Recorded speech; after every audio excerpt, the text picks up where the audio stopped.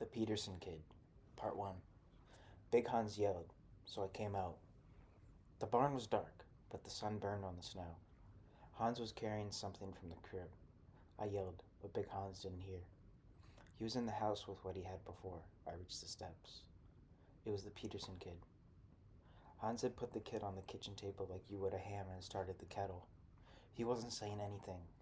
I guess he figured one yell from the crib was enough noise.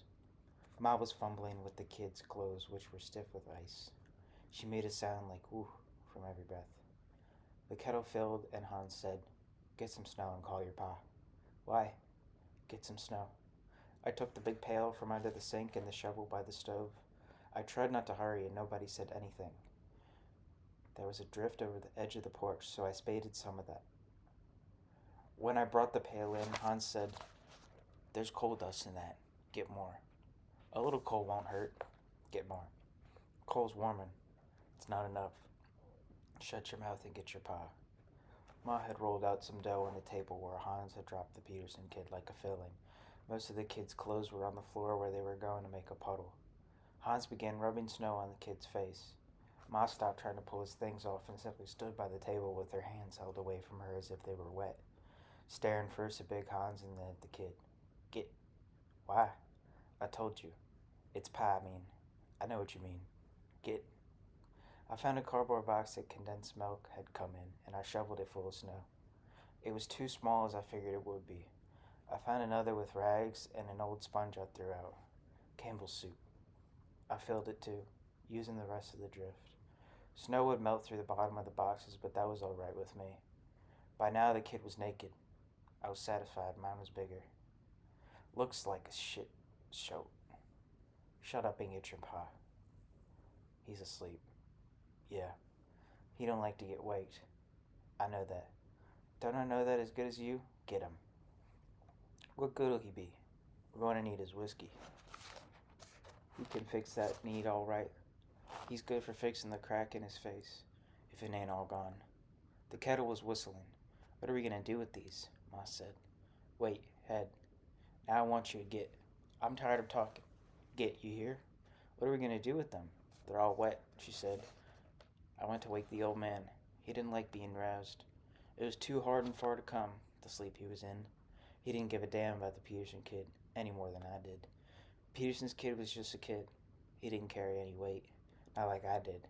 And the old man would be mad, unable to see, coming that way from where he was asleep. I decided I hated Big Hans, though this was hardly something new for me. I hated Big Hans just then because I was thinking how Pa's eyes would blink at me, as if I were the sun off the snow and burning to blind him. His eyes were old, and they never seen well, but shown on by whiskey they glare at my noise, growing red and raising up his rage. I decided I hated the Peterson Kid, too, dying in our kitchen while I was away where I couldn't watch, dying just to pleasure Hans and making me go up snapping steps and down a drafty hall, Pa limped under the covers at the end like dung covered for snow, snoring and whistling. Oh, he'd not care about the Peterson Kid. He'd not care about getting awake so he could give up some of his liquor to a slit of a kid and maybe losing one of his hiding places in the bargain. That would make him mad enough if he was sober. I tried not to hurry, though it was cold and the Peterson Kid was in the kitchen. He was all shoveled up like I thought he'd be. I shoved at his shoulder, calling his name. I think he heard his name. His name stopped the snoring, but he didn't move except to roll a little when I shoved him.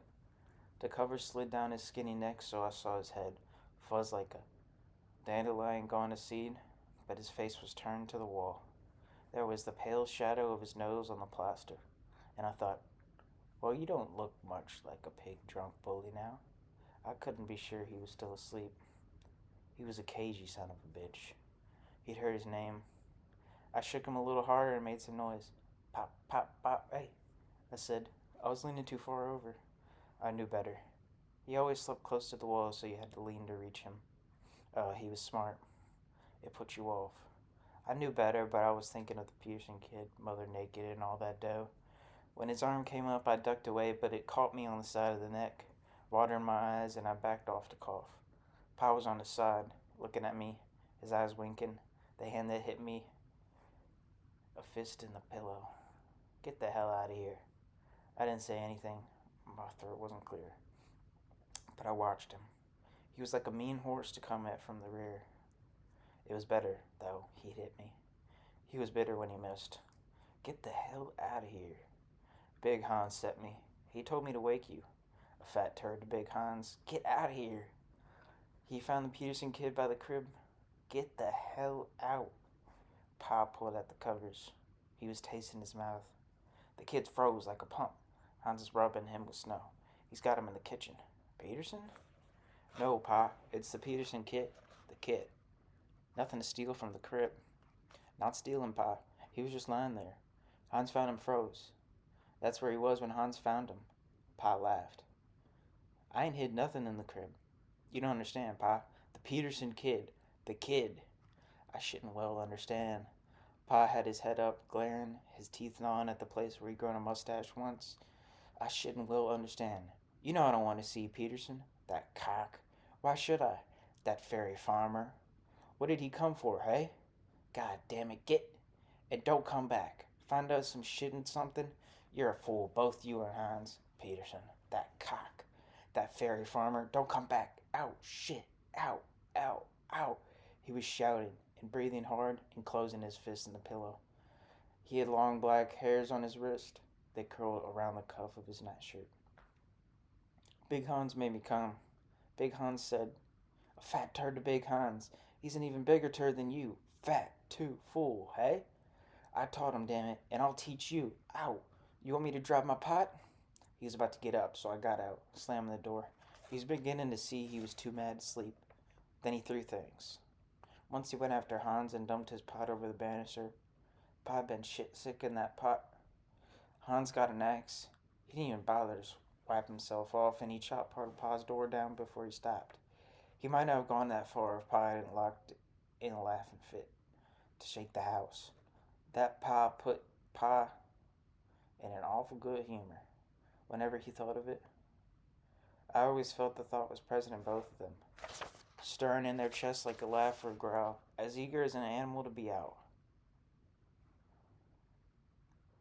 I heard Pa cursing all the way downstairs. Hans had laid steaming towels over the kid's chest and stomach. He was rubbing snow on the kid's legs and feet. Water from the snow and water from the towels had run off the kid to the table where the dough was, and the dough was turning pasty, sticking to the kid's back and behind. Ain't you going to wake up? What about your Pa? He was awake when I left. What'd he say? Did you get the whiskey? He said a big fat turd to Big Hans. Don't be smart. Did you ask him about the whiskey? Yeah. Well? He said a fat turd to Big Hans. Don't be smart. What's he gonna do? Go back to sleep, most likely. You best get that whiskey. You go. Take the axe. Pa's scared the hell of axes. Listen to me, Jorge. I've had enough of your sassing. This kid's froze bad. If I don't get some whiskey down him, he might die. You want the kid to die, do you? Well, get your Pa and get that whiskey. Pa don't care about the kid. Jorge. Well, he don't. He don't care at all. And I don't care to get my head busted neither. He don't care, and I don't care to have his shit flung on me. He don't care about anybody. All he cares about is his whiskey, and that dry crack in his face. Get pig drunk. That's what he wants. He don't care about nothing else. At all. Nothing. Not Peterson's kid, neither. That cock. Not that kid, neither. I'll get the spirits, Ma said. I'd wound Big Hans up tight. I was ready to jump, but when Ma said she'd get the whiskey, it surprised him like it surprised me, and he ran down. Ma never went near the old man when he was sleeping it off. Not anymore. Not for years. The first thing every morning when she washed her face, she could see the scar on her chin where he'd cut her with a boot cleat, and maybe she saw him heaving it again, the dirty sock popping out as it flew. It should have been nearly as easy for her to remember that as it was for Big Hans to remember going after the axe while he was still spattered with Pa's sour yellow sick insides. No, you won't, Big Hans said. Yes, Hans, if they're needed, Ma said. Hans shook his head, but neither of us tried to stop her. If we had, then one of us would have had to go instead. Hans rubbed the kid with more snow. Rubbed. I'll get more snow, I said. I took the pail and shovel and went out on the porch. I don't know where Ma went. I thought she'd gone upstairs and expected to hear she had. She had surprised Hans like she had surprised me when she said she'd go, And then she surprised him when she came back so quick, like she must have. Because when I came in with snow, she was there with a bottle with 3 white feathers on its label, and Hans was holding it angrily by the throat. Oh, he was being queer and careful, pawing about it in the drawer, and holding the bottle like a snake at the length of his arm. He was awful angry because he thought Ma was going to do something big, something heroic even, especially for her. I know him. I know him. We felt the same sometimes. But Ma wasn't thinking about that at all. Not anything like that. There was no way of getting even. It wasn't like getting cheated at the fair. They were always trying, so you gotta expect it. Now Hans had given Mom something of his. We both had when he thought she was going straight to Pa. Something valuable. A piece of better feeling. But since she didn't know when we'd given it to her, there was no easy way of getting it back. Hans cut the foil off finally and unscrewed the cap. He was put out too because there was only one way of understanding what she'd done. Ma had found one of Pa's hiding places. She'd found one and she hadn't said a word while Big Hans and I had hunted and hunted as we always did all winter. Every winter since the spring that Hans had come and I had looked in the privy and found the first one. Pa had a knack for hiding. He knew we were looking and he enjoyed it. But now Ma, she'd found it by luck most likely, but she hadn't said anything and we didn't know how long ago it'd been or how many other ones she found, saying nothing. Pa was sure to find out. Sometimes he didn't seem to, because he had hid them so well he couldn't find them himself, or because he looked and didn't find anything and figured he hadn't hid one after all or had drunk it up. He, but he'd find out about this one because we were using it. A fool could see what was going on. If he found out Mom found it, that'd be bad. He took pride in his hiding. It was all the pride he had. I guess fooling Hans and me took doing, but he didn't figure him out for much. He didn't figure her at all. And if he found out a woman had, then it'd be bad. Hans poured some more in the tumbler. Gonna have to put more towels on him?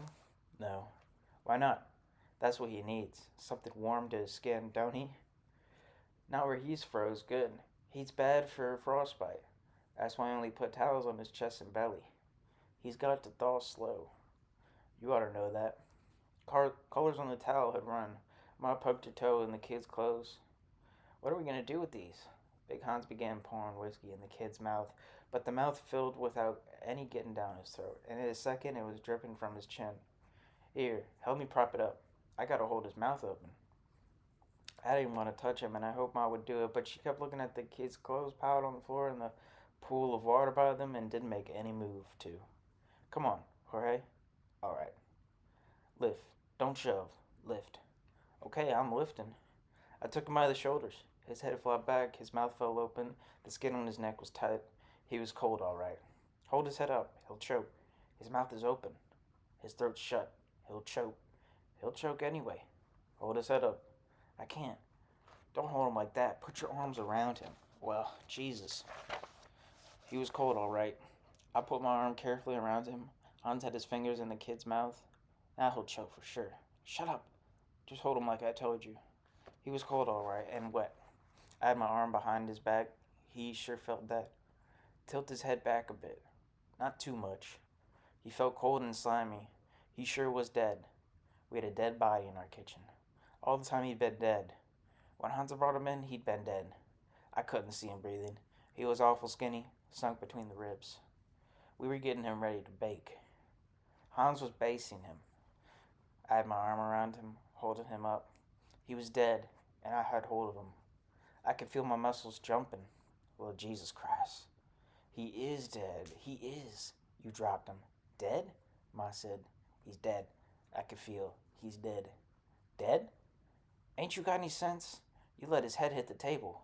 Is he dead? Is he dead? Ma said. Well, Christ, no, not yet, not yet. He's not dead. Look what you done, Jorge. There's whiskey all over. He is dead. He is. Right now, he ain't. Not yet, he ain't. Now stop yelling and hold him up. He ain't breathing. Yes, he is. He is breathing. Hold him up. I ain't holding any dead body. You can hold it if you want. You dribble whiskey on it all you want. You can do anything you want to. I ain't holding any dead body. If he's dead, Ma said, what are we gonna do with these? Jorge, goddamn you, come back here. I went down to the crib where Big Hans had found him. There was still a hollow in the snow, and some prints the wind hadn't sifted snow over. The kid must have been out on his feet. They wobbled so. I could see where he had walked smack into a drift and then backed off and lurched up beside the crib, maybe bumping into it before he fell, then lying quiet so snow had time to curl around him, piling up until in no time it would have covered him completely. Who knows? I thought. The way it's been snowing, we mightn't have found him till spring, even if he was dead in our kitchen. I was glad Big Hans had found him. I could see myself coming out of the house some morning with the sun high up and strong and the eaves dripping, the snow speckled with drops and the ice on the creek slushing up, coming out and walking down by the crib on the crust of the drift, coming out to play my game with the drifts. And I could see myself losing, breaking through the big drift that was always sleeping up against the crib, and running a foot right into him, right into the Peterson kid curled up, getting soft. That would have been worse than holding to his body in the kitchen. The feeling would have come on quicker, and it would have been worse, happening in the middle of the game. There wouldn't have been any warning, any way of getting ready for it to happen, to know what I'd struck before I bent down. Even though old man Peterson would have come over in between snows looking for the kid, most likely, and everybody would have figured that the kid was lying buried somewhere under the snow. That maybe after a high wind someday somebody would find him lying like a black stone uncovered in a field. But probably in the spring, somebody would find him in some back pasture thawing out with the mud and have to bring him in and take him over to the Peterson place and present him to Mrs. Peterson. Even so, even with everyone knowing that and hoping one of the Petersons would find him first so they wouldn't have to pry him up out of the mud or fetch him out from a thicket and bring him in and give him to Mrs. Peterson in soggy season old clothes, even then, who would expect him to stick a foot all of a sudden through the crust, losing at the drift game, and step on Peterson's kid lying all crouched together, right beside your own crib? It was a good thing Hans had come down to this morning and found him, even if he was dead in our kitchen, and I had held him up. When Peterson came over asking for his kid, maybe hoping that the kid had got to our place all right and stayed, waiting for the blizzard to quit before going home, Pa would meet him and bring him in for a drink and tell him it was his own fault for putting up all these snow fences. If I knew him, Pa, he'd tell Peterson under the drifts his snow fences had made, and Peterson would get so mad he'd go for Pa and stomp out calling for the vengeance of God like he was fond of doing. Now, though, since Big Hans had found him and he was dead in our kitchen, Pa and I might say much when Peterson came. He might just offer Peterson a drink and keep his mouth shut about these snow fences. Peterson might come yet this morning. That would be best because Pa would still be asleep. If Pa was asleep when Peterson came, he wouldn't have a chance to talk about those snow fences, or to offer Peterson a drink, or call Peterson a bent prick, or a turd machine, or a fairy farmer. Peterson wouldn't have to refuse the drink, then spit his straw in the snow, or call on God, and could take his kid and go home. I hope Peterson would certainly come soon.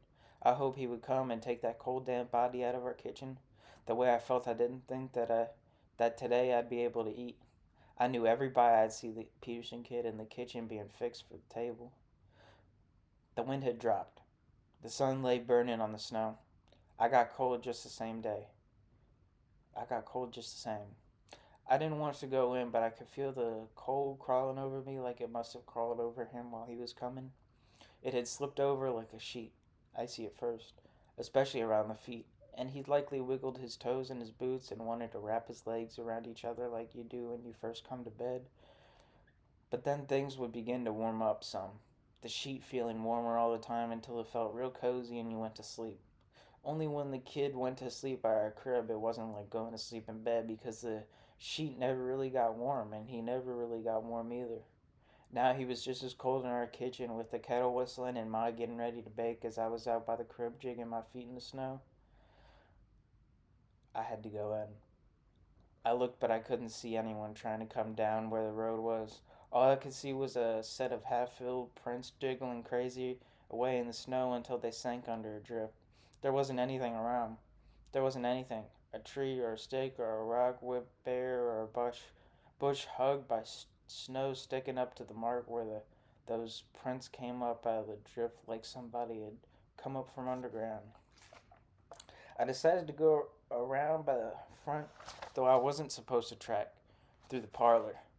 The snow came to my thighs, but I was thinking of where the kid lay on the kitchen table and all that dough, pasty with whiskey and water, like spring had come all at once to our kitchen. And our all the time, not knowing he was there, had thawed the top of his grave off and left him for us to find, stretched out cold and stiff and bare. And who was it that was going to have to take him to Peterson Place and give him to Mrs. Peterson, naked and flour on his bare behind? 2. Just his back. The green mackinaw, the black stocking cap, the yellow gloves, the gun. Big Hans kept repeating it. He was letting the meaning have a chance to change. He'd look at me and shake his head and say it over. He put them down the cellar, so I ran. Hans filled the tumbler. It was spotted with whiskey and flecks of flour. He didn't say nothing the whole time. He put the bottle on the table and the bottom sank unevenly in the paste, tilting heavily and queerly to one side, acting crazy, like everything else. That's all he says he saw, Hans said, staring back at the mark of the kid behind in the dough. Just his back, the green mackinaw, the black stocking cap, the yellow gloves, the gun. That's all? He waited and waited. That's all. He tossed the whiskey off and peered at the bottom of the glass. Now why should he remember all them colors? He leaned over, his legs apart, his elbows on his knees, and held the glass between them with both hands, tilting it to watch the liquor that was left roll back and forth across the bottom. How does he know? I mean, for sure. He thinks he knows, Hans said in a tired voice. He thinks he knows. He picked up the bottle and a hunk of dough was stuck to it. Christ, that's all. It's how he feels. It's enough, ain't it? Hans said. What a mess, Ma said. He was raving, Hans said. He couldn't think of anything else. He had to talk. He had to get it out.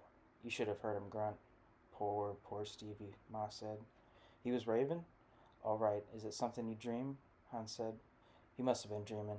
Look, how could he have got there? Where'd he come from? Fall from the sky? He came through the storm. That's just it, Hans said. He'd have had to. It was blizzarding all day. It didn't let up, did it? Till late afternoon. He'd have had to. Now what chance is there of that? What? Enough a chance it happened, Hans said. But listen, Jesus, he's a stranger. If he's a stranger, he's come a ways. He'd never make it in a blizzard, not even knowing the country. He came through the storm. He came out of the ground like a grub. Hans shrugged. He came. Hans poured himself a drink. Not me. He came through the storm, he said. He came just like the kid came through. The kid had no chance neither. But he came. He's here, ain't he? He's right upstairs, right now. You gotta believe that. It wasn't blizzarding when the kid came. It was starting. That ain't the same. Alright. The kid had 45 minutes, maybe an hour before it started to come on good. That isn't enough. You need the whole time, not a start. In a blizzard, you gotta be where you're going if you're gonna get there. That's what I mean. See, Hans? See? The kid had a chance. He knew the way. He had a head start. Besides, he was scared. He ain't gonna be lazy, and he's lucky. He had a chance to be lucky. Now Yellow Gloves ain't got that chance. He has to come farther. He has to come through the storm all the way. But he don't know the way, and he ain't scared proper, except maybe by the storm. He hasn't got a chance to be lucky. The kid was scared, you said, right? Now why? You tell me that? Hans kept his eyes on the whiskey that was shining in his glass. He was holding on hard. And Yellow Gloves, he ain't scared? He said. How do you know he ain't scared? By something else besides wind and snow and cold and howling, I mean? Alright, I don't know. But it's likely, ain't it? Anyway, the kid. Well, maybe he ain't scared at all. Starting out. Maybe his pa was just looking to tan him, and he lit out.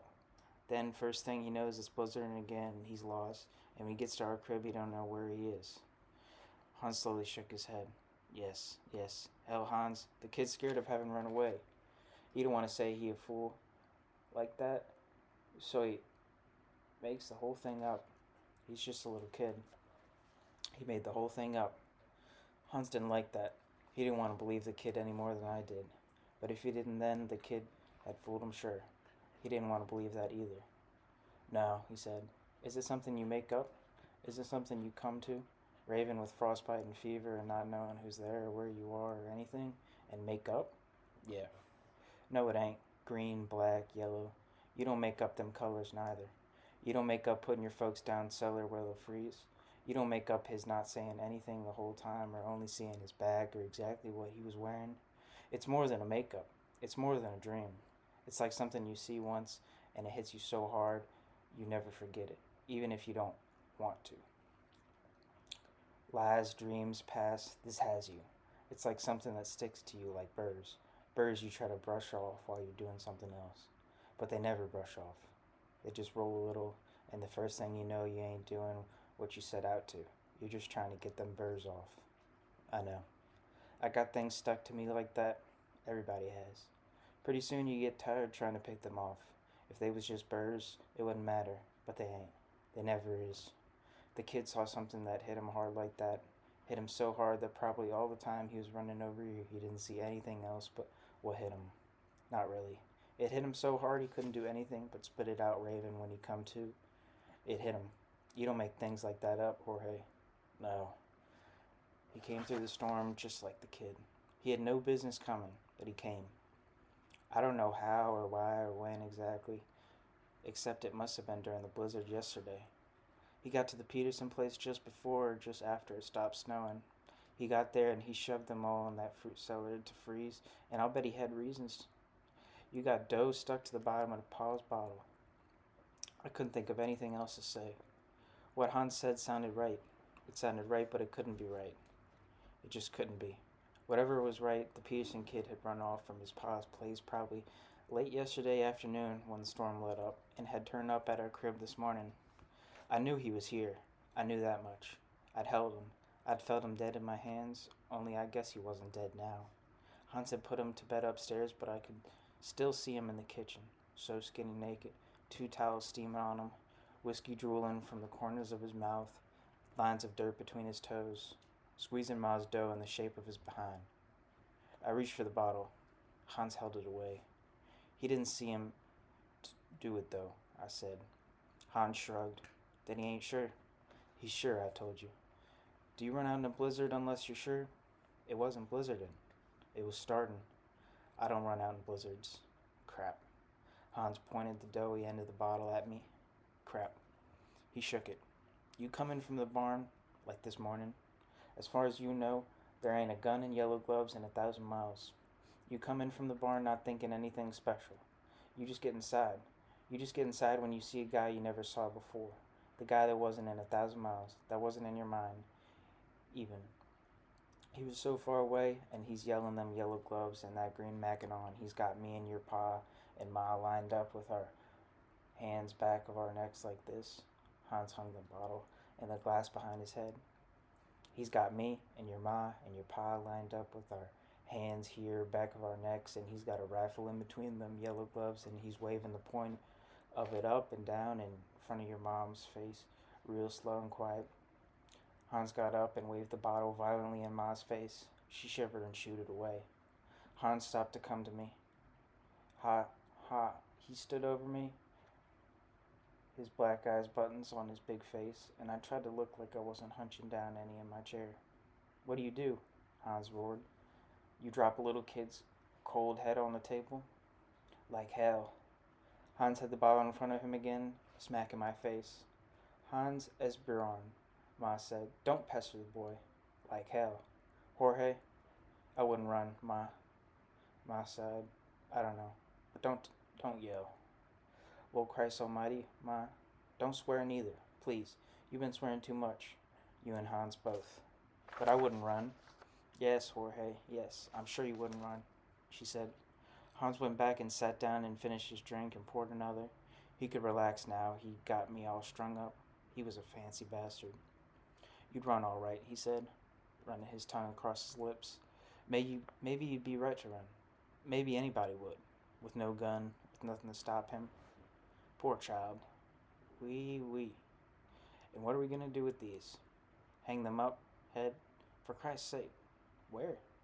Well, where do you, mostly? Oh, no, she said. I wouldn't feel right doing that. Then Jesus, head? I don't know, Jesus. Please, Hans, please. Those words are hard for me to bear.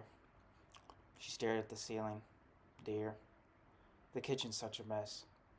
I can't bear to see it. and the baking's not done. That's all she could think of. That's all she had to say. She didn't care about me. I didn't count. Not like her kitchen. I wouldn't have run. Stick the bacon, I said. Shut your face. He could look as mean as he liked. I didn't care. What was his meanness to me? A blister on my heel. Another discomfort. A cold bed. Yet when he took his eyes off me to drink, I felt better.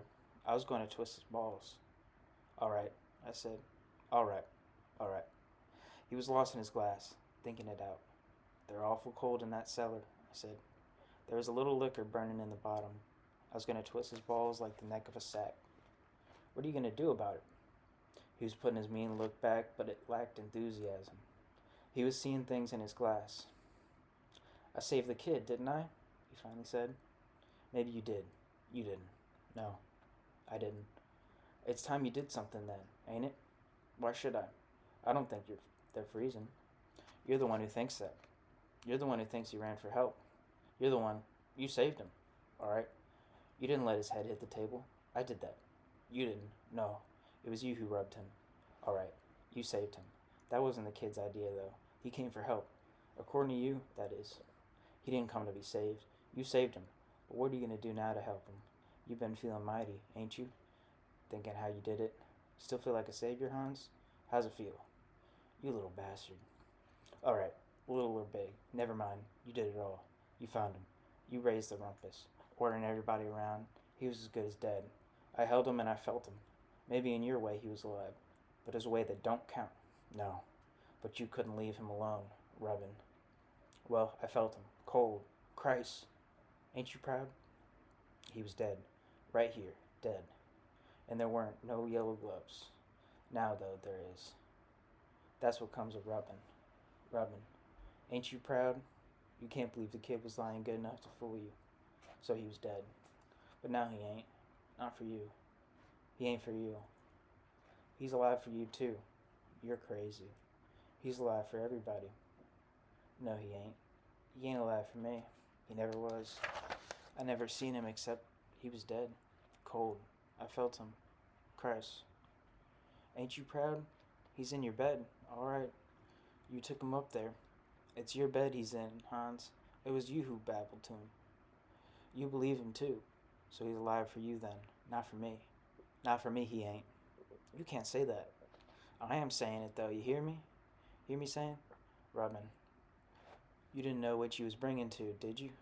Something besides the kid came through the storm, Hans. I ain't saying Yellow Gloves did neither. He didn't. He couldn't. But something else did. While you was rubbing, you didn't think of that. You little bastard. Hans, please, Ma said. Never mind that. Little or big, like I said. I'm asking what you're going to do. You believe it. You made it. What are you going to do about it? It'd be funny if right now, while we're sitting here, the kid's dying upstairs. Jorge, Ma said, what an awful thing, in Hans' bed. All right, but suppose you didn't rub enough. Not long and hard enough, Hans. And suppose he dies up there in your bed.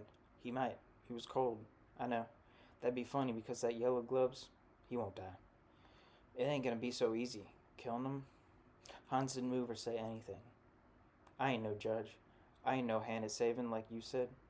It don't make no difference to me. But why'd you start rubbing if you was gonna stop? Seems like it'd be terrible if the Peterson kid was to have come all that way through the storm, scared and freezing, and you was to have done all that rubbing and saving so he could come to and tell you his fancy tale and you have you believe it. If you ain't gonna do nothing now but sit and hold hands with that bottle, that ain't a bird so easy picked off. Still, he didn't say anything. Fruit cellars get mighty cold. Of course, they ain't supposed to freeze. I leaned back easy in my chair. Hans just sat. They ain't supposed to freeze, so it's all right. The top of the kitchen table looked muddy where it showed. Patches of dough and pools of water were scattered all over it. There were rusty streaks through the paste and the towels had run. Everywhere there were little sandy puddles of whiskey and water. Something, it looked like whiskey, dripped slowly to the floor, and with the water trickled to the puddle by the pile of clothes. The boxes sagged. There were thick black tracks around the table and the stove. I thought it was funny the boxes had gone so fast. The bottle and the glass were posts around which Big Hans had his hands. Ma began picking up the kids' clothes. She picked them up one at a time, delicately, by their hands and corners, lifting a sleeve like you would the flat, burned, crooked leg of a frog dead of summer to toss it from the road. They didn't seem human things, the way her hands pinched together on them, but animal, dead and rotten things out of the ground. She took them away, and when she came back, I wanted to tell her to bury them, to hide them somehow quick under the snow, but she scared me. The way she came with her arms out, trembling, fingers coming open and close, moving like a combine between rows. I heard the dripping clearly, and I heard Hans swallow. I heard the water and the whiskey fall. I heard the frost on the window melt to the sill and drop into the sink. Hans poured whiskey in his glass. I looked past Hans, and Pa was watching from the doorway. His nose and eyes were red, his feet in red slippers. "What's this about the Peterson kid?" he said. Ma stood behind him with a mop. "Ever think of a horse?" Pa said. "A horse? Where'd he get a horse?" "Anywhere. On the way. Any place." "Could he make it on a horse?" "He made it on something. Not on a horse, though. Not on his feet. I ain't saying he made it on anything. Horses can't get lost. Yes, they can. They got a sense. That's a lot of manure about horses. In a blizzard, a horse will go home. That's so. You let them go and they go home. That's so. If you steal a horse and let him go, he'll take you to the barn you stole him from. Couldn't give him his head then. Must have really rode him then. And know where he was going. Yeah, and gone there. If he had a horse. Yeah, if he had a horse. If he stole a horse before the storm and rode it a ways, then when the snow came, the horse would be too far off and wouldn't know how to head for home. They got an awful good sense. Manure.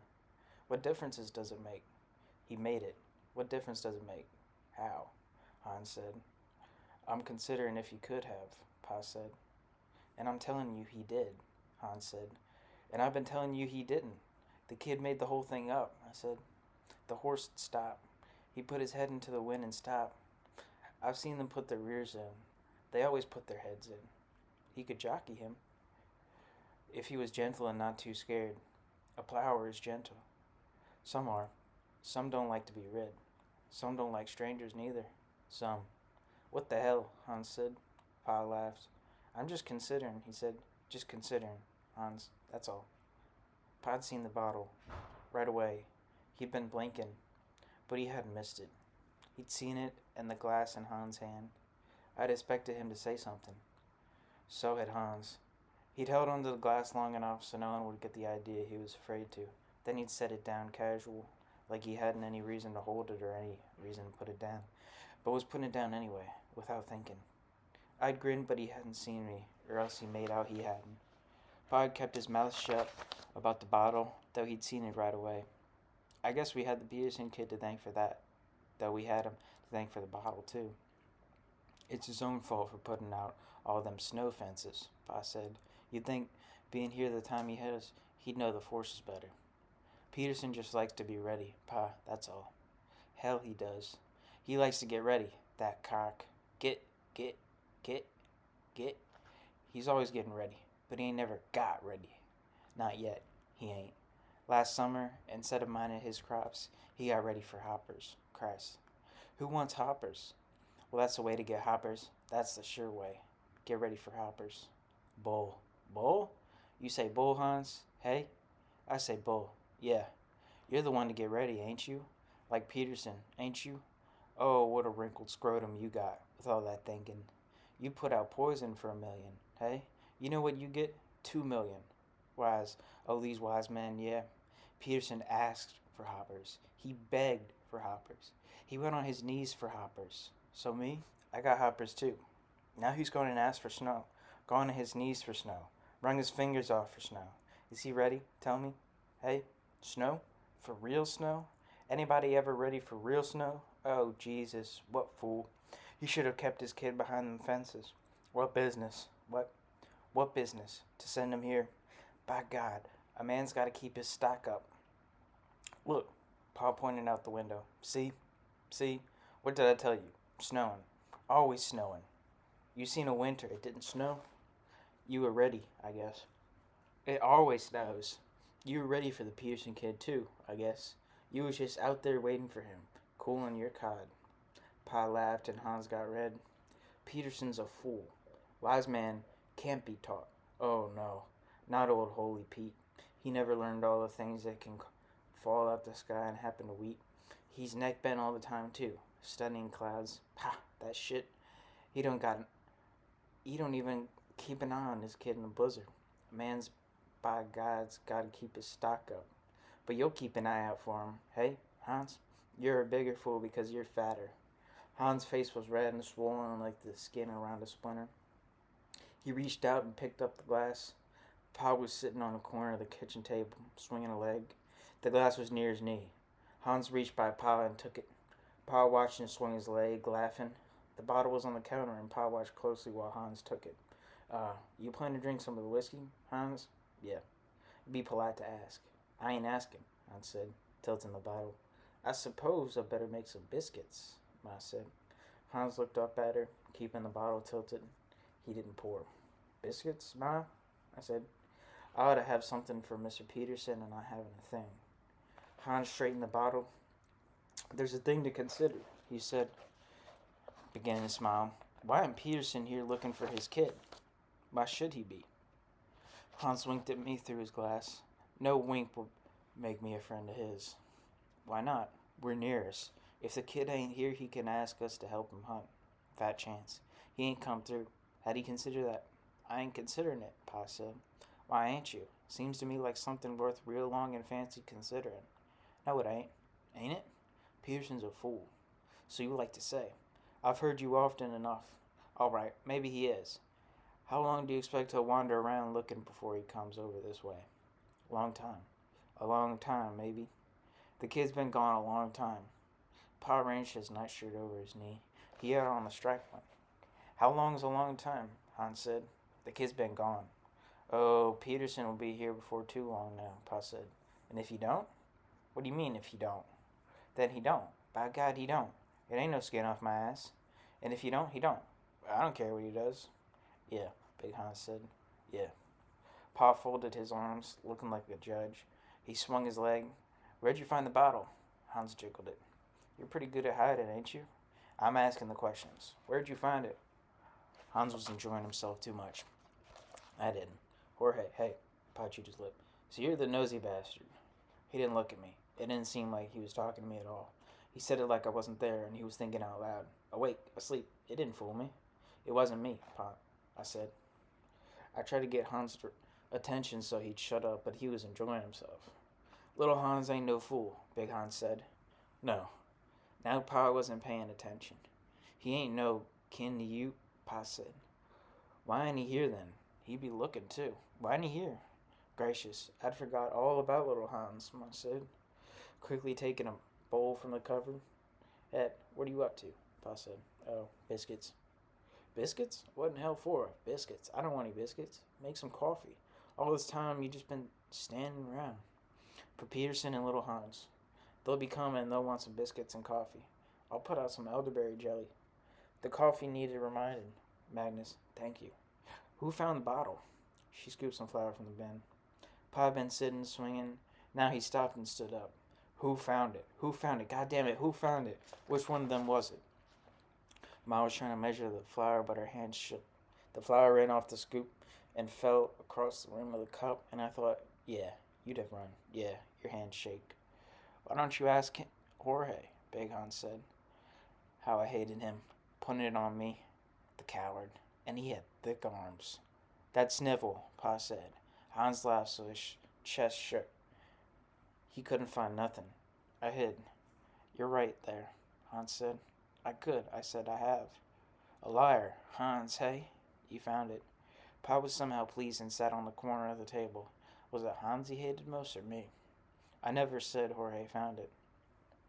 I've got a liar working for me. A thief and a liar. Why should I keep a liar?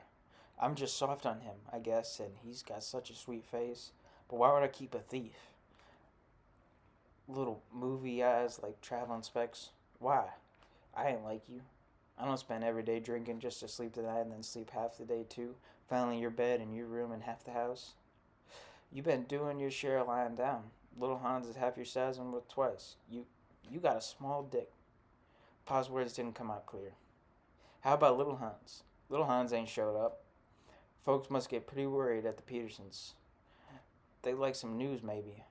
But Peterson don't come. Little Hans don't come. There's 1,000 drifts out there.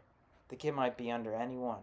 If anybody's seen him, we have. And if we haven't, nobody's going until spring. Or maybe if the wind shifts, which ain't likely. But nobody comes to ask. That's pretty funny, I'd say. You're an awful full up bastard, Pa said. I'm just considering, that's all. Where'd you find it? I forgot. Anita reminded. I was going to have a drink. Where? You're pretty good at hiding, Hans said. I'm asking. Where? I didn't. I told you. I didn't find it, Jorge.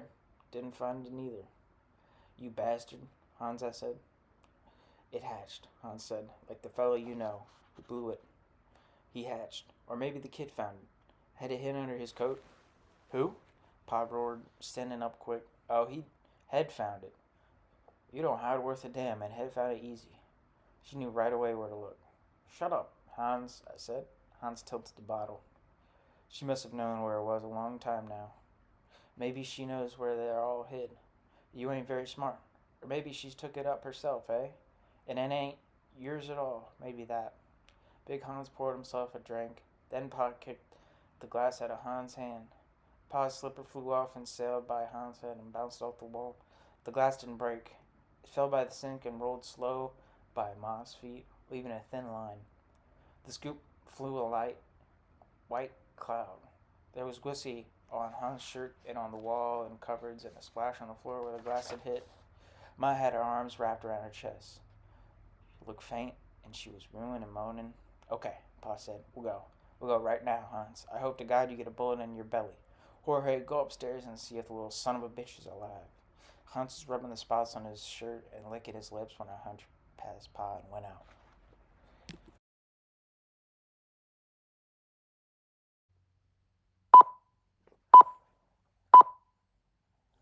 Part 2. There wasn't any wind. The harness creaked. The wood creaked. The runners made a sound like a saw working easy, and everything was white about horse Simon's feet. Pa had the reins between his knees, and he and Hans and I kept ourselves close together.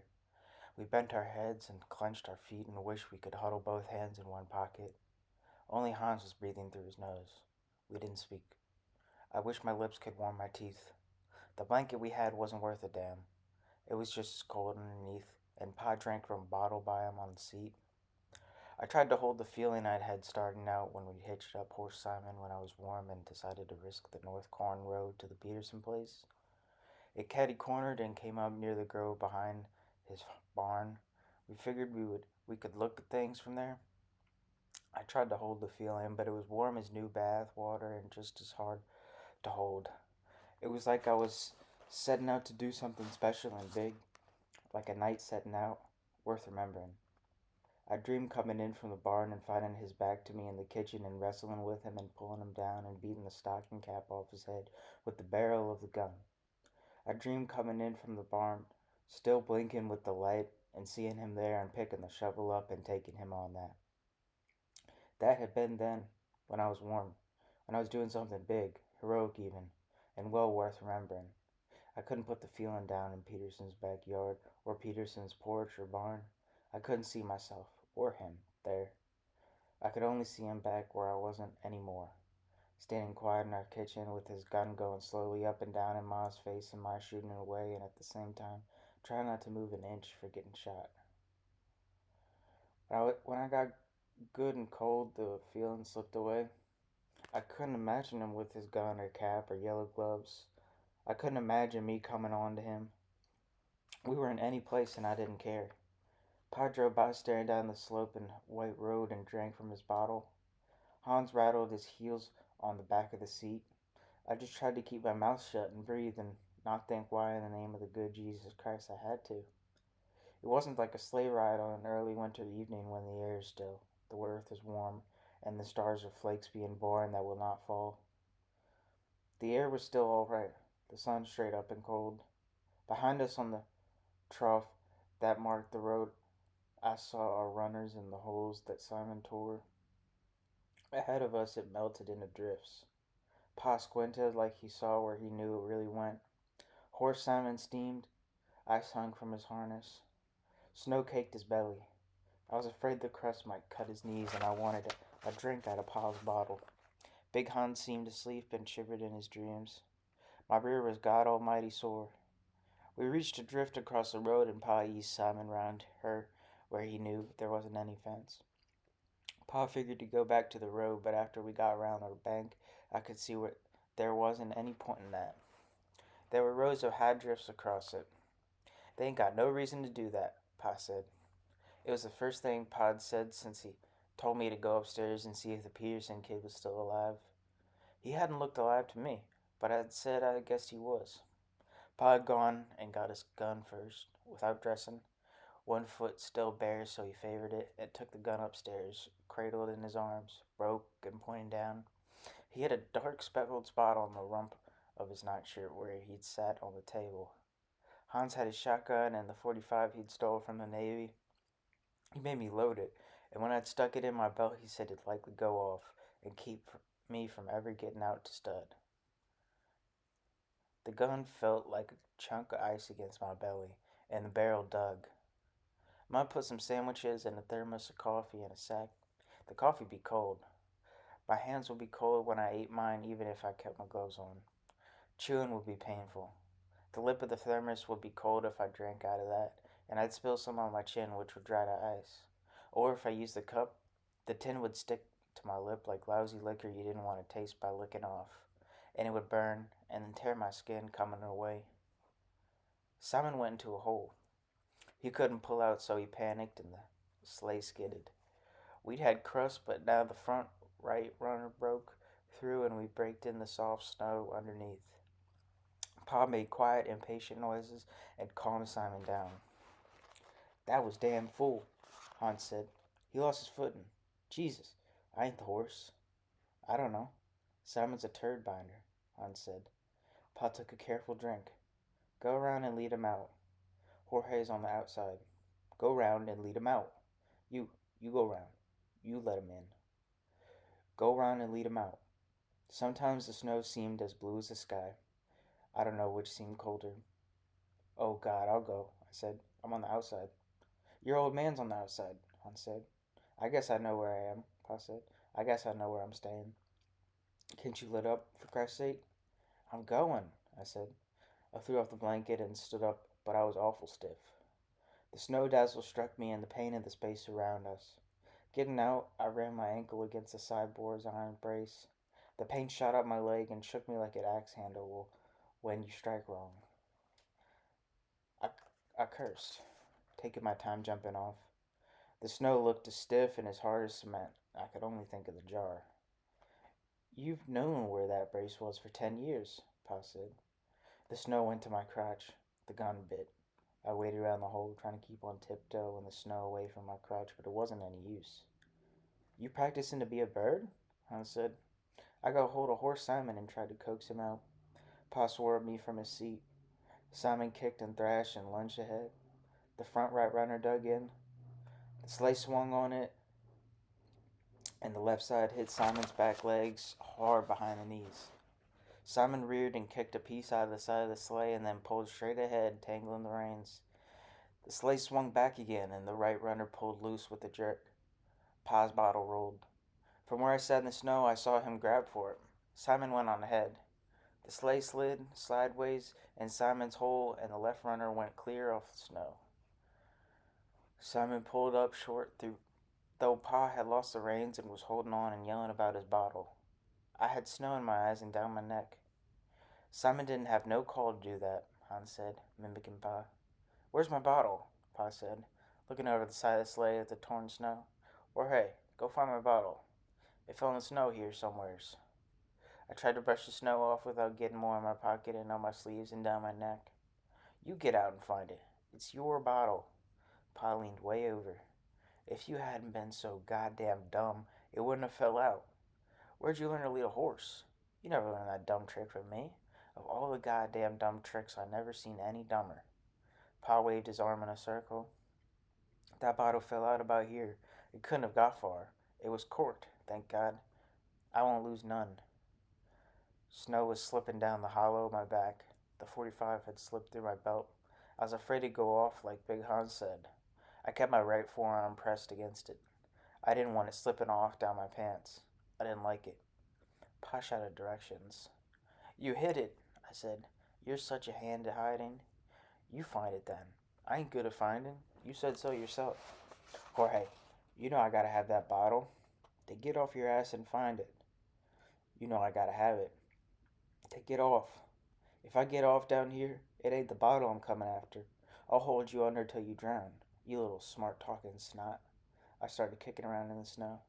Hans giggled. There's a trace broke, he said. What's so damn funny? I told you that trace was worn. I kicked about.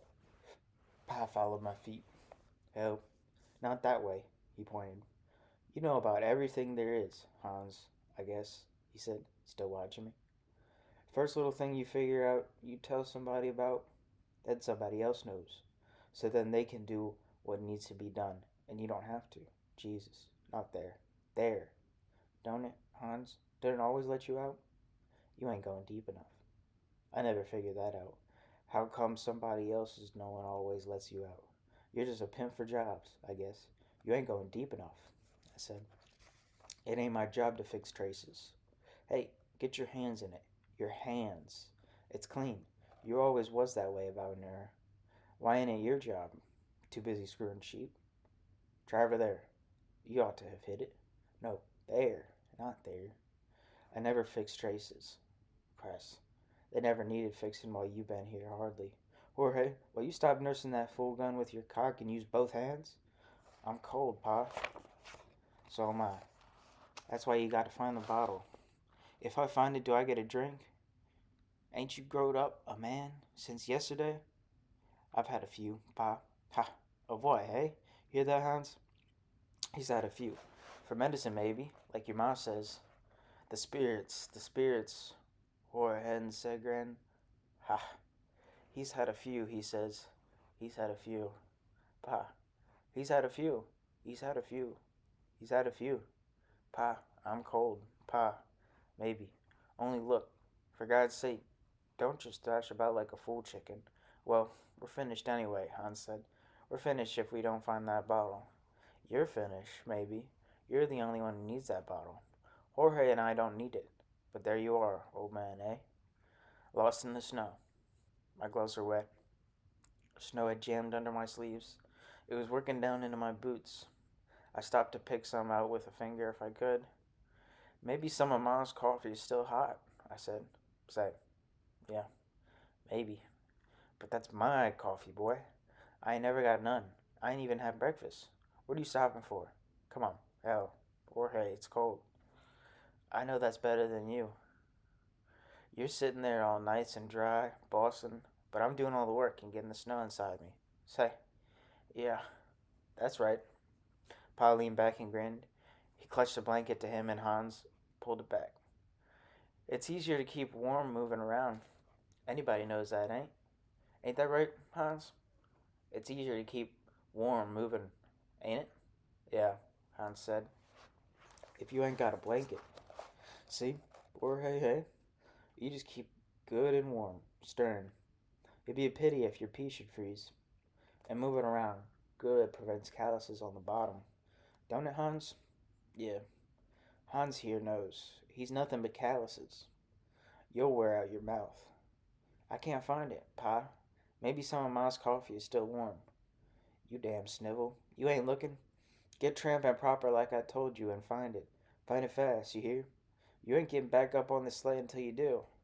I started jumping up and down, not too fast, and Pa blew his nose with his fingers. Cold makes the snot run, he says. Real wise. If I find the bottle, I'd kick it deep under the snow. I'd kick it and keep kicking it until it sank under a drift.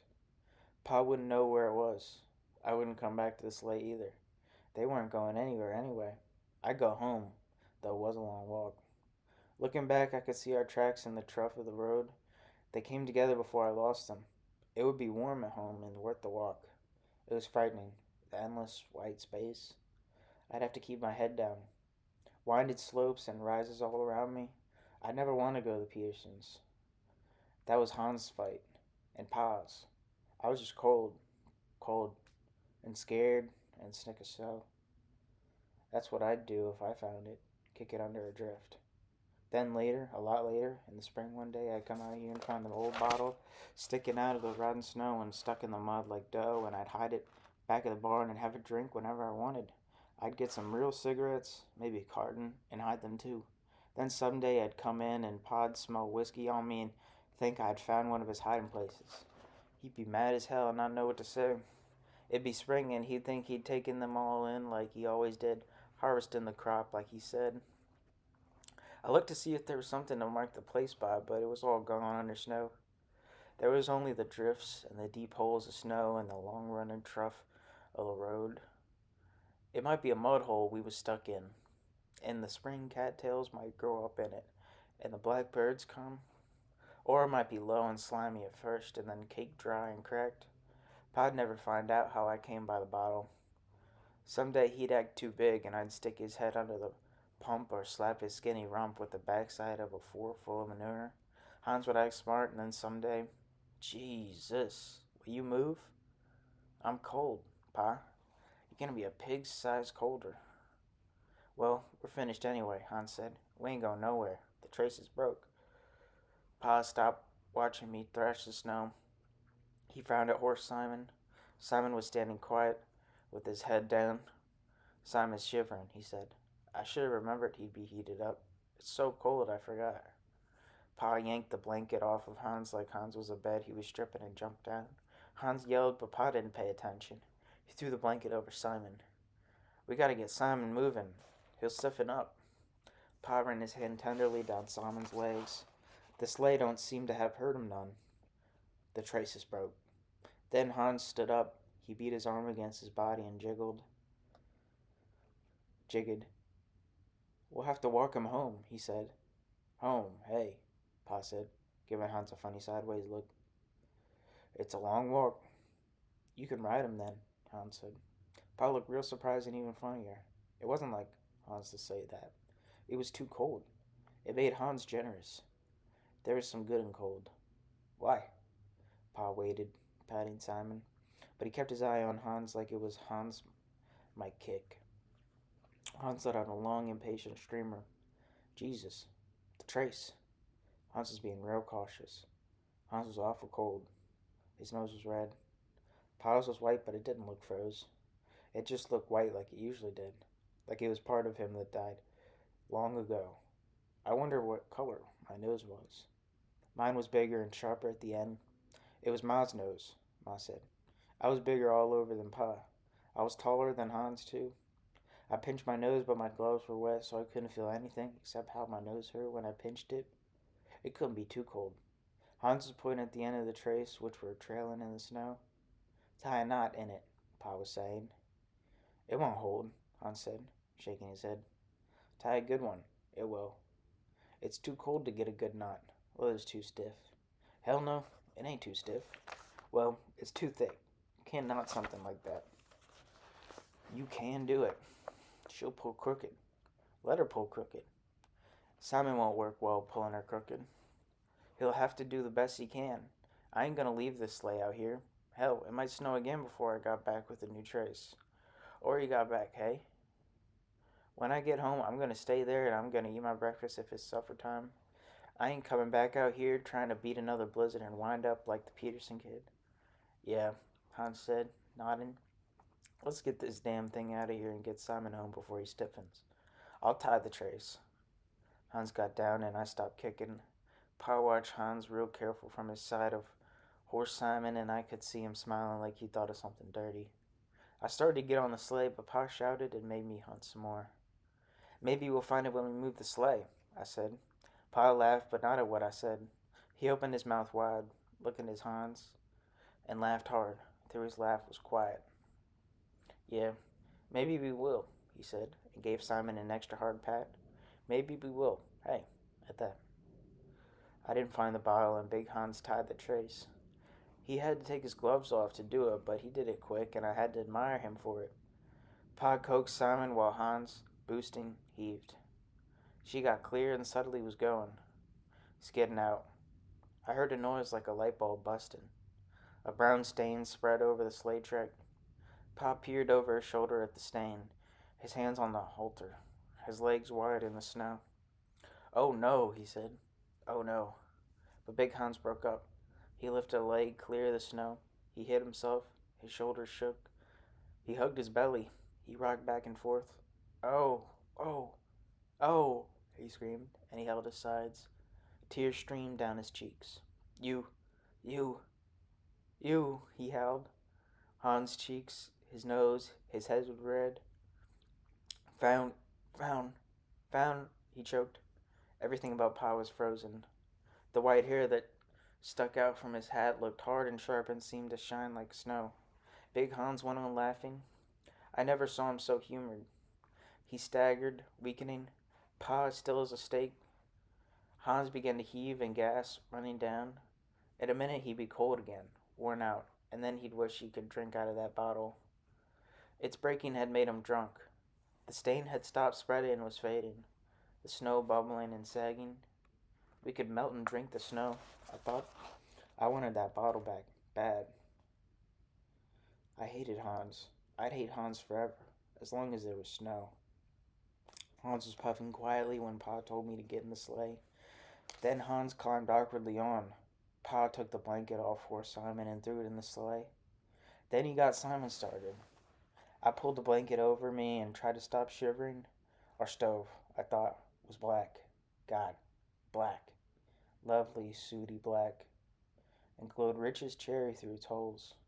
I thought of the kettle steaming on it, the steam alive, hissing white and warm, not like my breath coming slow and cloudy and hanging heavy and dead in the still air.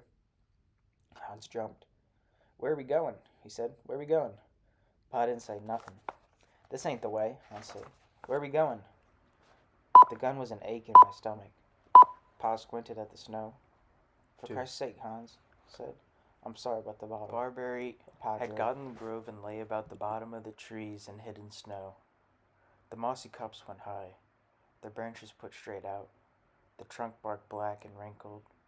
There were spots where I could see the frosted curls of dead grass frozen to the ground, and high, hard-driven piles of snow the barberry stuck its black barbs from. The wind had thrown some branches in the drifts. The sun made shadows of more branches on their sides and bent them over ridges. The ground rose up behind the grove. The snow rose. Pa and Hans had their shotguns. We followed along the drifts and kept down low. I could hear us breathing, and the snow, earth, and our boots squeaking. We went slow, and all of us was cold. Above the snow, through the branches, I could see the peak of Peterson's house, and nearby, the roof of Peterson's barn. We were making for the barn. Once in a while, Pa would stop and watch for smoke, but there was nothing in the sky. Big Hans bumped into a bush and got a barb through his woolen glove. Pa motioned Hans to push. I could feel my gun through my glove, heavy and cold. Where we went, the ground was driven nearly bare. Mostly, I kept my eyes on Big Hans's heels because it hurt my neck so to look up. When I did, for smoke, the faint breeze caught my cheek and drew the skin across the bone. I didn't think of much except how to follow Hans's heels, and how, even underneath my cap, my ears burned, and how my lips hurt, and how just moving made me ache. Pa followed where a crazy wind had got in among the oaks and blown the snow bare from the ground in flat patches against their trunks. Sometimes we had to break through a small drift, or we had gone in circles. The roof of Peterson's house grew above the blanks as we went until we finally passed across one corner of it, and I saw the chimney very black in the sun stick up from the steep, bright pitch like a dead cigar, rough ash with snow. I thought, the fire's dead. They must be froze. Pa stopped and nodded at the chimney. "You see," Hans said unhappily. Just then I saw a cloud of snow float from the crest of a drift and felt my eyes smart. Pa looked quick at the sky, but it was clear. Hans stopped his feet, hung his head, swore in a whisper. "Well," Pa said, "it looks like we made this trip for nothing." Nobody's to home.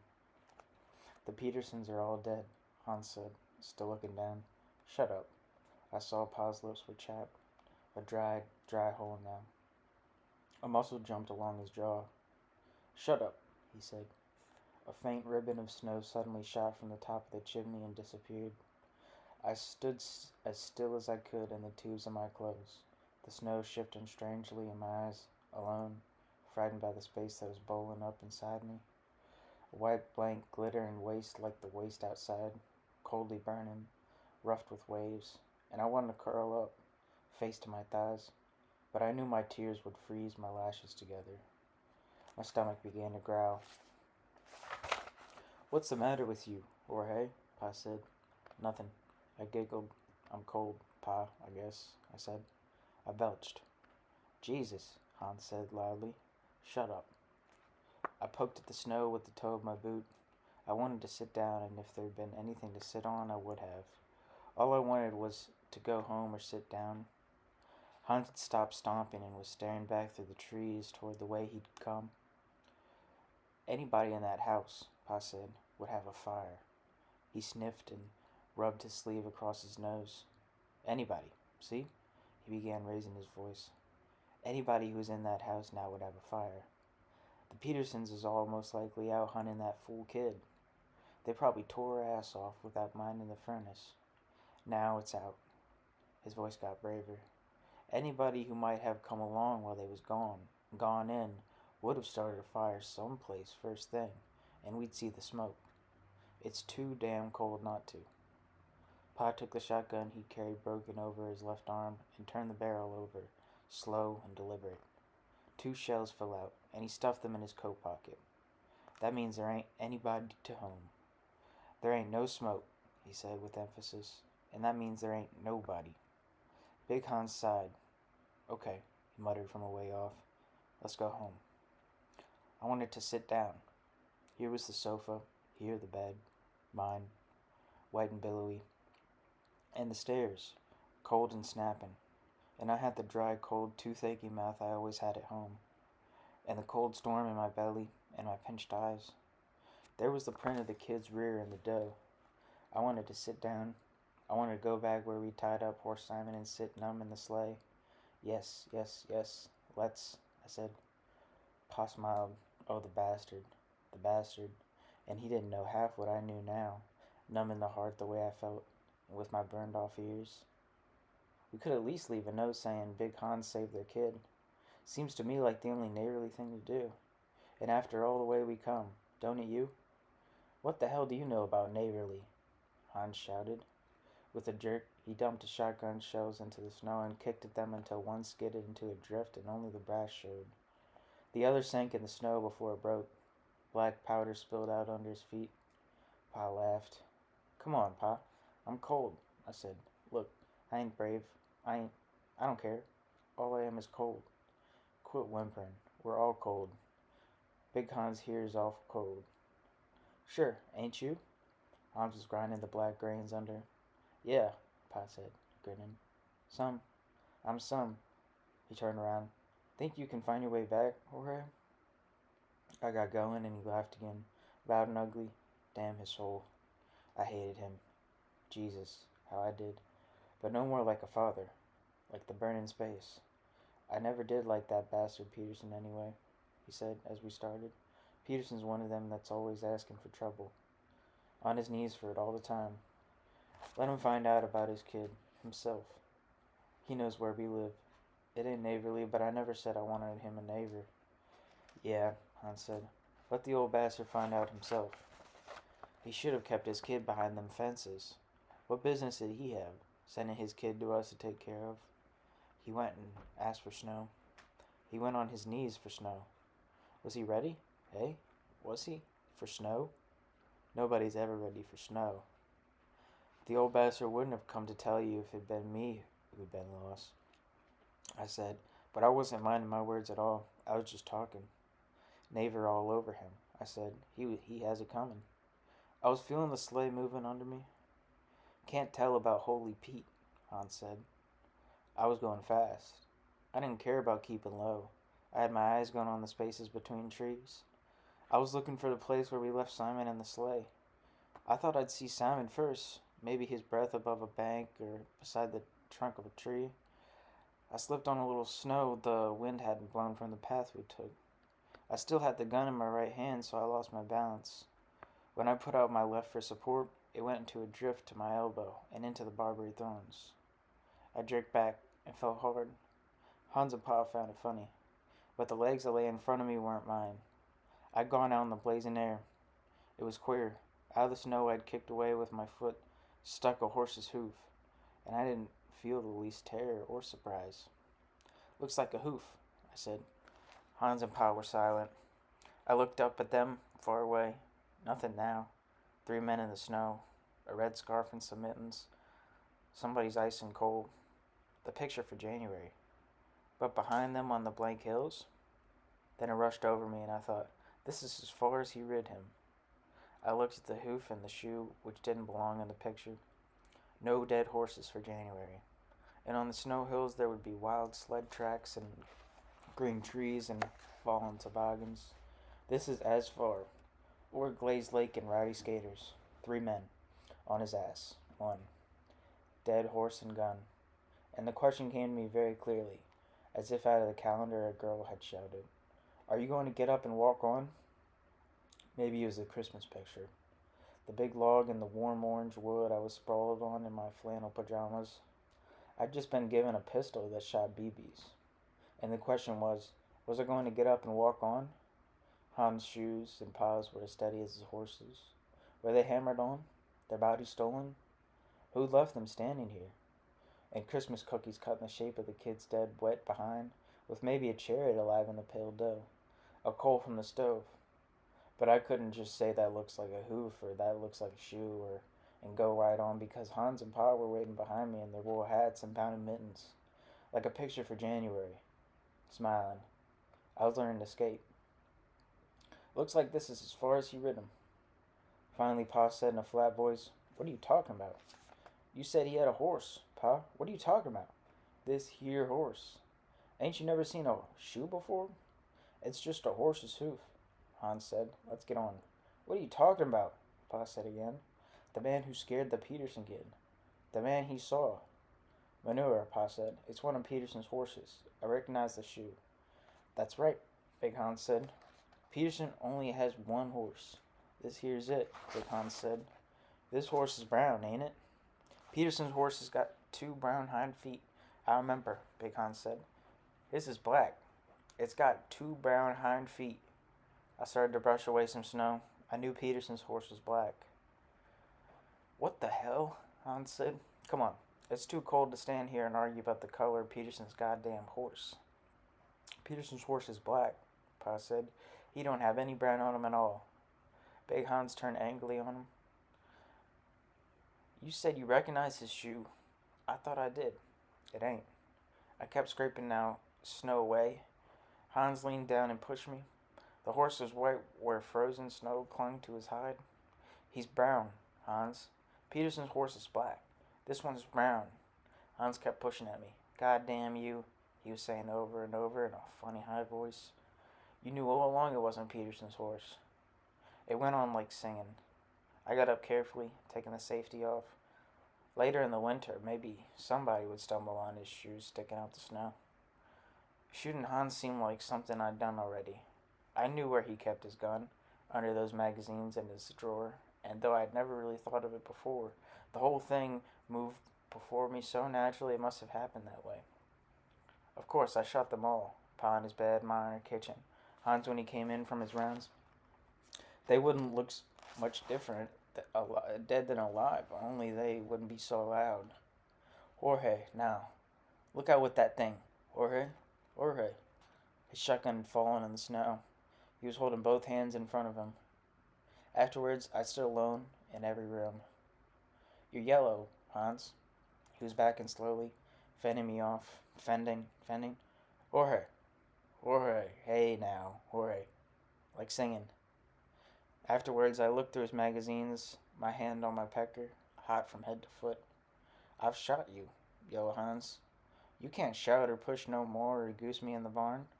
Hey now, wait, Jorge, listen. What? Jorge, wait, like singing. Afterwards, only the wind and the warm stove. Shivering, I rose on my toes. Pa came up and I moved the gun to take him in. I kept it moving back and forth. Hans and Pa, Pa and Hans. Gone. Snow piling in the window corners. In the spring, I'd shit with the door open, watching the blackbirds. Don't be a damn fool, Jorge, Pa said. I know you're cold. We'll be going home. Yellow, yellow, yellow, yellow. Like singing. Now, Jorge, I ain't yellow, Pa said, smiling pleasantly. I've shot you both with bullets. Don't be a fool. The whole house is bullets. You too. Funny, I don't feel it. They never does, do they? Do rabbits? He's crazy, Jesus. Mag, he's crazy. I never did want to. I never hit it like you did. I said, I never believed him. I ain't the yellow one, but you made me come, but you're the yellow ones. You were all along the yellow ones. You're cold is all. Cold or crazy. Jesus, it's the same. He's cold as all. Then Pa took the gun away, put it in his pocket. He had his shotgun hanging easy over his left arm, but he slapped me and I bit my tongue. Pa was spitting. I turned and ran down the path we'd come, putting one arm over my face to ease the stinging. You little shit, Big Hans called after me. 3. Pa came back to the sleigh where I was sitting hunched up under the blanket and got a shovel out of the back. Feeling better? Some. Why don't you drink some of that coffee? It's cold by now. I don't want to, anyhow. How about them sandwiches? I ain't hungry. I don't want anything. Pa started back with the shovel. What are you going to do with that? I said. Dig a tunnel, he said. And he went around a drift out of sight, the sun flashing from the blade. I almost called him back, but I remembered the grin in his face, so I didn't. Simon stamped. I pulled the blanket closer. I didn't believe him. Just for a second, when he said it, I had. It was a joke. Well, I was too cold for jokes. What did he want a shovel for? There'd be no point in digging for the horse. They could see it wasn't Peterson's. Poor Simon. He was better than they were. They left us in the cold. Pa forgot about the shovel in that sleigh. I could have used it hunting for his bottle. That'd have been a joke, too. Pa sat there thinking how funny Jorge is out there beating away at the snow. I'll just wait and see if he remembers about that shovel. It'd be funny if Jorge forgot. He thought, sitting there in the blanket and bobbing his head here and there like a chicken. I'd hear about it when we got home till I was sick. I put my head down and closed my eyes. Alright, I didn't care. I'd put up with it to be warm, but that couldn't be right. Pa must have forgot the same as me. He wanted that bottle too bad. Now it was all gone. It was colder with my eyes closed. I tried to think about all that underwear and the girls in the pictures. I had a crick in my neck. Whose horse was it then? I decided to keep my eyes closed a while longer to see if I could do it. Then I decided not to. There was a stream of light in my eyes. It was brighter than snow, and as white. I opened them and straightened up. Keeping my head down made me dizzy. Everything was blurry. There were a lot of blue lines that moved. Did they know the horse even so? Maybe it was Carlson's horse, or even Schmidt's. Maybe he was Carlson in yellow gloves, or Schmidt, and the kid, because he came in sudden from the barn and didn't know Carlson had come, saw him in the kitchen holding the gun like he might have it been Schmidt. And the kid got scared and run because he didn't understand. And it'd been snowing lots. And how did Schmidt get there? Or Carlson get there? If it was one of them, so the kid got scared and run and came to our crib where the snow grew around him, and then in the morning Hans found him. And we'd been a goddamn fools. Especially Hans. I shivered. The cold had settled in my belly. The sun had been around to the west. Near it the sky was hazy. The troughs of some of the drifts were turning blue. He wouldn't have been that scared. Why'd Carlson or Schmidt be out in the storm like that? If somebody was sick, they were closer to town than either the Petersons or us. It was a long way for them in this weather. They wouldn't get caught out. But if the horse was stole, who was there but Carlson and Schmidt or maybe Hansen to steal it from? He goes to the barn before the snow, most likely in the night, and knows horses. Oats or hay lead it out. He's running away. The blizzard sets down. He drives himself and the horse hard, bending in the wind, leaning over far to see fences, and he marks a road. He makes the grove. He might not know it. The horse runs into the barberry, rears, goes to its knees, or a low branch of mossy cup he doesn't see knocks him into a drift, or he slides off when the horse rears as the barbs go in. The horse wanders a little way, not far, then it stops, finished, and he's stunned, windburn, worn like a stone in a stream. He's frozen and tired, for snow's cold water. The wind's howling. He's blind. He's hungry, frozen, and scared. The snow is stinging his face, wearing him smooth. Standing still, all alone, it blows by him. Then the snow hides him. The wind blows a crust over him. Only a shovel poking in the drifts or a warm rain will find him lying by the horse. I threw off the blanket and jumped down and ran up the path we'd made between the drifts and trees, slipping, cutting sharply back and forth, working against my stiffness, but all the time keeping my head up, looking out carefully ahead. They weren't by the horse. A hoof and part of the leg got uncovered, lay by the path like nothing more went with them. Seeing them like that, like they might have blown down from one of the trees in a good wind, gave me a fright. Now there was a slight breeze, and I discovered my tongue was sore. Hans's and Pa's tracks were farther on, toward Peterson's barn. I wasn't excited anymore. I remembered I left the blanket on the seat instead of putting it on Simon. I thought about going back. Pa had said a tunnel. That had to be a joke. But what were they doing with the shovel? Maybe they'd found him by the barn. What if it really was Schmidt or Carlson? I thought about which I wanted it to be. I went more slowly in Pa's tracks. Now I kept down. The roof of Peterson's barn got bigger. The sky was hazier. Here and there little clouds of snow leaped up from the top of a drift like they'd been pinched off and sailed swiftly away. They were digging a tunnel. They didn't hear me come up. They were really digging a tunnel. Hans was digging it in the great drift. It ran from the grove in a high curve against the barn. It met the roof where it went lowest and flowed onto it like there wasn't a barn underneath. It seemed like the whole snow of winter was gathered there. If the drift hadn't ended in the grove, it would have been swell for sledding. You could put a ladder on the edge of the roof and go off from there. The crust looked hard enough. Hans and Pa had put about a 10-foot hole in the bank. Hans dug and Pa put what Hans dug in small piles behind him. I figured it was near 100 feet to the barn. If we'd been home and not so cold, it would have been fun. But it would take all day. They were great damn fools. I've been thinking, I started out, and Hans stopped in the tunnel with the shovel of snow in there. Pa didn't turn around or stop. You can help dig, he said. I've been thinking, I said, and Hans dropped the shovel, spilled the snow, and came out. I've been thinking, I said, that you're digging in the wrong place. Hans pointed to the shovel. Get digging. We need something to carry snow with, Pa said. It's getting too damn far. Pa kicked at the snow and flailed with his arms. He was sweating, and so was Hans, too. It was terrible foolish. I said you was digging in the wrong place. Tell Hans. It's his idea. He's the hot digger. You thought it was a good idea, Hans said. I never did. Well, I said, it ain't likely you'll find him clear in there. Pa chuckled. He ain't going to find us neither. He ain't going to find anybody if he's where I think. Oh yeah, think. Hans moved nearer. Where? As far as he got. It really didn't make much difference to me what Hans did. He could come as close as he liked. In the snow near that horse. Hans started, but Pa chewed on his lip and shook his head. Probably Schmidt or Carlson, I said. Probably Schmidt or Carlson. Shit, Pa said. Of course, Hans shouted. Hans scooped up the shovel, furious, and carried it by me like an axe. Hans had been working like a thrasher, Pa said. You'll never finish it. No. It's higher than it needs to be. Sure. Why are you digging it then? Hans. Hans wants to. Why, for Christ's sake? So he can get to the barn without being seen. Why not cross behind the drift? Hans says no.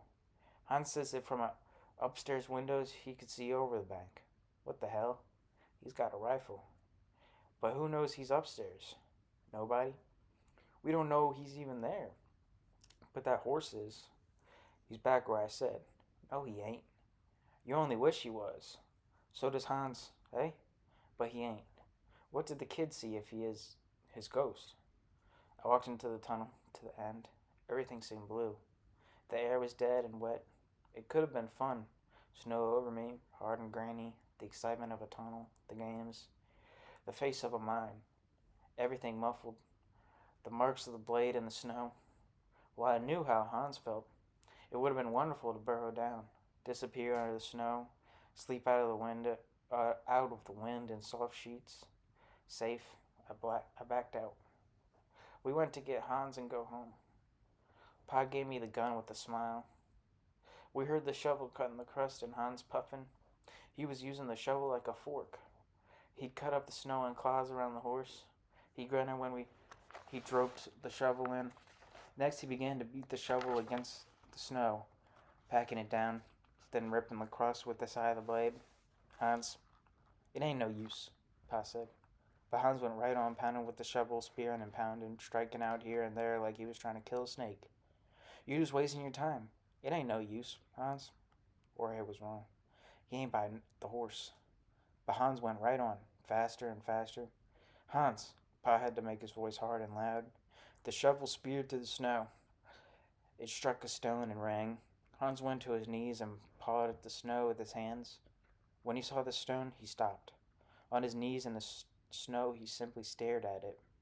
Hans, the bastard. I'd have killed him. He ain't here, Hans. How could he be?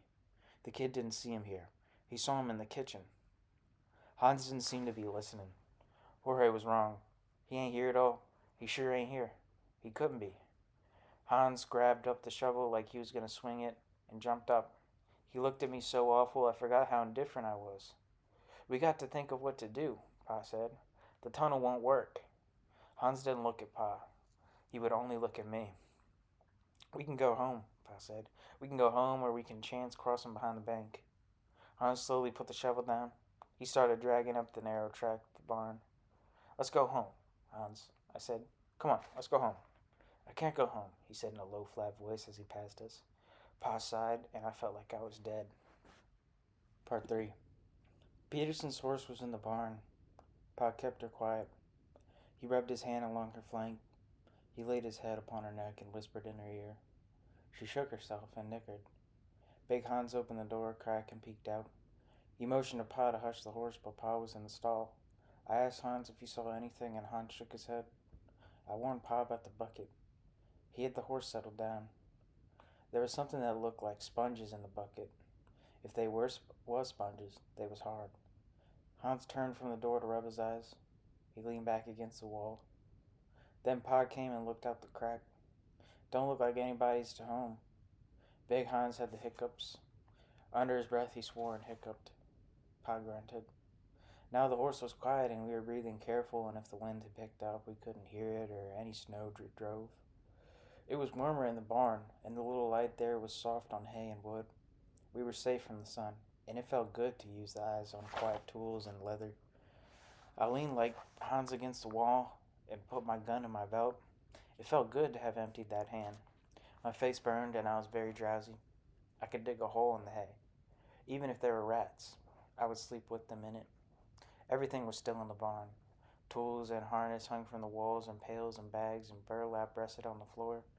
Nothing shifted in the straw or moved in hay.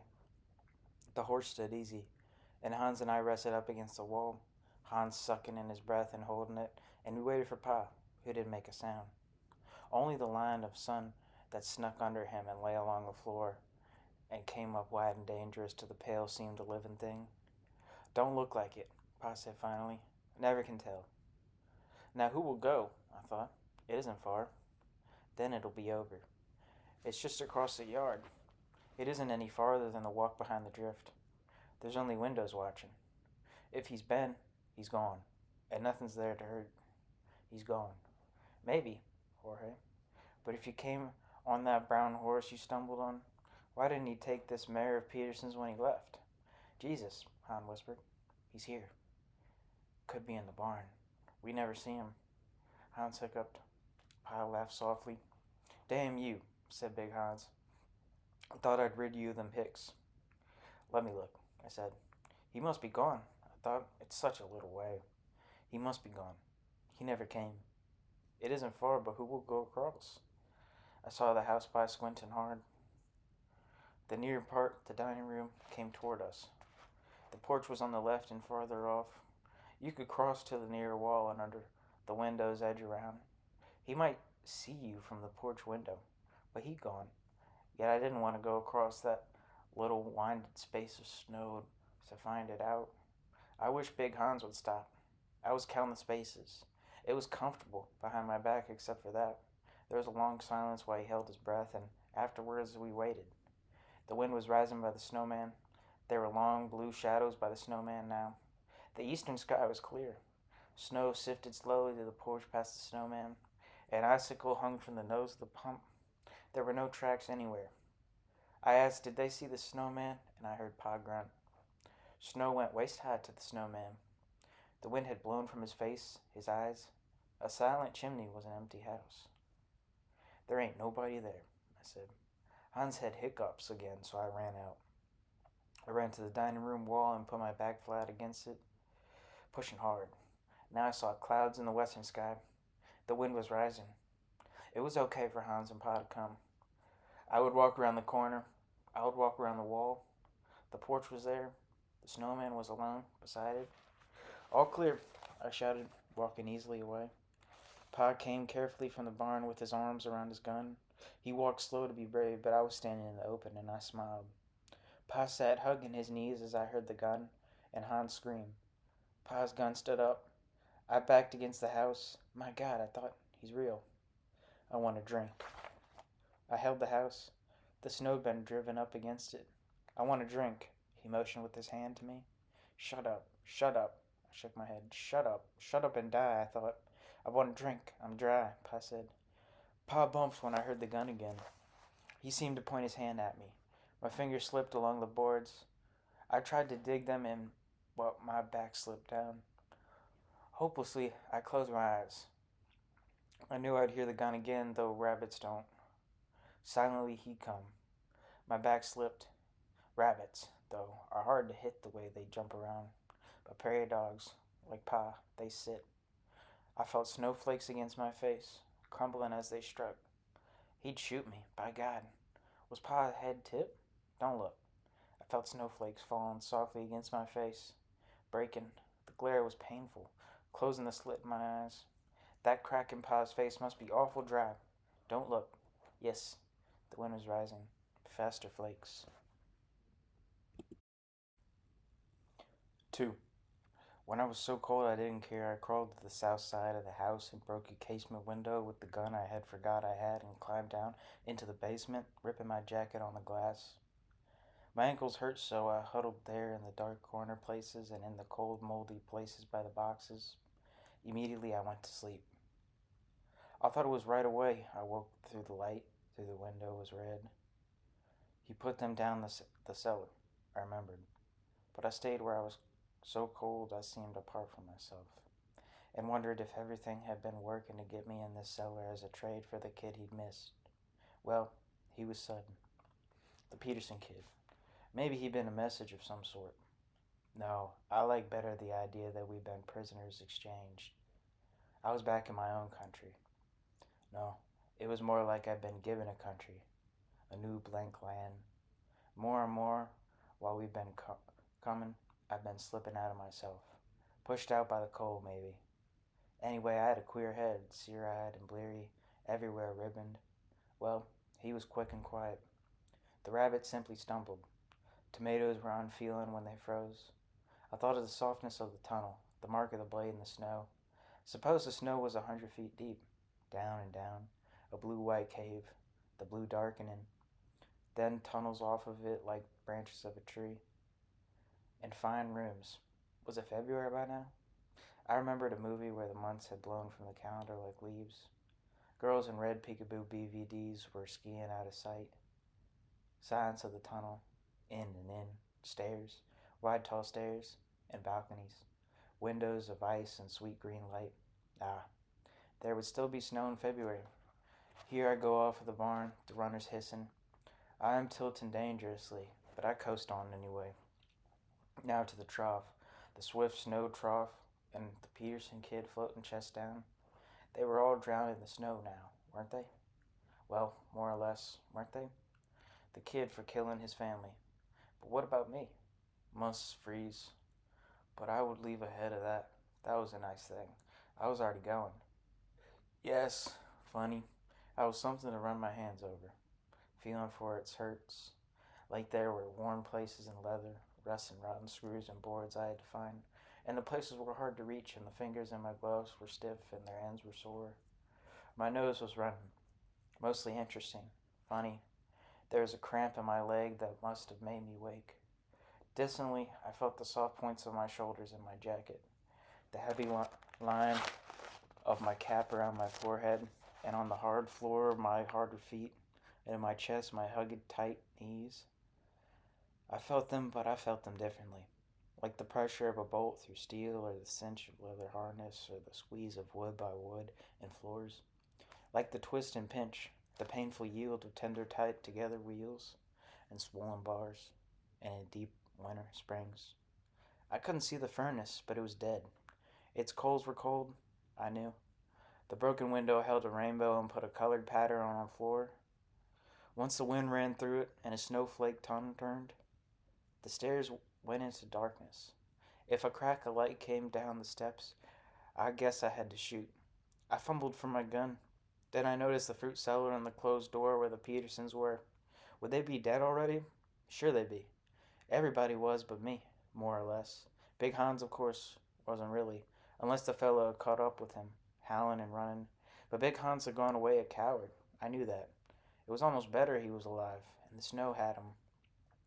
I didn't have his magazines, but I remembered how they looked, puffed in their bras.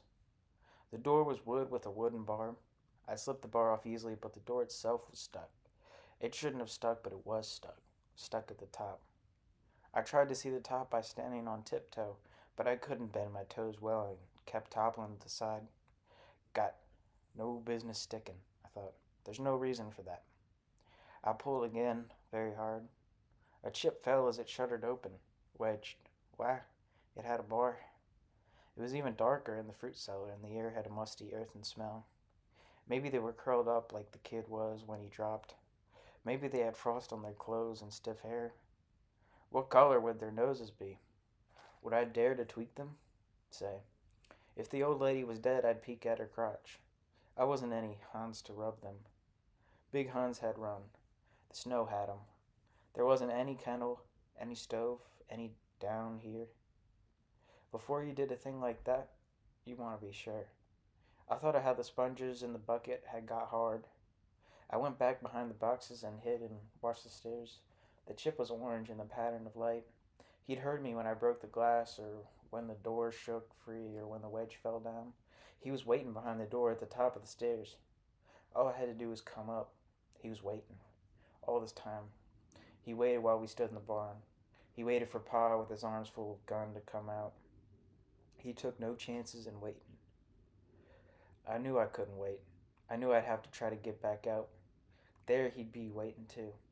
I'd sit slowly in the snow like Pa. That'd be a shame, a special shame after all I'd gone through, because I was on the edge of something wonderful. I felt it trembling in me strangely. In the part of me that flew high and calmly looked down on my stiff heap of clothing. Oh, what Pa forget. We could have used a shovel. I'd have found the bottle with it. With it, we'd have gone on home. By the stove, I'd come to myself again. By it, I'd be warm again. But as I thought about it, it didn't appeal to me anymore. I didn't want to come to myself that way again. No, I was glad he forgot the shovel. But he was. He was waiting. Pa always said that he could wait. That Peterson never could. But Pa and me, we couldn't. Only Hans stayed back while we came out. While all the time the real waiter waited. He knew I couldn't wait. He knew I'd freeze. Maybe the Petersons were just asleep. Have to be sure the old man wasn't watching. What a thing.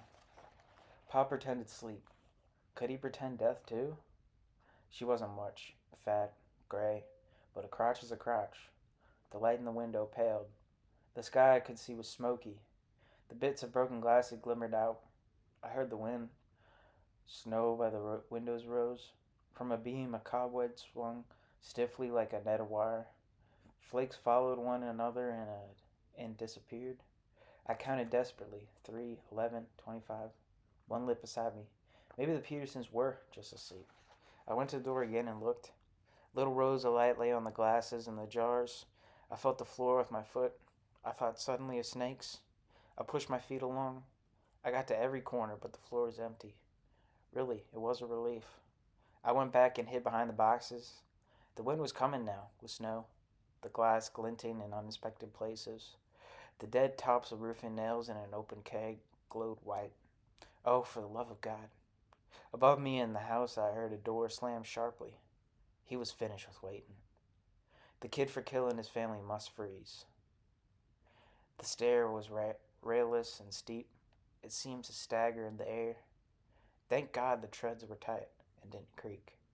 Darkness swept under me, terror of height. But I was only climbing with my sled under my arm. In a minute, I'd shoot from the roof edge and rush down the steep drift, snow smoke behind me. I clung to the stair, stretched out.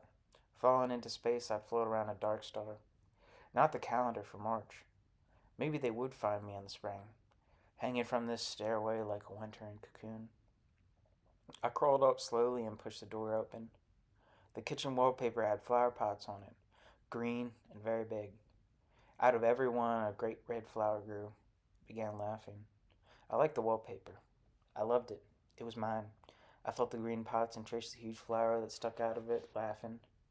To the left of the door at the head of the stair was a window that looked out on the back porch. I saw the window hurrying snow off toward the snowman. Down the length of it, the sky and all its light was lead, and all the snow was ashy. Across the porch were footprints, deep and precise. I was on the edge of celebration, but I remembered in time and scooted in a closet, hunkering down between brooms, throwing my arms across my eyes. Down a long green hill there was a line of sheep. It had been my favorite picture in a book I'd had when I was 8. There were no people in it. I'd been mad, and Pa had laughed. I'd had it since my birthday in the spring. Then he'd hid it. It was when we had the privy in the back. God, it was cold in there, dark beneath. I found it in the privy torn apart and on the freezing soggy floor and leaves. And down the hole I saw floating curly sheep. There was even ice. I'd been seized and was rolling and kicking. Pa had struck himself and laughed. I only saved a red-cheeked, fat-faced boy and blue I didn't like. The cow was torn. Ma had said I'd get another one someday. For a while, every day, even though the snow was piled and the sky dead and the winter wind was blowing, I watched for my aunt to come again and bring me a book like my ma had said she would. She never came. I almost had Hans's magazines, but he might come again. Yeah, he not chase me home. Not now. No. By God, the calendar was clean. The lines sharp and clear, the colors bright and gay, and there were 8s on the ice and red mouths singing, and the snow belonged to me and the high sky too, burningly handsome, fiercely blue. But he might. He was quick. If it was warmer, I couldn't tell, but it wasn't as damp as by the boxes. And I could smell soap. There was light in the kitchen. It came through the crack I'd left in the closet door to comfort me, but the light was fading.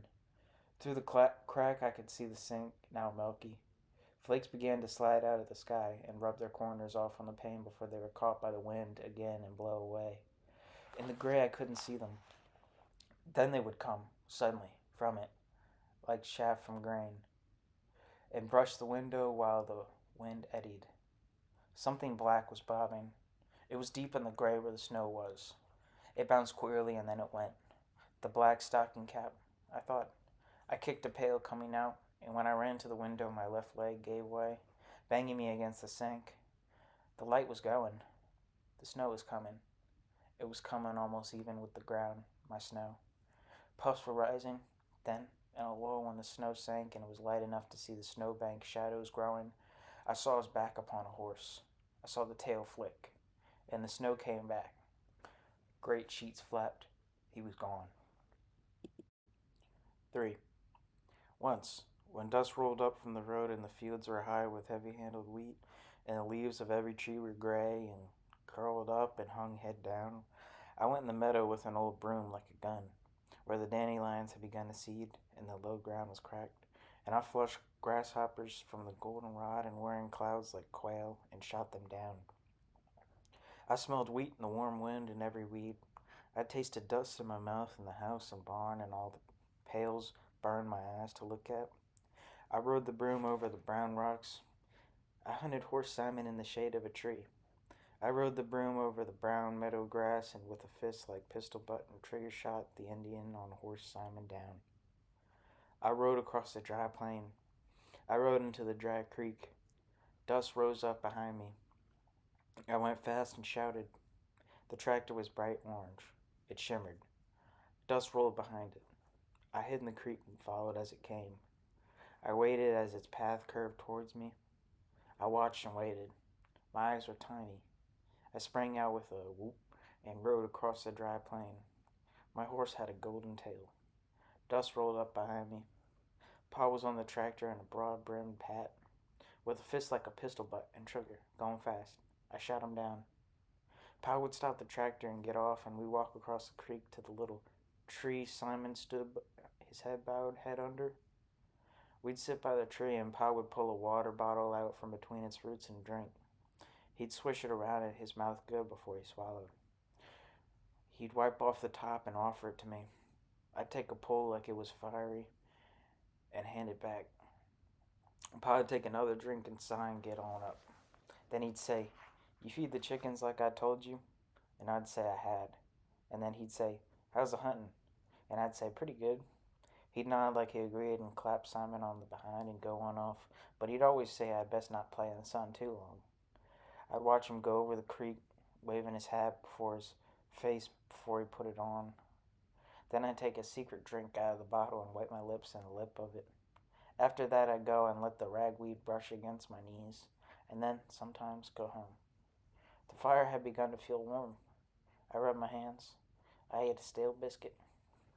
Pa had taken the wagon to town. The sun was shining. Pa had gone to meet Big Hans at the station. There was snow around, but mud was flowing and the fields had green in them. Mud rode up on the wagon wheels. There was sweet air sometimes, and the creek had water with the winter gone. Through a crack in the privy door, I saw him take the wagon to the train. I had a habit, when I was 12, of looking down. Something sparkled on the water. It was then I found the first one. The sun was shining. Mud was climbing the wagon wheels, and Pa was going to the train, and down the tight creek snow was flowing. He had a ledge beneath the seat. You could reach right down. Already he had a knack for hiding, so I found it and poured it out in the hole. That was the last year we had the privy, because when Big Hans came, we tore it down. I ate an apple, I found.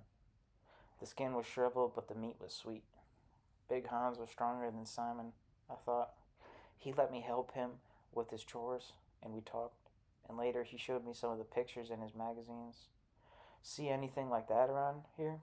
he'd say, shaking his head. "Only teats like that round here's on a cow." And he would tease, laughing while he spun the pages, giving me only a glimpse. Or he would come up and spank me on the rump.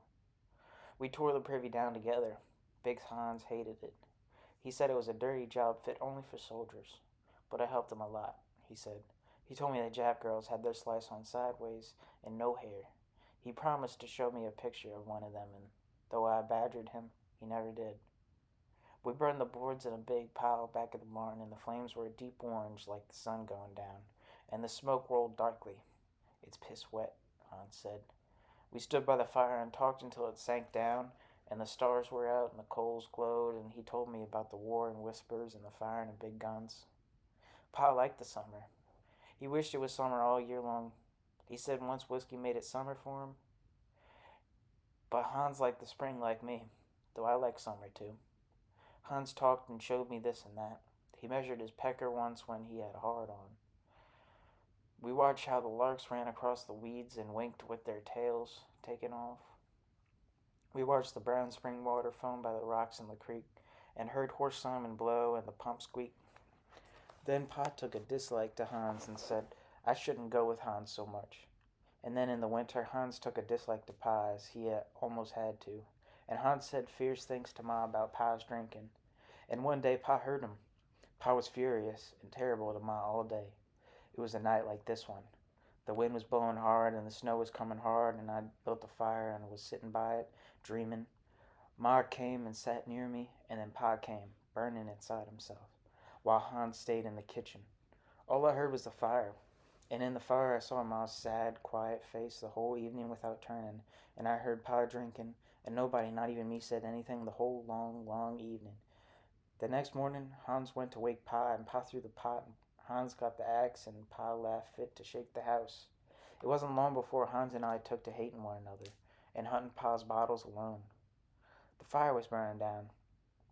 There was some blue, but mostly it was orange. For all Peterson's preparing like Pa said he always did, he hadn't got much wood in the house. It was good to be warm, but I didn't feel so set against the weather as I had been. I thought I'd like winter pretty well from now on. I sat as close as I could and stretched and yawned. Even if his cock was thicker, I was here, and he was in the snow. I was satisfied. He was in the wind now, and in the cold now, and sleepy now, like me. His head was bent down like the horse's head must be, and he was rocking in the saddle, very tired of holding on, and only rocking sleepy with his eyes shut, and with the snow on his heavy lids, and on his lashes, and snow in his hair, and up his sleeves, and down his inside collar, and his boots.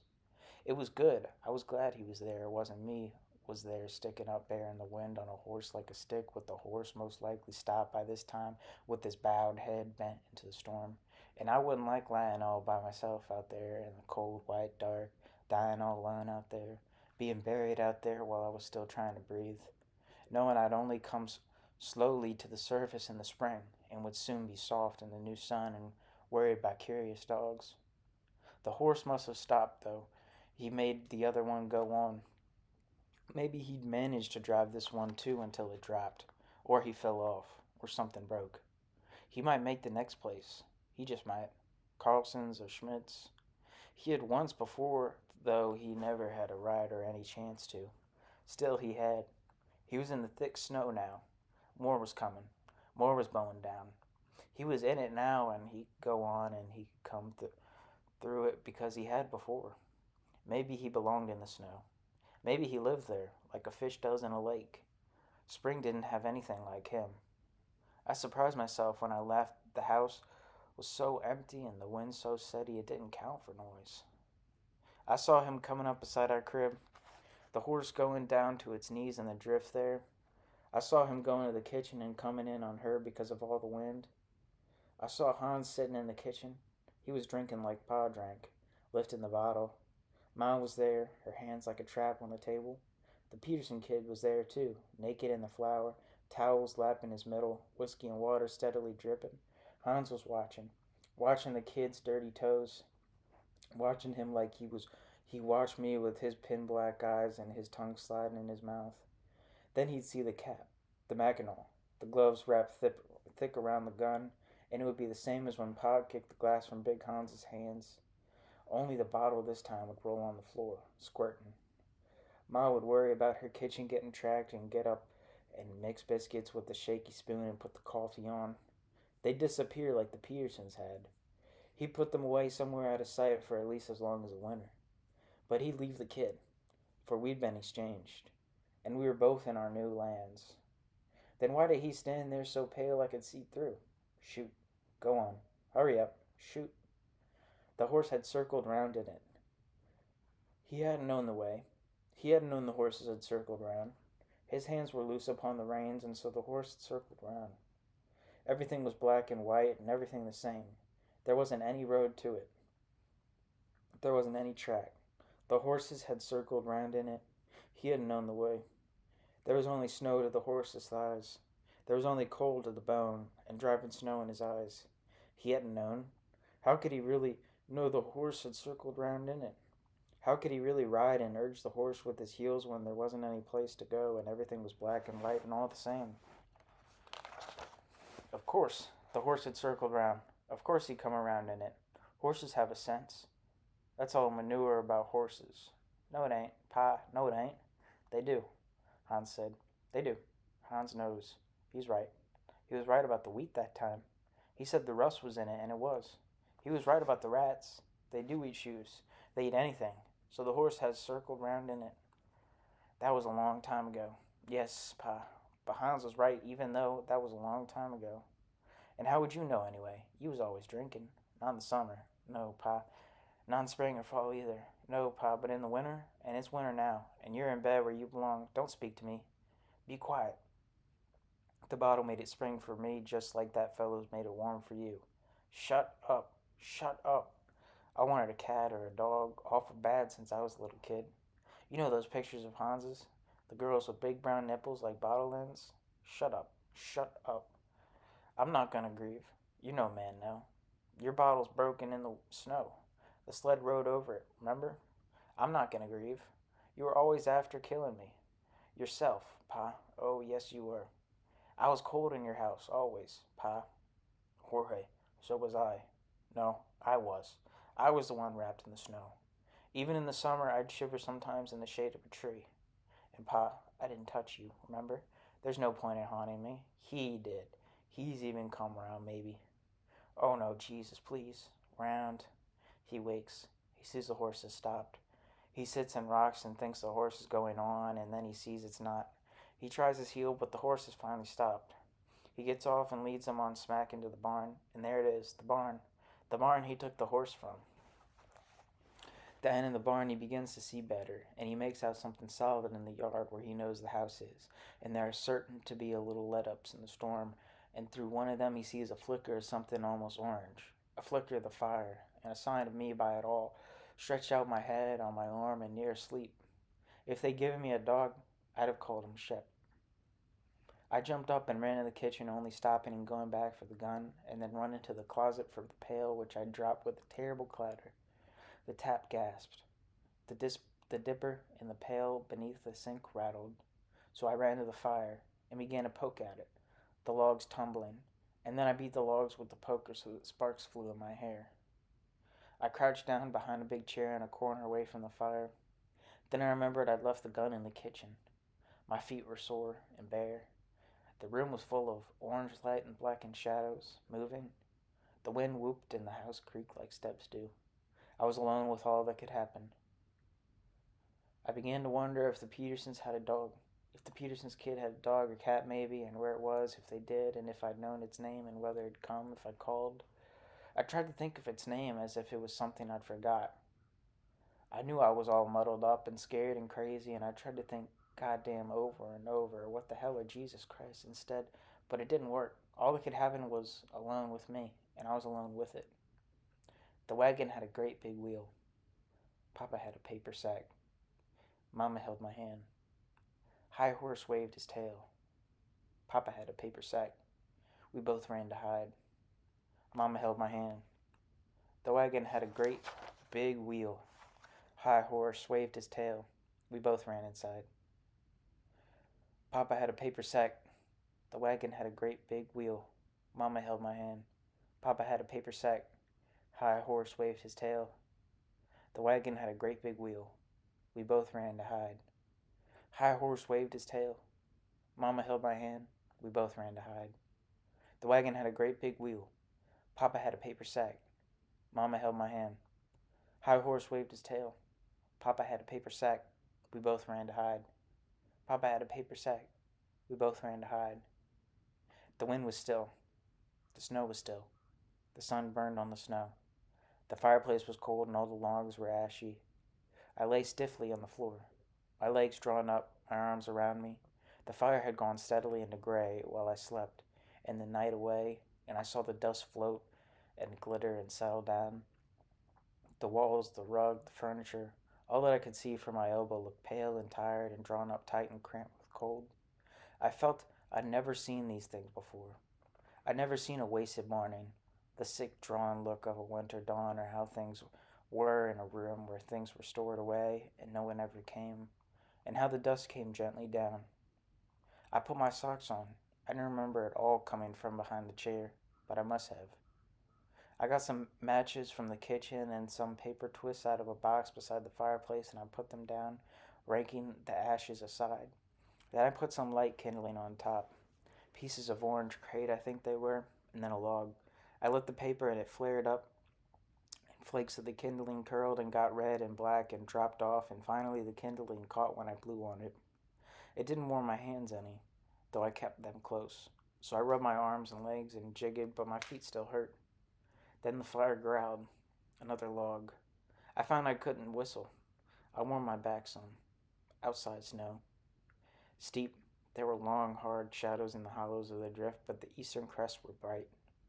After I'd warmed up a little, I walked about the house in my stocking feet and snagged my socks on the stairs. I looked under all the beds and in all the closets and behind most of the furniture. I remembered the pipes were froze. I got the pail from under the sink and opened the door to the back porch against a drift and scooped snow in the pail with a dipper. Snow had risen to the shoulders of the snowman. The pump was banked.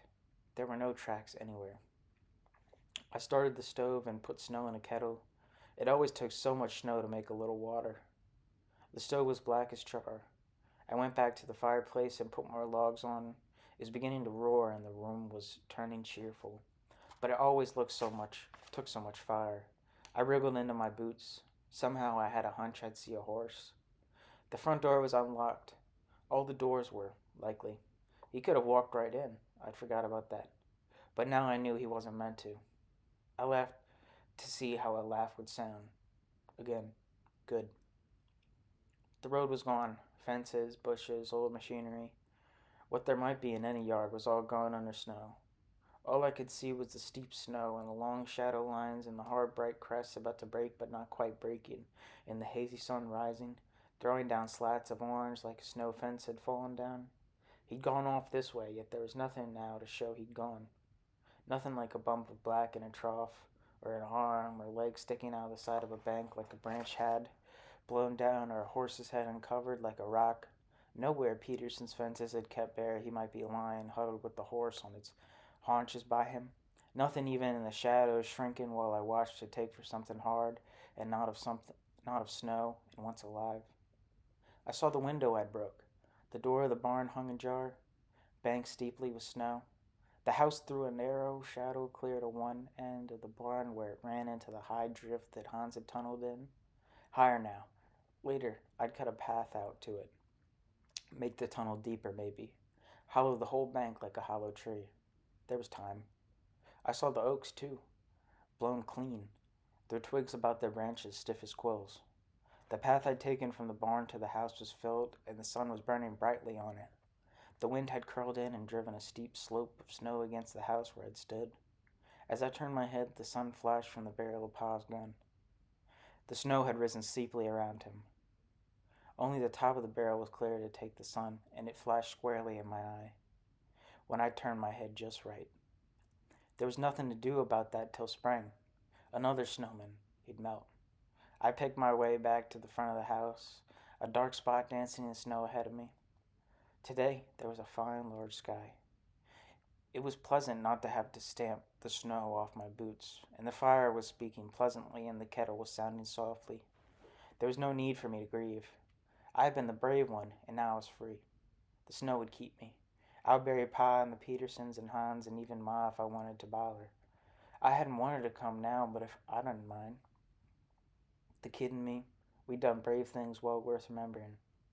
The way that fellow had come so mysteriously through the snow and done us such a glorious turn. Well, it made me think how I was told to feel in church. The winter time had finally gotten them all, and I really did hope that the kid was as warm as I was now, warm inside and out, burning up inside and out with joy. Mrs. Mean. 1. I call her Mrs. Mean. I see her, as I see her husband and each of her 4 children, from my porch, or sometimes when I look up for my puttering or part my upstairs window curtains. I can only surmise what her life is like inside her little house.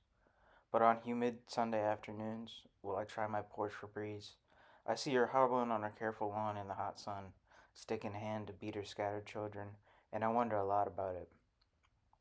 I don't know her name. The one I've made to mark her and her doings in my head is far too abstract. It suggests the glassy essence, the grotesquerie of type, yet it's honestly come by, and in a way it's flattering to her, as if she belonged on Congreve's stage. She could be mean there without the least particularity, with the formality and grandeur of being, while still protected from the sour and acrid community of her effect, from the full sound and common feel of life, all of which retain her, for me, on her burning lawn, as palpable and loud and bitter as her stinging switch. I may have once said something to her, a triviality, and perhaps once more than that, while strolling. I may have nodded to her, or I may have smiled, though not together. I have forgotten. When I bought my house, I wished, more than anything, to be idle, idle in the supremely idle way of nature. For I felt then that nature produced without effort, in the manner of digestion and breathing. The street is quiet. My house is high and old, as most of the others are, and spreading trees shade my lawn and arch the pavement. Darkness is early here at any time of year. The old are living their old age out, shawled in shadows, cold before fires. A block away they are building stores. One feels the warmth that is the movement of decay. I see the commercial agent. He wears gold rings, his hands partitions. Lamps will grow in these unlucky windows. Wash will hang from new external stairs. No one has his home here but myself, for I have chosen to be idle, as I said, to surround myself with scenes and pictures, to conjecture, to rest my life upon a web of theory, as ready as the spider is to mend or suck dry intruders. While the street is quiet, the house is whole, their windows shaded, while the aged sit their porches and swap descriptions of their health. The means, upon the opportunity of death, have seized the one small house the neighborhood affords. Treeless and meager, it stands in the summer in a pool of sun and in the winter in a blast of air. My house has porches fore and aft and holds a corner. I spy with care and patience on my neighbors, but I seldom speak. They watch me too, of course, and so I count our evils even, though I guard my conscience with a claim to scientific coldness they cannot possess. For them, no idleness is real. They see it, certainly. I sit with my feet on the rail. My wife rocks by me. The hours pass. We talk. I dream. I sail my boats on their seas. I rest my stories on their backs. They cannot feel them. Phantoms of idleness never burden. If I were old or sick or idiotic, if I shook in my chair or withered in a southern window, they would understand my inactivity and approve. But even the wobblers make their faithful rounds. They rake their leaves. They mow and shovel. They clip their unkempt hedges and their flowers. Their lives are filled by this. I do no more. Mrs. Mean, for instance, what could she think? She's never idle. She crowds each moment with endeavor. When I had my cottage, I used to see, on Sabbaths, a wired-haired lady drive her family to the beach. She rented everything. Her family dressed in the car, the windows draped with blankets, while the lady in her jacket rapped on the hood for speed, then rushed them to the surf. She always gestured grandly at the sea, and swung a watch by its strap. So much money, so much time. Let us amuse, she always said, and sat on a piece of driftwood and shelled peas. The children dabbled at the water with their fingers. Her husband, a shriveled, mournful soul, hung at the water's edge and slowly patted his wrists with the ocean. Inertia enraged her. She thrust her pods away, pouring her lap in a jar. Begin, begin, she would shout then, jumping up, displaying the watch. The children would squat in the sand until foam marked their bottoms, staring in their pails. Papa would drip water to his elbows and upper arm while Mamma receded to her log. The children fought then. It began invisibly. It continued silently, without emotion. They kicked and bit and stabbed with their shovels. When she found them fighting, she would empty her lap and start up, shaking the watch and shouting. But the kids would but the children fought on bitterly, each one alone, throwing sand and swinging their pails, rolling over and over on the beach and in and out of the moving ocean. She ran toward them with the sea slid up the sand and drove her off, squealing on tiptoe, scuffing and denting the smooth sand. The children plunged into the surf and broke apart. Don't lose your shovels! The waves washed the children in. They huddled on dark patches of beach. At last their mother would run among them, quickly, between breasts of ocean, and with her hands on her hips, her legs apart. She would throw her head back in the mimic of gargantuan guffaws, Soundless and shaking. Laugh, she would say then. There's only an hour. The people by me primitively guess that I am an enemy and hate them. Hate me. Not alone for being different, or disdaining work, or worse, not doing any, but for something that would seem, is spoken for them, words of magic. For I take their souls away. I know it, and I play with them. I puppet them up to something. I march them through strange crowds and passions. I snuffle at their roots. From the first they saw me watching. I can't disguise my interest. They expected, I suppose, that I would soon be round with stories. I would tell Miss Matthew of Mr. Wallace and Mr. Wallace of Mrs. Turk, and Miss Matthew and Mr. Wallace and Mrs. Turk would take the opportunity to tell me all they knew of one another, all they knew about diseases, all they thought worthy of themselves and could remember of their relatives, and the complete details of their many associations with violent forms of death. But when I communicated nothing to them, when I had nothing, in confidence, to say to anyone, then they began to treat my eyes like marbles, and to parade their lives indifferently before me, as if I were, upon my porch, a motionless, graven idol, not of their religion, in my niche. Yet I somehow retained my mystery, my potency, so that the indifference was finally superficial, and I fancy they felt a compulsion to be observed, watched, in all they did. I should say they dread me as they dread the supernatural. How Mr. Wallace dreads it, dead as he nearly is, to sit on his cane. Every morning, when he can, he comes down the block past my porch, his left arm hung like a shawl from his shoulder, shuffling his numb feet, poking cracks. I'll have to go back. His voice is hoarse and loud. I used to walk to the end of the street. He mops his face and dries his running eyes. Hot, he shouts, propped against his cane.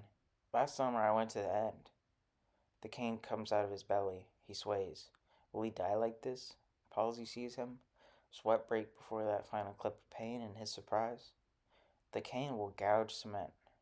His hat will float into my privet hedge in the walk dry blood from his nose. He turns at last, and I relax. His eyes are anxious for a friend to cry at, to bellow to a stop. He squints up the street, and if, by any chance, someone appears, Mr. Wallace grins and howls hello. He inches forward, pounds the walk, roars reports of weather for the middle of the night. Know what it was at 1? 87. June, not hell we're in, but 87. I ain't even 87. There was a cloud across the moon at 2. It rained alongside 5, but nothing cooled. And the dawn was gray as soapy water. Fog lay between garages. Star, almost hidden by the morning light, fell past the Atlas stack and died near Gemini. The friend is fixed, and Mr. Wallace closes, his face inflamed, his eyeballs rolling. He describes the contours of his aches, the duration, strength, and quality of every twinge, the subtle nuances of vague internal hurts. He distinguishes blunt pains from sharp, pale ones from bright, wiry from watery, morning, night. His brown teeth grin. Is it better, he discourses, to suffer when it's hot or when it's cold, while standing or sitting, reading or walking, young or old? I say it's better to be cold. You'll say not. I know what you'll say. You'll say, the knuckle, now, if rapped when cold, will ring. I know. A cold shin on the sharp, hard edge of something, that's a real one. I know. Never mind. Hurts are all fires. Keep you warm. Know those fellows like that fellow in a book I read about? His name was Scott. You know him? Froze. Scott. If I'd been with him, freezing, I'd have pounded on me some great sore when I hit it. I would burn all over. Keep you warm. Say, they didn't think of that, did they? Froze. I read about it. I read a lot, except for seeing, or I would. Half an hour. I used to, all the time. My eyes burn, though. Your eyes burn sometimes? Scott. Froze. Hey, you know freezing's quiet?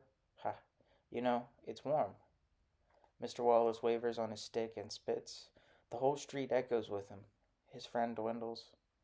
Portents are next. They follow pain as pain the weather. Anyone is a friend of Mr. Wallace who will stay. The starfall past the Atlas stack, a cruel sign.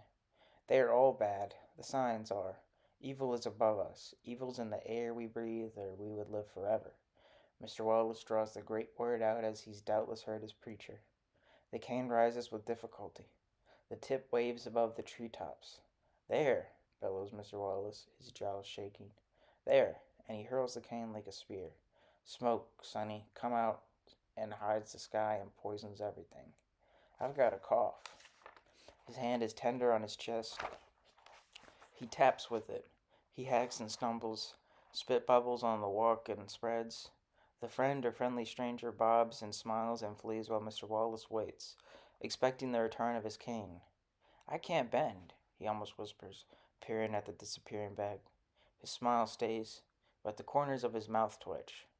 Warily his eyes cross. Cane, cane, cane, Mr. Wallace calls. His wife hurries. Cane, cane, Mr. Wallace calls. She waves her hanky. Cane, he continues until it's handed back. Hot. Mrs. Wallace nods and mops his brow. She settles his hat and smooths his sleeve. You threw your cane again, she says. Mr. Wallace grows solemn. I tried to kill a squirrel, Pumpkin. Mrs. Wallace leads him home, her face in tears. What a noise he makes. I thought I couldn't stand it when I came. His puffed face frightened me. His eyes were holes I fell in. I dodged his shadow lest it cover me, and felt a fool. He's not so old, 60 perhaps, but his eyes run, his ears ring, his teeth rot, his nose clogs, his lips pale and bleed, his knees, his hips, his neck and arms are stiff, his feet are sore, the ankles swollen, his back, head, and legs ache, his throat is raw, his chest constricted, and all his inner organs, heart, liver, kidneys, lungs, and bowels, are weak. Hands shake, his hair is falling, his flesh lies slack, his cock I vision shriveled to a string, and each breath of life he draws dies as it enters his nose and crosses his tongue. But Mr. Wallace has a strong belly. It is taut and smooth and round, like a baby's, and anything that Mr. Wallace chooses to put into it mashes up speedily.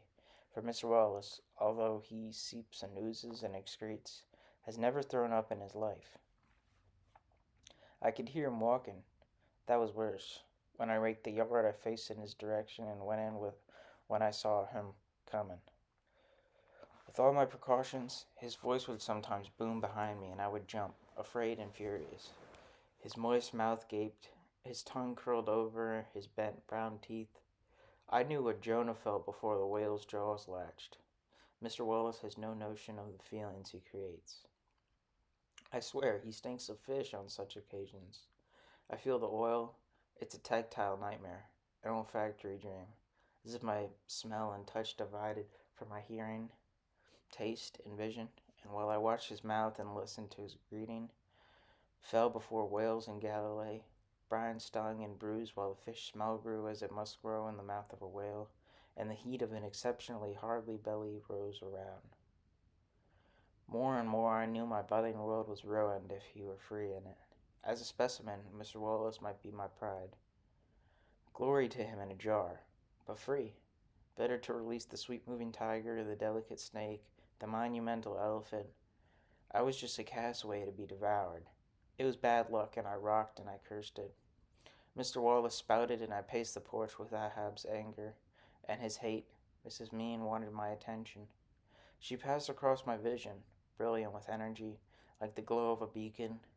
Each time my stomach churned, her children tumbled like balls on the street, like balls escaping gloves and beds. And on the day the boy Toll raced in front of Mr. Wallace like a bolting cat and swung around a sapling like a rock at the end of a string, deadly as little David. Then I saw how. Well, that's all over now. Mr. Wallace dreads me as the others do. He inches by. He looks away. He mumbles and searches the earth with his cane. When Mr. Wallace completes his death, they will wind crepe around his cane and stick it in his grave. Mrs. Wallace will stand by to screech, and I shall send. What shall I send? I shall send begonias with my card. I say, Good morning, Mr. Wallace. How did you pass the night? And Mr. Wallace's throat puffs with silence. I cannot estimate how much this pleases me. I feel as I have succeeded to the idleness of God. Except in the case of Mrs. Mean, I am no representative of preternatural power. I am no image. On my porch, no symbol. I don't exist. However I try, I cannot, like the earth, throw out invisible lines to trap her instincts, turn her north or south, fertilize or not her busy womb, cause her to exhibit the tenderness even of ruthless wild things for her wild and ruthless brood. And so she burns and burns before me. She revolves her backside carefully against the tree. 2. Mrs. Mean is hardy. She works outside a good bit, as she is doing now. Her pace is furious, and the heat does not deter her. She weeds and clips her immaculate yard, waging endless war against the heels and tricycles of her children. She rolls and rakes. She plants and feeds. Does she ever fall inside her house, a sprung hulk, and lap at the dark? The supposition is absurd. Observation mocks the thought. But how I enjoy to dream it. I dream a day both warm and humid, though not alarming. Leaves will be brisk about and the puff clouds quick. This to disarm her. She'd be clipping the hedge, firmly bent, sturdily moving, executing stems. And then the pressure of her blood would mount slowly as each twig fell, and cramp will grow as softly as a bud in the blood of her back, in the bend of her legs, the crook snap of her arms, tightening and winding about her back and legs and arms like a wet towel that knots when wrung. Now the blood lies slack in her, but the pressure mounts slowly. The shears snip and smack. She straightens like a wire. She strides on the house, tossing her lank hair high from her face. She will fetch a rake, perhaps a glass of water. Strange. She feels a dryness. She sniffs the air and eyes the sailing cloud. In the first shadow of the door, she's stunned and staggered. There's a blaze like the blaze of God in her eye, and the world is round. Scald air catches in her throat, and her belly convulses to throw it out. There's a bend to her knee. The sky is black, and comets burst ahead of her. Her hands thrust ahead, hard in the sill of the door. Cramp grasp her. Shrivel like a rubber motor and a balsa toy her veins. Does her husband waddle toward her, a wag from stern to stem with consternation? Oh, if the force of ancient malediction could be mine, I'd strike him too. The vein is strained, for Mrs. Mean is hardy, and Mr. Mean is unpuncturable jelly. Mr. Wallace can bellow, and Mrs. Wallace can screech, but Mrs. Mean can be an alarm of fire and war, falling on every ear like an aching wind. Among the many periodicals to which I subscribe is the very amusing Digest of the Soviet Press, and I remember an article there which described the unhappiness of one neighborhood in a provincial Russian city over the frightfully lewd, blasphemous, and scatological shouts a young woman named Tanya was fond of emitting. She would lean from the second-story window of her apartment, the report said, and curse the countryside. Nothing moved her. No one approached without blushing to the ears. Her neighbors threatened her with the city officials. The city officials came, were roundly damned. They accused her of drunkenness, flushed, and threatened her with the party officials. The party officials came, were thoroughly execrated. They said she was a dirty woman, a disgrace to Russia, an abomination in the sight of the Lord. They would have said, I'm sure, if the name of the Lord had been available to them. Unfortunately, it was available only to Tanya, who made use of it. The party officials advised the city officials, and the city officials put Tanya in jail. Useless. She cursed between bars and disturbed the sleep of prisoners. Nor was it well for prisoners to hear, continually, such things. They transferred her to another district. She cursed from a different window. They put her in the street, but this was recognized at once as a terrible error, and her room was restored. The report breathed outrage and bafflement. What to do with this monster? In their confusion, they failed to isolate her. They couldn't think to shoot her. They might have torn out her tongue. Abstractly, I'd favor that. All the vast resources of civilization lay unused, I gathered, while Tanya leaned obscenely from her cell, verbally shitting on the world. Mrs. Mean, too, dumbfounds her opposition. There have been complaints, I understand. Mrs. Mean herself has been addressed. The authorities, more than once, have been notified. Nothing has come of it. Well, this is wisdom. Far better to do nothing than act ineptly. Mrs. Mean could out Christ pious. Thus the trumpet sounds. The children scatter. They run to the neighbors, pursued by her stick and her tongue. so she can mow and tamp and water her crops of grass that it may achieve the quiet dignity of lawn. At the distance of oceans and continents, I admire Tanya. I picture her moving lips. I roll the words on my own tongue. The lovely words, so suitable for addressing the world, but they roll silently there, as chaste as any conjunction. Whereas Mrs. Mean's voice utters them with all the sharp, yet exaggerated enunciation of an old Shakespearean. They are volumed by rage and come sudden and strident as panic. Mrs. Mean, moreover, is almost next door, and not oceans and continents and languages away. Ames, you little snot. Nancy, which, here now. Look, where are you now? Look now, will you? God Almighty. Move. Get. Oh, Jesus, why do I trouble myself? It'll die now. Little you care. Squashed. That grass ain't ants. Toll, I warn you. God. God, how did you do that? Why, tell me that.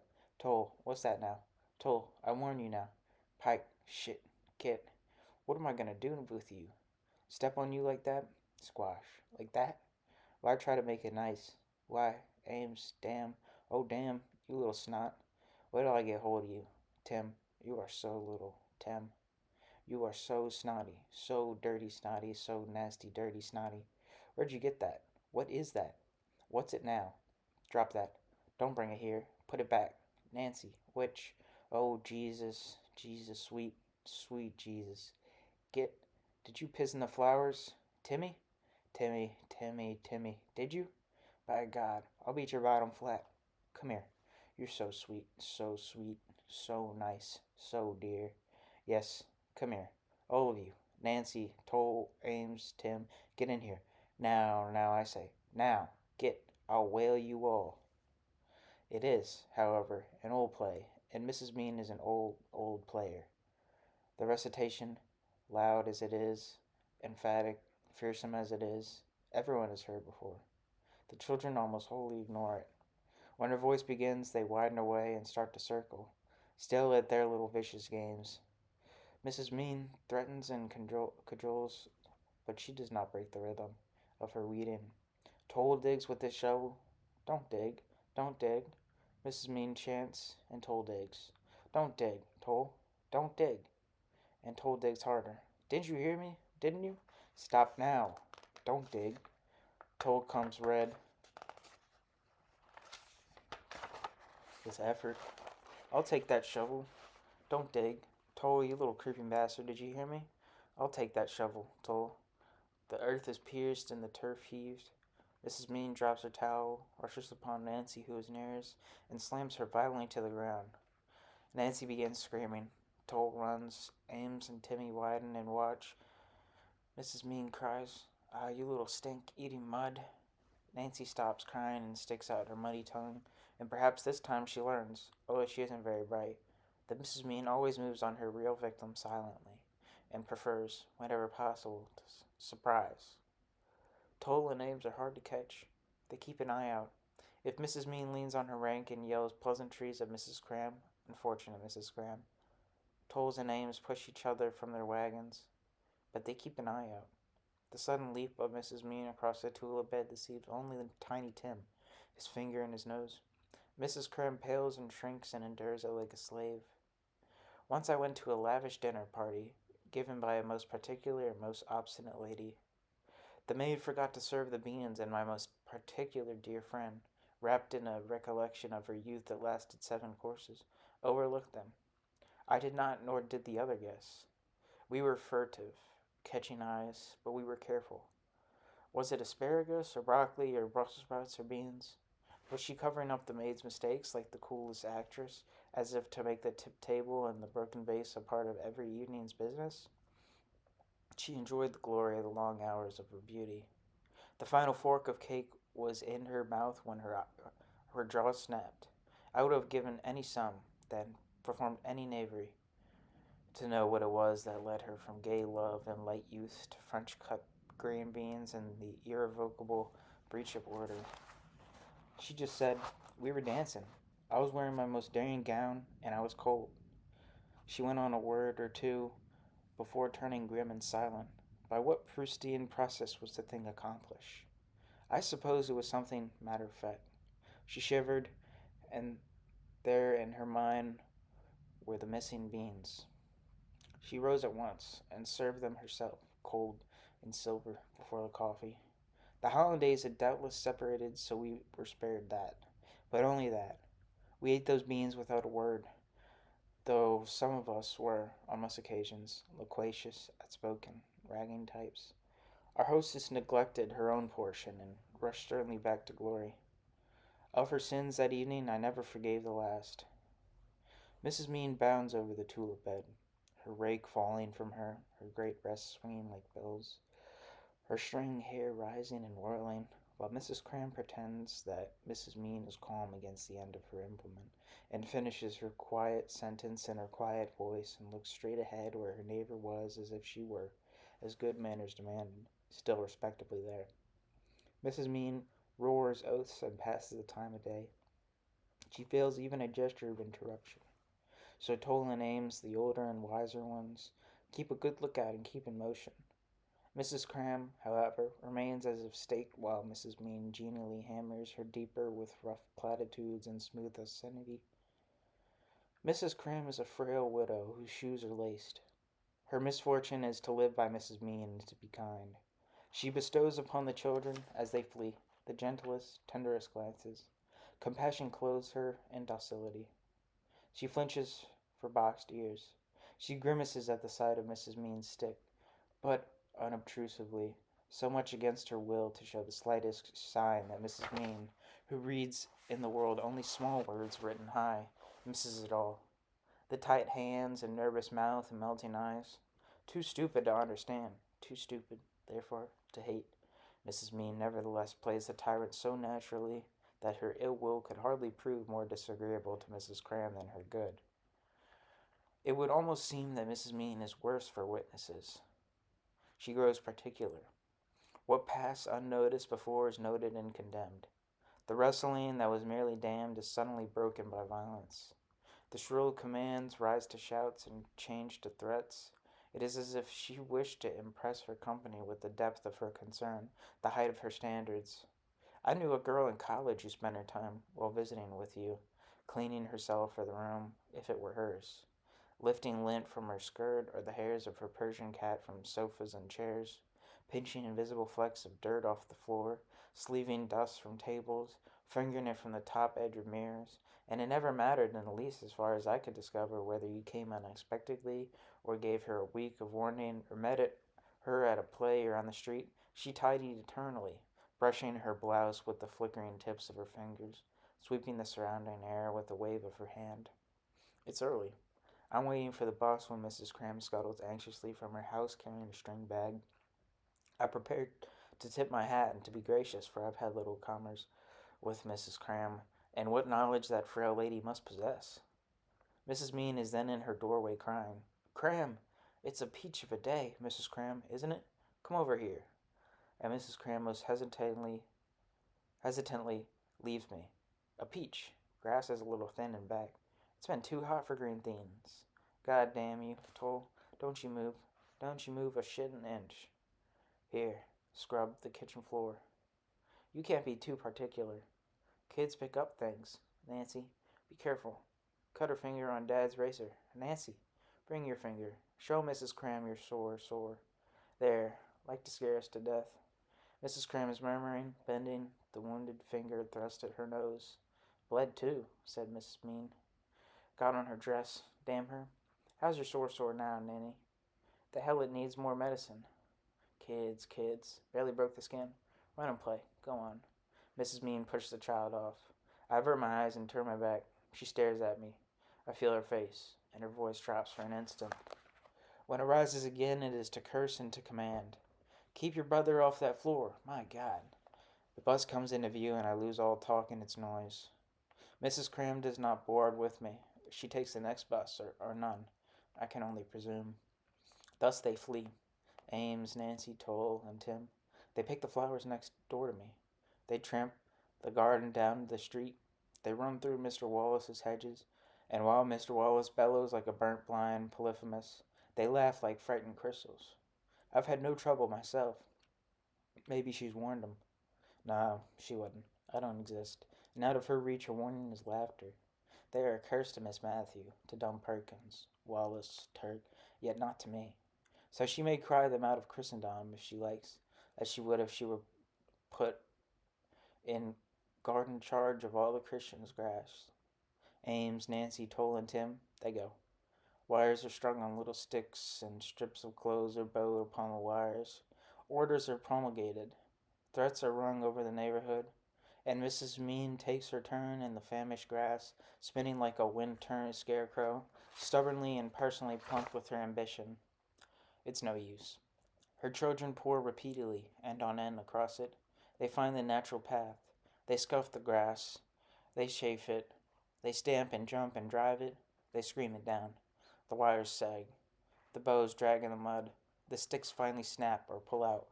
Nancy wraps her foot in a loop of wire and is hauled up briskly like a hare, howling. And Mr. Mean appears, sullenly rolls the wire around the sticks, over the bows, signaling his wife's surrender. The children stand in a line while Mrs. Mean watches from between her kitchen curtains. The surrender is far from unconditional.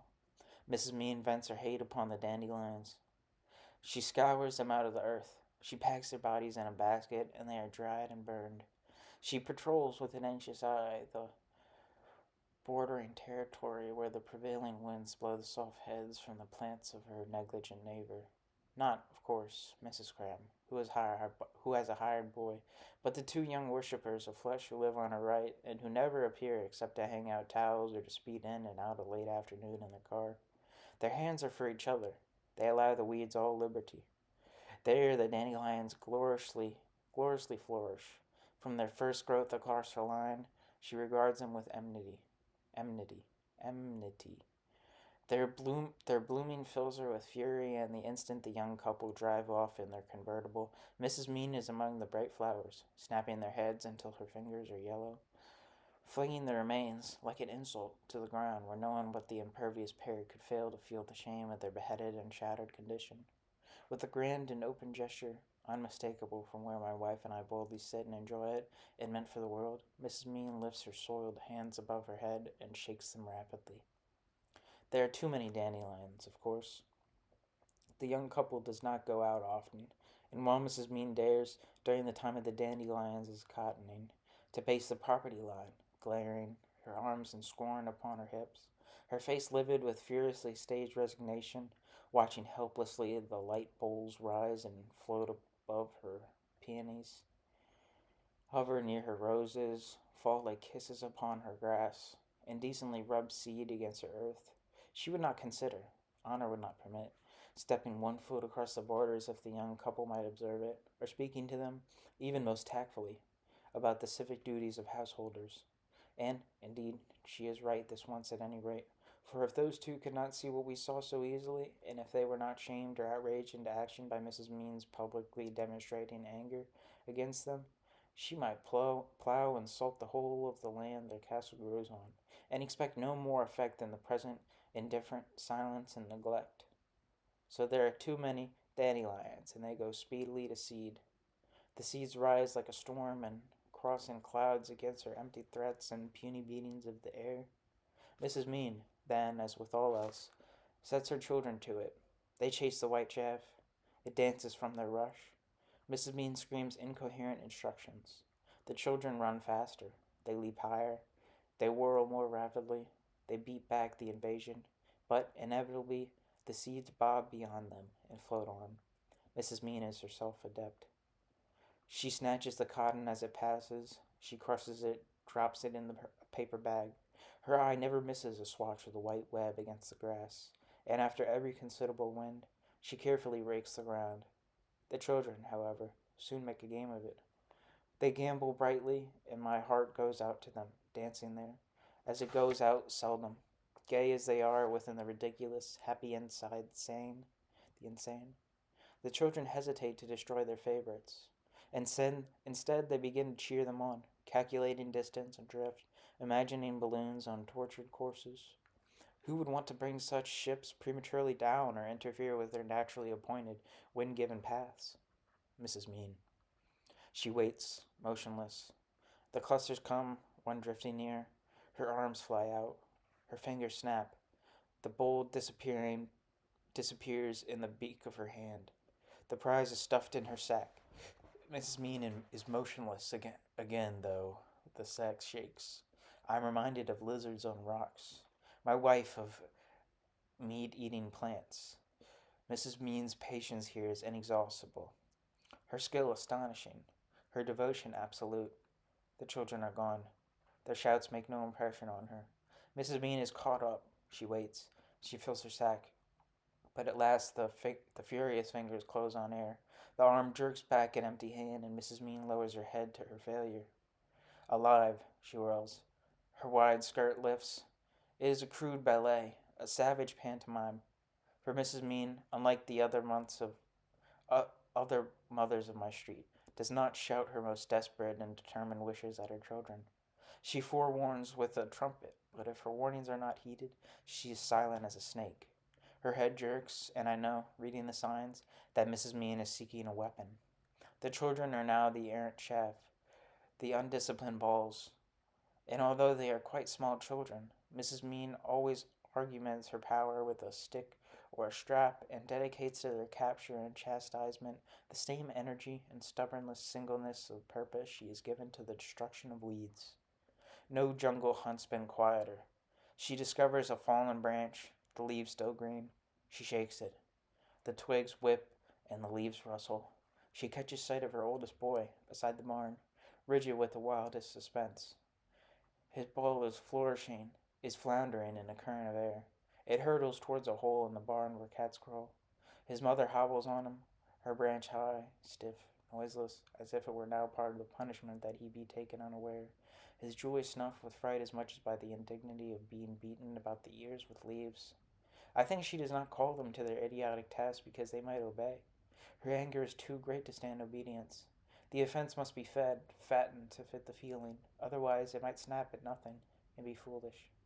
So it must seem that all her children have slunk quietly and cunningly away. It must seem that they have mocked her, and have mocked her hate.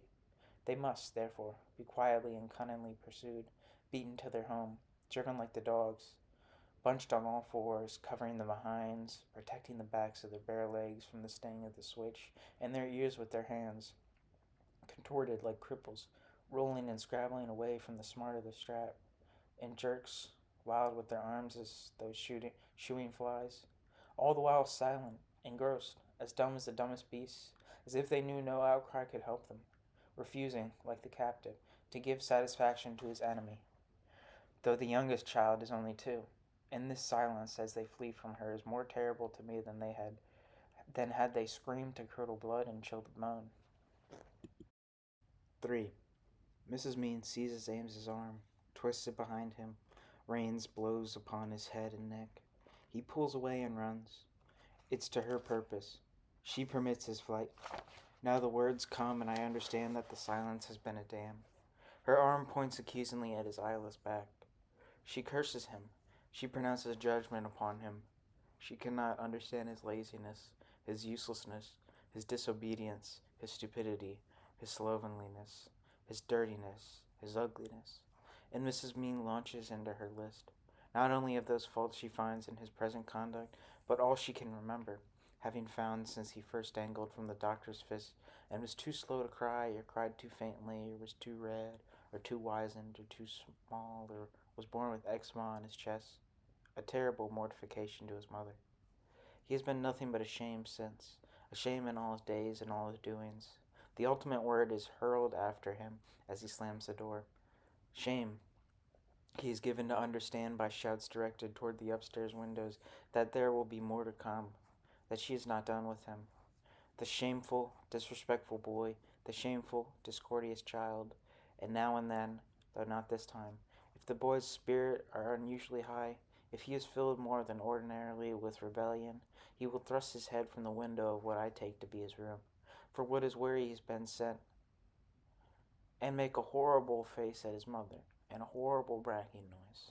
Whereupon Mrs. Mean will stop as though struck, suck in her breath, pause dreadfully to scream, "What?" at the affront, and then explode derisively, contemptuously, you, until she sputters out. She rounds up the other children, if they remain to be rounded up. And some minutes later, howls of pain and grief can be heard over the block. It is on these occasions, I think, that the children are really hurt. The cuffs, the slaps, the switches they receive are painful, doubtless, but they are brief. They are also, in a sense, routine. The blows remind me of the repertoire of the schoolyard bully. The pinch, the shove, the hair pull, the sudden blow in the muscle of the arm, the swift kick to the shin, elbow in the groin. Evil that is every day is lost in life, goes shrewdly into it, becomes a part of habitual blood. First, it is a convenient receptacle for blame. It holds all hate. We fasten to it, the permanent and always good excuse. If it were not for it, then, we say, we would improve, we would succeed, we would go on. And then one day it is necessary, as if there's been a pain to breathing for so long that when pain at last subsides, out of fright, we suffocate. So they grow up in it. At any rate, they get larger. They know the rules by heart, for it's like a game. A game there's no fun in playing, and no profit. Ames retreats into the house with Mrs. Mean's damnations at his back, while the others, worn now, ready, circle widely, out in alleys and around garages and old carriage barns, between the nearby houses, as Mrs. Mean cautiously seeks them, carefully guarding her rear, swiveling often, doubling back, peering craftily around corners until she finds one, and the distance has been closed, when she makes a sudden, silent rush with her switch extended, beating before her the empty air, whipping the heels of the child as it runs for home.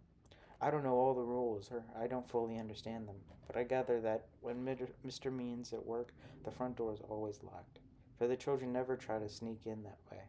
And I guess the house must be home base, must be sanctuary except in the gravest cases. If they are not let out again, they are at least not beaten. They don't have to dance after dandelion seeds in the hot yard. My wife and I find it strange that they should all run home.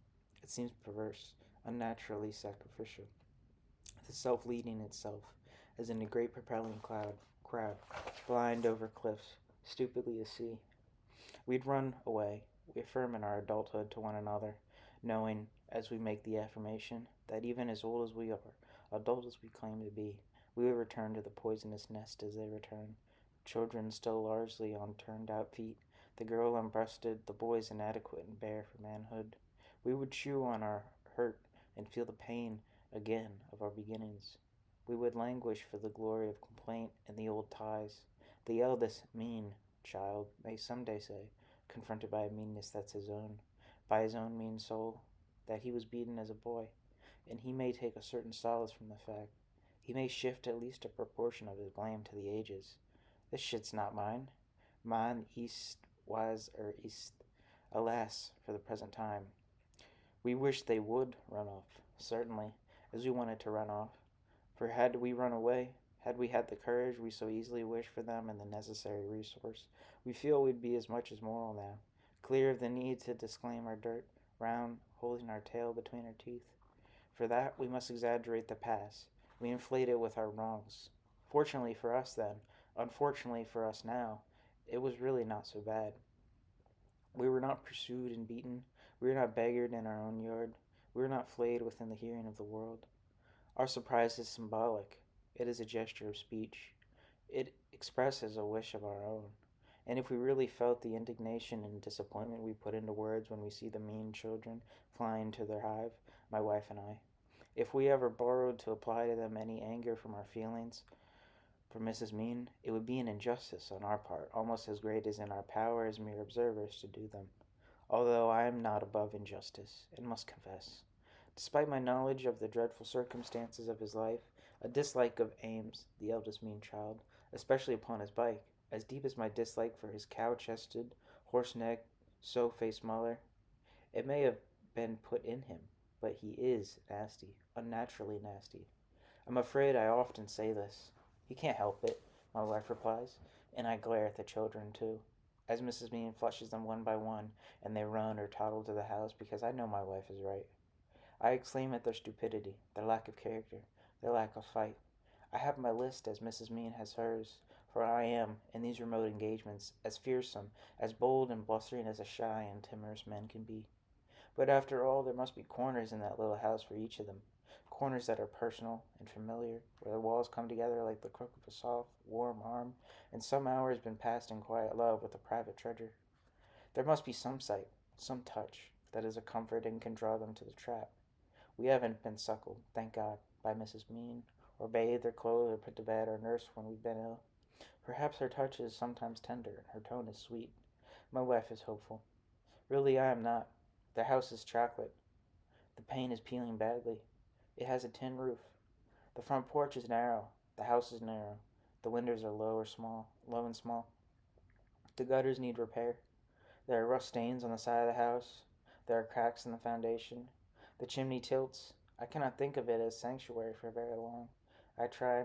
I see the children orbiting. They vanish within, and I try to think they could, like Quasimodo, cry their safety. But is there any reason for us to suppose the life inside is any better than the life outside we see? My wife wishes to believe it for the children, but I cannot imagine the deep shadows of that little house full of anything warm, except perhaps the rolled, damp fat of Mr. Mean, squatting like a toad in his underwear, his bright, hard eyes pinned like beads to his face, his tongue licking the corners of his mouth, his fingers rubbing softly up and down his other fingers, his legs gliding against themselves, his pale skin bluish in the bad light. But then my wife is subject to failures of the imagination. I have tried to carry her, but her sentiments are too readily aroused. Her eyes stay at the skin. Only your heart, only your tenderest feelings go in. I, on the other hand, cut surgically by all outward growths, all manifestations, merely of disease, and reach the ill within. I conceive the light, for instance, as always bad, of insufficient strength and a poor color, as having had to travel through too much dust and too much muslin, as having had to dwell too long in the company of dark rugs and mohair chairs and satin shaded lamps. The air, I feel, is bad too. The windows never open. The back door bangs, but the breeze is metaphorical. All things in their little house that hang motionless and straight. Nothing is dirty, but nothing feels clean. Their writing paper sticks to the hand. Their toilet sweats. The halls are cool. The walls are damp. I was playing with toy cars and digging roads around the supports of the family porch when I accidentally placed my hand upon a cold, wet pipe with rose out of the ground there and saw near the end of my nose, moist on the ridge of a post, 4 fat white slugs. I think of that when I think of the Meanses' house and of pale, fat Mr. Mean, and the urge to scream as I did then rises strongly in me. I bumped my head. I remember scrambling out. I was afraid to tell my father why I'd yelled. He was very angry. Even yet I have a distaste for the odor of earth. My wife maintains that Mrs. Mean is an immaculate housekeeper, and that her home is always cool and dry and airy. She's very likely correct as far as mere appearance goes, but my description is emotionally right, metaphysically appropriate. My wife would strike up friendships, too, and so, as she says, find out. But that must be blocked. It would destroy my transcendence. It would entangle my mortally in illusion. Yes, the inside of the Mean house is clear and horrible in my mind like a nightmare no one would willingly want to enter. It may be 5 rooms, it can't be more. And into these 5 rooms, at best, the 6 Means are squeezed with the machinery to keep them alive.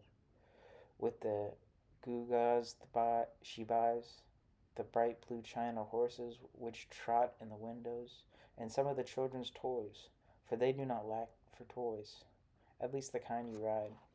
They have a scooter, a small tricycle, a large tricycle, one that has a wagon welded to its rear, and a sidewalk bike with which the eldest Mean child rides down flowers, peoples, cats, and dogs. I must salute their taste this once. They haven't bought their children cycles shaped by great outriding fenders of tin and paint like rockets, airplanes, horses, swans, or submarines. They have an eye for the practical, the durable, in such things. I remember with fondness my own tricycle, capable of tremendous speed, or so it seemed then. And because it was not fangled up by paid imaginations, it could be Pegasus, if I liked, and it was. There is no Pegasus, imaginary, real, in the House of the Means. There is father floating among the couches, white as animal long in caves, quiet as a weed, his round mouth working, his eyes twitching, his fat fingers twisting a button on his sleeve. Purple bath towels hang in the bathroom. I've seen them on the line. They have some colored sheets, one lavender, one rose, one wine, and some brightly yarned doilies you can buy in the living room of a house a block away, where articles of religion are sold among candies and cozies and pickles in mason jars. The two ladies who make them are also immensely fat and immensely pious.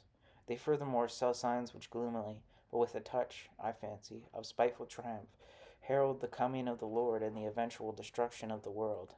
There is a fine one I have noticed in their dining room window which says in scarlet letters simply Armageddon, like a historical marker. The expectation is tastefully surrounded by a dark border of crosses and small skulls. Mr. Mean bore one of their placards home and tacked it up on the door of the small barn where he keeps his car. In silver script that glitters from the black card, it warns of eternity tomorrow, and it must have cost him $1.50. At least I take it as a warning. My wife says it reminds him to drive carefully. You see how easily and dangerously she is deceived. However, perhaps for the means it is not a warning but a hope, a promise of reward, and it no doubt speaks plainly and poorly for my destination that I regard his message so pessimistically. The means are Calvinists, I'm certain. They may be unsure of heaven, but hell is real. They must feel its warmth at their feet and the land tremble. Their meanness must proceed from that great sense of guilt which so rarely becomes a sense for the sin of others and poisons everything. There is no pleasure. There is only the biological propriety of the penis.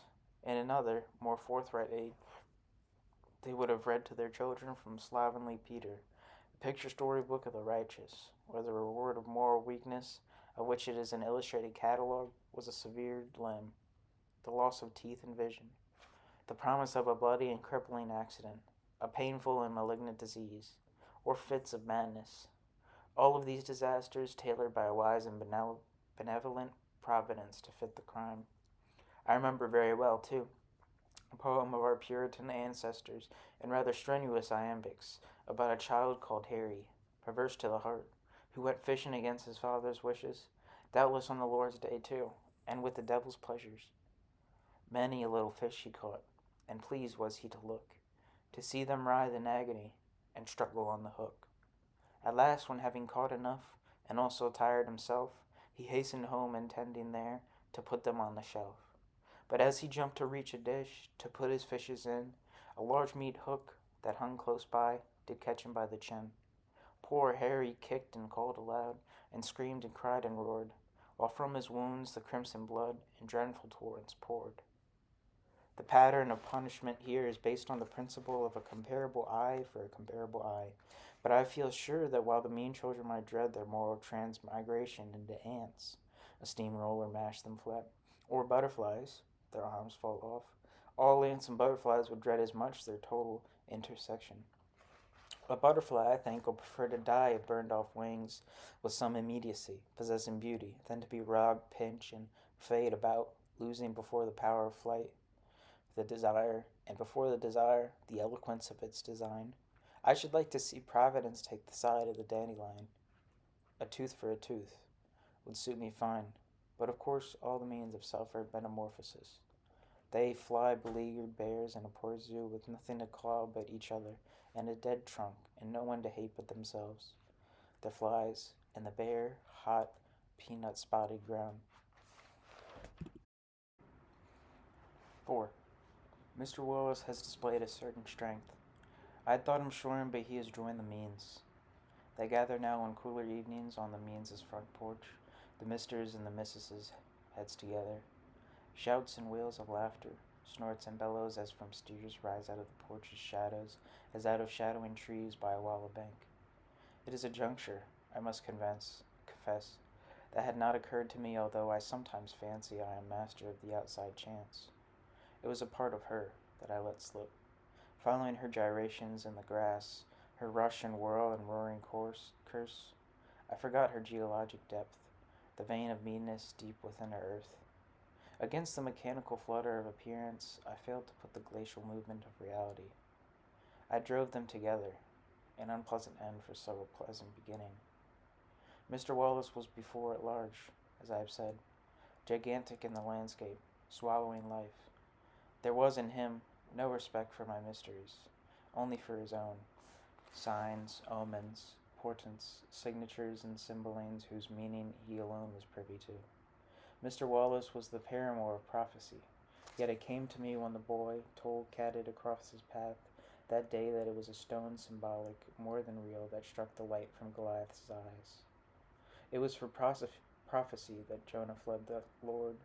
For Jonah's flight the tempest rose, and for the tempest was Jonah flung between the whale's jaws. To be properly swallowed, then, was the secret, to cause, in going down, the oils to flow that would convulse the membranes of the stomach. What must that whale have felt? His moist, cavernous maw reverberating prayers and pledges? Would Mr. Wallace be a dog and eat his vomit? I judged that I should soon be cast on dry land. Thenceforth the mystery would be mine, as it was Jonah's. To be the bait, to carry the harpoon down and in that round and previously unshaken belly stick it, then escape. That would be the trick, and prophecy would do it. How I was enamored of the notion. All day I lightly walked. Mr. Wallace obliged me by appearing almost at once to record his aches, to dilate upon the midnight's weather, and to wallow surely, by absolutely predictable thrashes, towards the topic. I was on a vast dry plain. Red rock rose out of its distances. Behind me and before me there were multitudes and bannered, murmuring. The sun's light struck from shields and spears. I squinted at the giant. His fingers waved. I sensed the wet and dry together. Perhaps the ancient Greek philosophers were right about the wedding of these opposites. Dust clouded my shuffling feet. Spume flew to the giant's face.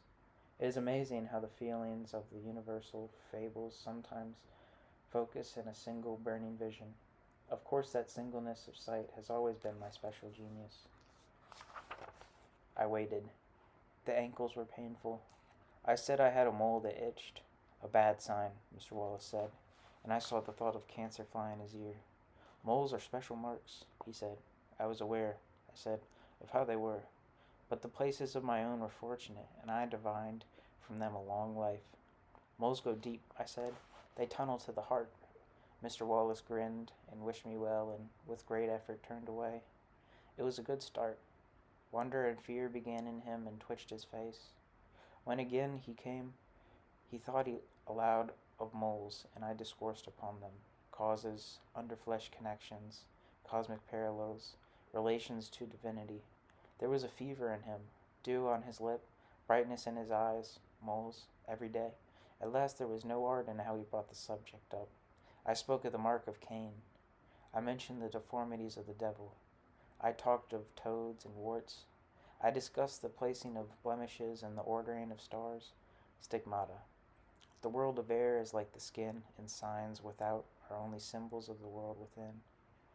I referred to the moles of beauty, to those of avarice, cunning, gluttony, and lust, to those of which, when touched, made the eyes water, the ears itch, or caused the prick to stand and the shyest maid to flower.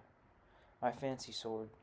I related moles in maps, moles in mountains, moles in the elements of interior earth. Oh, it was wondrous done.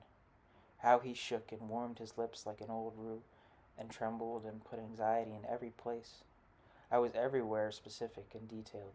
This may correspond to that. The region of the spine is like unto the polar axis. But I was at all times indeterminate and vague as well. A certain horn-shaped mole upon a certain place may signify a certain spiritual malignity. I informed him of everything and yet of nothing. I moved his sight from heaven to hell and drew from him the most naive response of bliss, followed first by a childlike disappointment as our viewpoint fell, then a childlike fright. His cane quivered against the pavement. He was in the grip.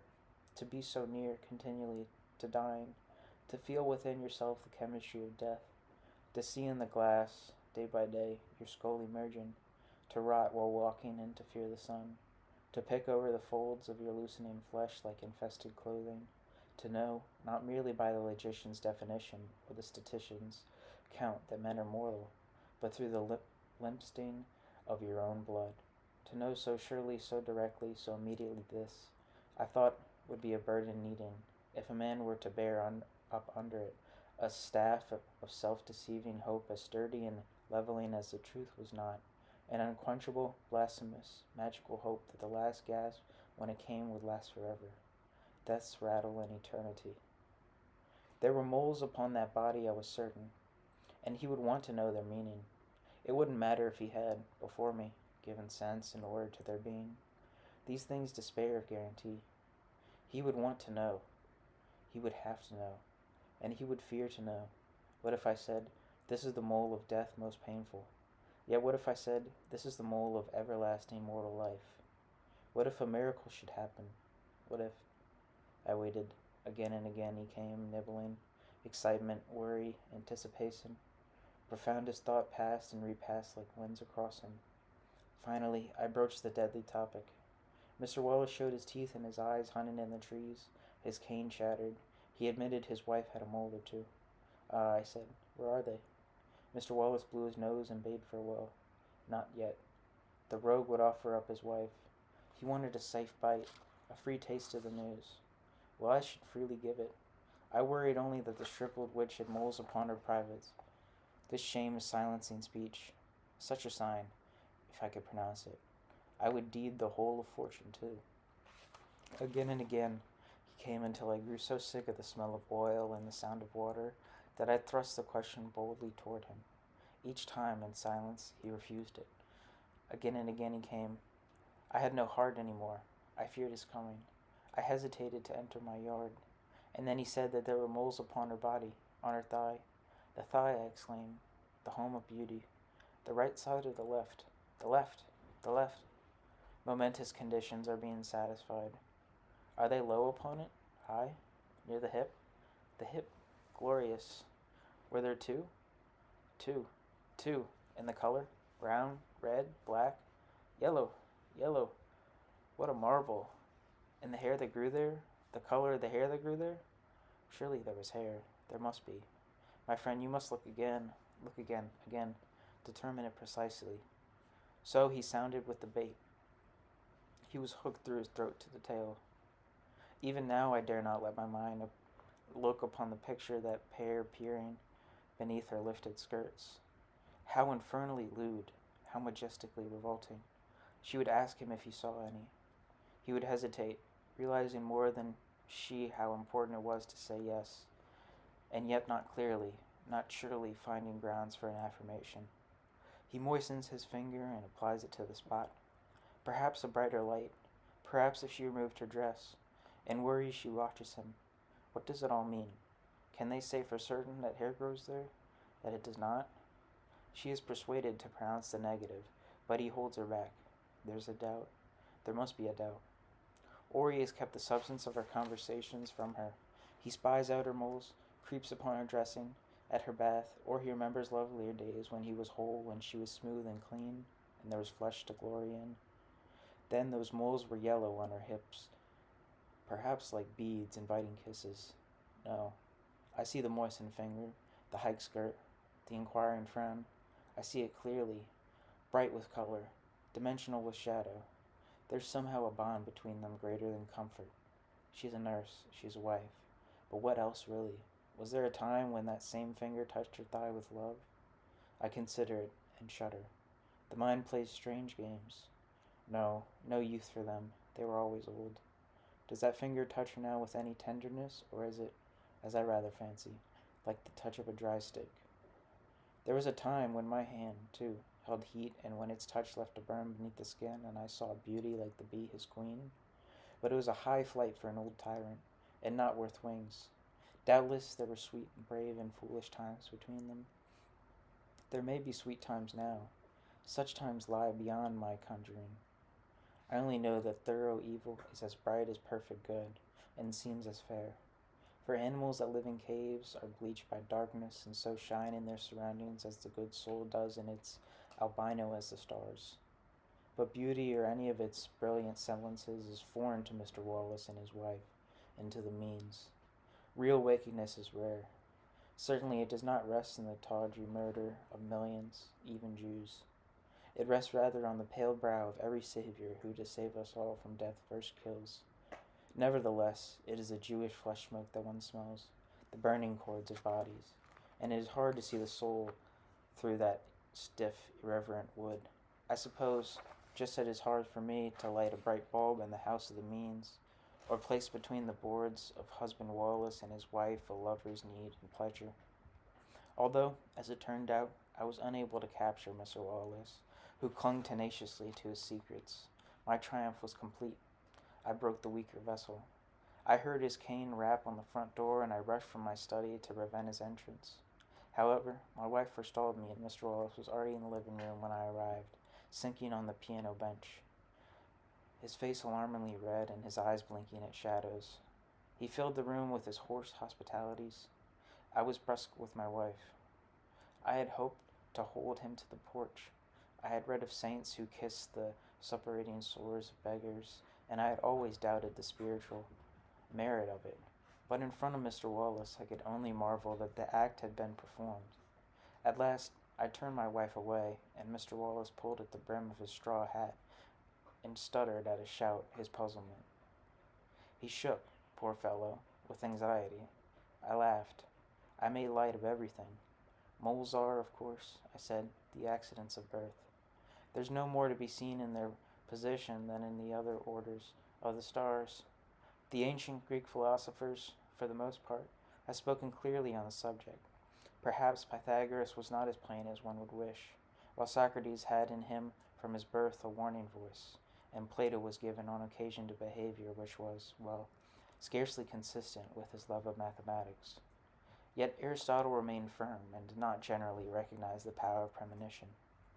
The Christian Church, to be frank, regards such things as satanic, although there have been happenings which do appear upon their face to be of a nature near to, what shall I say, the epiphany of an occult world, nail holes on the feet and hands of even little boys, visions of the Virgin, voices, seizures, transports, ecstasies, then the miracles worked by sainted bones, the wood of the true cross, cloth of the holy cape, blood, excrement, and so on, wounds in the side from which cool water flows as pure as the purest spring.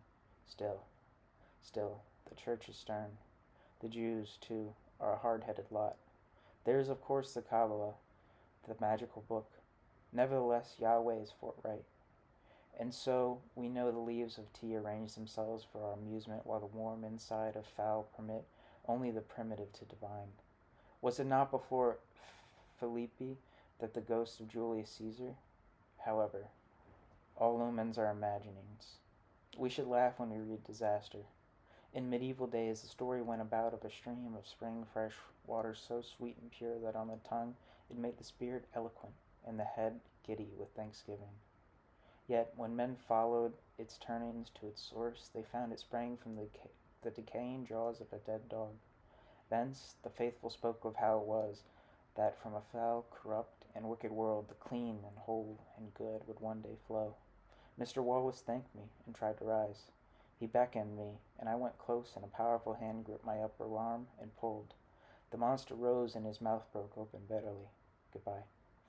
At last, but Mr. Wallace cannot whisper. The walls rang with him. What did she think she heard? Will she cringe again? She came with tea some minutes later and pretended surprise at finding him gone. I had to stare at her until her cup shook. Then I went upstairs to my room. When all was well begun and seemed well ended, the Wallaces joined the Means. Perhaps the Means read moles better than I do. Perhaps they do not know what moles may mean. The houses here are served by alleys. Garages face them. Trash spills over the cinders and oil flavors the earth. The Wallaces have helped themselves up the Means porch steps, and day is falling when I begin my walk through the alleys by the backsides of the houses. The house of love is first. The shades are drawn. Who knows when passion may choose to spring from its close? I hear the Wallaces moving on the porch, the scrape of the chair. Eternity tomorrow. It is tacked on the inside of the door. The letters swallow at the light. Their car is parked elsewhere, but I resist the temptation to go in. Cracks in the walls net the floor. Beer cans glow. A wagon hangs precariously by its handle to the wall. I am at the entrance and frightened by it as a child is frightened by the cold air that drifts from a cave to damp the excitement of its discovery. Not since I was very young have I felt the foreignness of places used by others. I had forgotten that sensation and its power, electric to the nerve ends. The oiled ash, the cool air, the violet light, the racket and splintered wood, the letters of the prophecy, they all urge me strangely. Mrs. Wallace hoots. I move on. The lane looks empty of all life, like a road in a painting of a dream. I am a necromancer carrying a lantern. The lamp is lit, but it gives no light. My steps are unnaturally loud, and I tell myself I have fallen into the circle of my own spell. The tin briefly fires. Then I hear the voice of Mrs. Cram. Her virtuous shoes show beneath the partly open door of her garage. She stores things there, for she has no car. But her shoes are another pair, a child's. The child giggles and is shushed. I have been loud in the lane, yet they have not heard me. Now, stock still, I fear to move. The door swings and I back in panic. I jump into the Means garage. The door does not close and Mrs. Cram remains hidden behind it with the child, conversing in low tones. Finally, the feet begin to move and I duck deeply into the darkness of the Means. I feel a fool. Steps are coming quickly. Light steps. What a fool. They turn in. The child is in the door. A boy, I think. Tim or Ames. I crouch in the dark by a tire, hiding my eyes as if he might see me with them. Fool, why? Why have I done this? Why am I hiding here like a thief? The child's feet pass me and I hear a loud clink. Then he comes from the rear of the barn and goes out and his feet disappear into grass. My courage returns and I follow what my ears have remembered back into the barn, but I fail to find what it was he has deposited there. I bark my shin on a cycle. In the lane I put my hands in my pockets. The alley is empty. The light is nearly gone. I realize that I have breached the fortress. Yet in doing so I lost all feeling for the Means and sensed only myself, fearful, hiding from a child. A cat fires from a crack in Mrs. Cram's garage and passes silently into the darkness. My stomach burns. I walk forward until I reach the turf and stand by redbud and by dogwood trees. I see her then, utterly gray and unshaped and unaccompanied, a thin gray mist by a tree trunk. And I stand dumbly too, while the dust deepens. Indeed, I am not myself. This is not the world. I have gone too far. It is the way fairy tales begin, with a sudden slip over the rim of reality. The street lights flare on Mrs. Cram. Her arms are clenched around her. She is watching the Means' front porch from which I hear a whinny. Unaccountably, I think of Hansel and Gretel. They were real, and they went for a walk in a real forest. But they walked too far in the forest, and suddenly the forest was a forest of story, with the loveliest little cottage of gingerbread in it. There is a flash in the ribbon darkness. From the corner of my eye, I think I see the back door of the Means' house close. Mrs. Cram is fixed, gray and grotesque as primitive stone. I back away. The ribbons of light entangle me. I crawl between garages. My feet slip on canes. Fool, fool, fool. I try to think what I'm doing. One day Jack went to town to buy a cow and came home with a handful of beans. I slip. There's a roar of ocean like a roaring mob. Have I gone down before the giant? Mrs. Cram is suddenly gone, and I slink home. It was an experience from which I have not yet recovered. I go back each evening just when dusk is falling and stand by the redbud tree at the end of Mrs. Cram's yard. I never see her, yet I know that on evenings when the Wallaces visit with the Means, she talks to the children. I have lain like fog between the garages and only heard whispers, vague, tantalizing murmurs. Every evening I hope the streetlights will surprise her again. I know where every streak will be. I think I have seen her in the back seat of the Means' car when it is parked in the barn sometimes, a blank patch of stone gray. Is it Ames who slips out to meet her? Recently, while I've been loitering at the end of the alley, taking my last look around, I felt I've mixed up all my starts and endings, that the future is over and the past has just begun. I await each evening with growing excitement. My stomach turns and turns.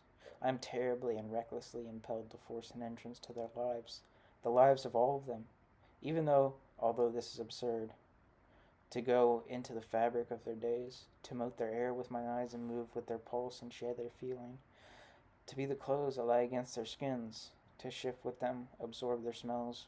Oh, I know the thought is awful, yet I do not care. To have her anger bite and burn inside me, to have his brute lust rise in me at the sight of her sagging, tumbling breasts, to meet her flesh and his and mine, or have the sores of Mr. Wallace break my skin, or the raw hoot of his wife crawl at my throat. I do not care. I do not care. The desire is strong as any I have ever had, to see, to feel, to know, and to possess. Shut in my room as I so often am now, with my wife's eyes fastened to the other side of the door like blemishes in the wood, I try to analyze my feelings. I lay them out one by one like fortune's cards or clothes for journeying, and when I see them clearly then, I know the time is only days before I shall squeeze through the back screen of the Means' house and be inside. Icicles. 1. It had snowed heavily during the night, but by morning the sky had cleared, deepening the frost. The sun, when it rose, was dazzling, and at once it began to melt the roofs and window edges, power lines, and limbs of trees. Icicles formed rapidly. At first they were thick and opaque like frozen slush, but later, lengthening, they cleared and began to glitter brilliantly like pieces of heavy glass. When Fender left his house, he had to duck, sweeping a number away with his arm. They were that long already. And there were more when he returned at 5. A row had formed above his picture window. Multiply like weeds, he thought, kicking fragments from his stoop with the side of his foot. Later, he sat in his living room eating a pot pie from a tray in his lap and chewing crackers, his gaze passing idly along the streets and the wheel ruts and leaping the disorderly heaps of shoveling. He was vaguely aware of the ice that had curtained a corner of his window and of the light from the street lamps reflected by it, but he was thinking how difficult it was to sell property so suspiciously hidden.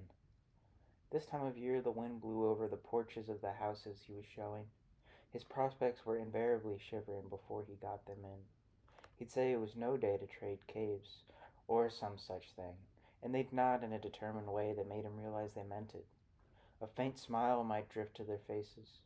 Inside there were boots and rubbers and the mess of snow and papers, sellers like shabby furniture, their wan and solemn children staring large-eyed at the strangers, while in-laws, made fat, no doubt, by their wisdom, held their arms like bundles to their chests and stopped up the doorways. There was always frost on the windows, darkening the rooms, and the attics and basements and enclosed porches were cold and grim, and his prospects had stiff, inhuman faces. Prospects, a pickly word, a sour betrayer. It was supposed to fill your thoughts with gold, or with clear air and great and lovely distances. Well, the metal came quickly enough to mine, but beards followed shortly, dirt and the deceptions of the desert, biscuits like powdered pumice, tin spoons, stinking mules, clattering cups, stinking water, deceiving air. You got to watch their eyes, Glick. Watch their eyes. Then at the first sign, here Fender would bang his hands together. Close in. Greed. He'd hug himself. Greed's what you want to see, all the worse. Glick. Envy. That possessive eye. Bang. That eagerness. That need. But he had a list of numbers to call. He'd better get at it. He hated winter. The same gray sky lay on the ground day after day, gray as industrial smoke. And in the sky the ground floated like a street that's been salted. And his closets were cold. Holes were through his pockets, and he was lonely, indoors and out, with a loneliness like the office you seldom got out.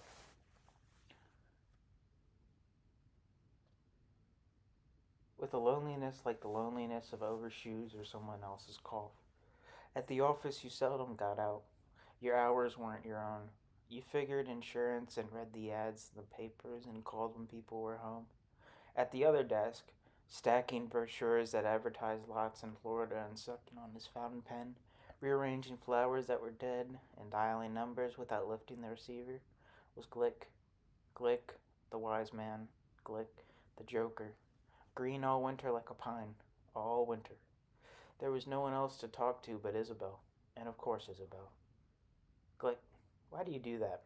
I mean, why do you dial like that, with the receiver on the hook? Glick leans over his desk, placing both hands on the phone like a healer. I rehearsed the number I'm going to call. He's very serious, very intense. I rehearse everything. He says it proudly. Preparation is the secret of success. Advice, from the very start, very wise. And Glick was the younger man. Glick, a pickly fella. Fender's fork poked through the crust of his pie, releasing steam, and he squinted at the crawling, winking snow. No friend of his. Who knew what shape the lawns were in? Fender allowed his first bite to fall back, still staring aimlessly. He rinsed his mouth with air and sent it coasting against the pane. Another advantage of living alone. No embarrassment. Only sensible. He stirred the pie with his fork. If he touched his tongue to the window, that would be cooling. Undeniably another advantage. Who would dare to? Publicly. Even alone, he felt constraint. As if Pearson might be passing and would see him apply such a kiss to the glass. To Pearson, it would look strange, and Pearson would hold the strangeness against him. Again, there was no beef to speak of. Deftly he exposed a piece. Lights pierced the pie as about them the gravy darkly oozed and bubbled. The pies were best when the company was still trying to make a good impression. There would be lots of meat then, and the crust would be tender. Pies, he thought. Pies. He wondered whether he ought to try another kind. Maybe the kind with the cow on the label. He believed the cow was smiling, and he tried to imagine its face and its figure clearly, but shards of ice in the drifts disturbed him. There were sales, times of year the price subsided, others again when it rose. There was a rhythm in the market as regular as though it were moved by the moon. He was supposed to keep his ear to the ground and hear the new supermarket opening, or the branch bank, or the store, the block of offices going up, the factory closing. Fortunate if you had a freezer. Pearson, this morning, had once again whacked Fender's desk with his newspaper. Suddenly, whack, whack. Keep your ears to the ground, Fender. Listen. Listen with all you've got. With the whole business. Hard. With your eyes. With your nose. With your soul, Fender. Yes, that's what I mean. That's it. The soul. So keep those ears down. That's how we get on in this business. That's how, I should say, you get on. Eh, fair friend? But look, I mean Isabel. Glick, look. There, Fender sits. He sits.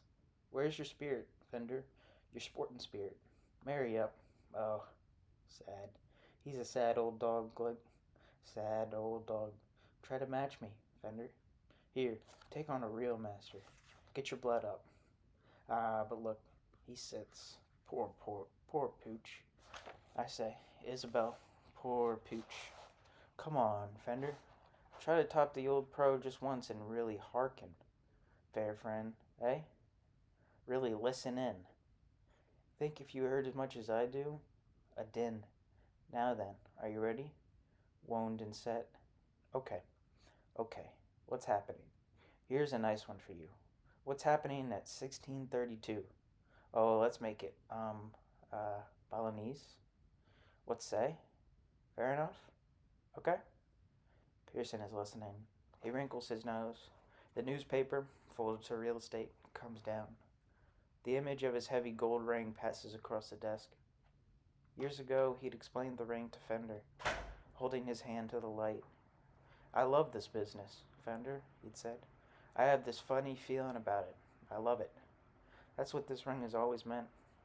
The first time I slipped it on, it struck me. Love. Pearson twisted the ring, but Fender never saw it clearly. He was looking away at his shoes, and he still had no idea what the emblem on it represented. Fender, you know, it's like you aren't Catholic. Fender, are you? Well, it's like they're like being married to the church. Like nuns or monks are. Aren't they? That's it. That's fine. Like monks or nuns. Pearson is listening, and it seems unlikely that Fender will be able to surpass him. He's so alert. But Pearson coaxes, try. It's possible. It's barely possible, Fender. Try. Anyway, that's all. Just keep up. Keep up. Fender now imagines that he shrugged disdainfully, displaying his palms. He fires off a clever retort. In this weather, Mr. Pearson, he decides he's saying, smiling wisely, all I'll get is an earful of ice. The remark falls short of his hopes, somehow. Fender resumed his chewing. Suppose he had, though. He blew softly, feeling the warmth of the fork in his fingers. When they cut their prices like that, they were unloading all their old stock, clearing their warehouses of what would otherwise spoil, no doubt of it. How long would such things keep, frozen like bricks of ice? Antarctic explorers had, what? Lethargic bacteria? The beef would spoil first, or the gravy would. Then salt was a factor. Of course they salted the pies. Didn't salt hasten? He remembered it. Ham and bacon porced. Perhaps some preservative was added. Yes, a good question. How long would they last? Funny that such a figure should control the fluctuation. He thought how Pearson would sway to the music of the market like a dancer. Keep your fingers on the pulse, measure the flow, calculate the rate. When Fender had first entered the business, Pearson had taken him in hand and taught him what he could, so there was little point in his standing before Fender's desk like a startled stag, as if every sale of real estate set up vibrations in the air to which his sensitive organs immediately responded. For Fender knew he gathered his information in a more prosaic way. He read the papers mainly, devoting the largest portion of his day and nearly the whole of his energy to them. He read each line on every page, proceeding patiently from front to rear, therefore including even overseas and national news, the comics and the columns of opinion, those parts of the paper which presumed to paint what Pearson, peering beneath his palm like an Indian, called the wider prospect, since it was his fiercely held conviction that events which seemed of world importance were, when he thought about them deeply, but weak misleading echoes of a sound made strongly only once, and then in some close place of no real size. Do you realize, Fender, he was fond of saying, that all news is kitchen gossip at the first, is merely nearby, local, neighbor news, and that nothing happens, anywhere, that doesn't happen on a piece of property? And once when Fender had suggested air and ocean, Pearson, angry, had replied, "You're a water strider, are you? You regularly fly by flapping?" Triumphantly he shouted, "What's the airplane, if you please? Elizabeth? What's Mary? Leonardo? Flandre? France?" And he went on with a dizzying list of ships and planes. In order that no such happening should escape him, at least this seemed to Fender to be the reason, Pearson ran a broad-nibbed pen behind the path of his eye to cancel what he'd read and frequently to decorate the margins with perfectly symmetrical stars he then carefully colored in, so that the paper, when he finished, was a bewildering display and run of bright blue ink from one end to the other, soaked through with lines, blots, finger smears, and stars.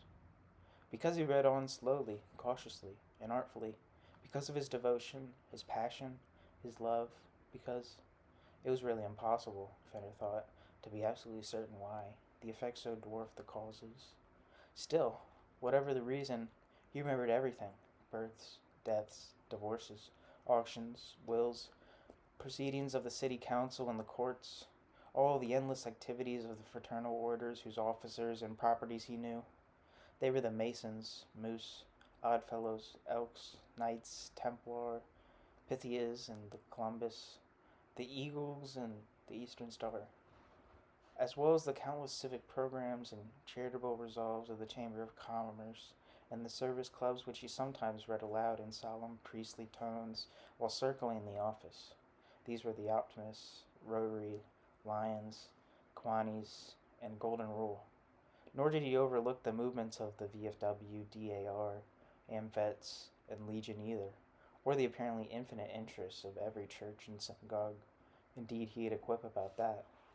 And he seemed to have overcome whatever handicap in age and sex he might have had to keep warmly on the trail of the women's groups, the young people's fellowships too, the children's even, the future farmers, for example, the Sunshine Girls, Boy Scouts, Brownies, Rainbows, High Wise, and 4-H.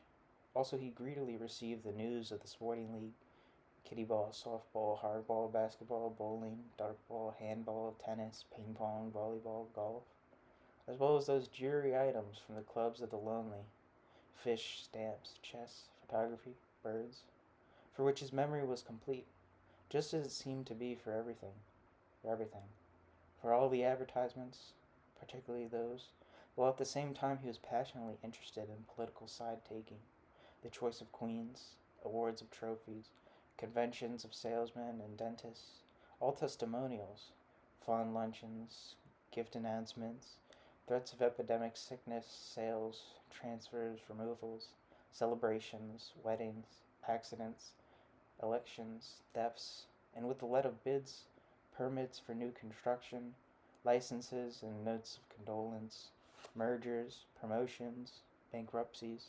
foreclosures, hearings, fires, suits, settlements, raids, arrests. If there was an address anywhere, it caught his eye, for an address was the name of a property, and it was important. It was everything to know properties, how they fared. Because properties were like people, they had characters. They suffered from vicissitudes, as he'd told Fender often, and fell upon evil times like the best of us did, only to rise up again and be renewed as it also happened sometimes. And the consequence of all this continuous, close, and fanatical concern was that Pearson could, when he drove a street, pass judgment on it, read its future, as he'd done so many times in those early days in the lawns and porches of its houses, and their lamps or curtains, or their paint and chimneys, but largely in the lines from the papers that sprang into his mind at the sight of their numbers.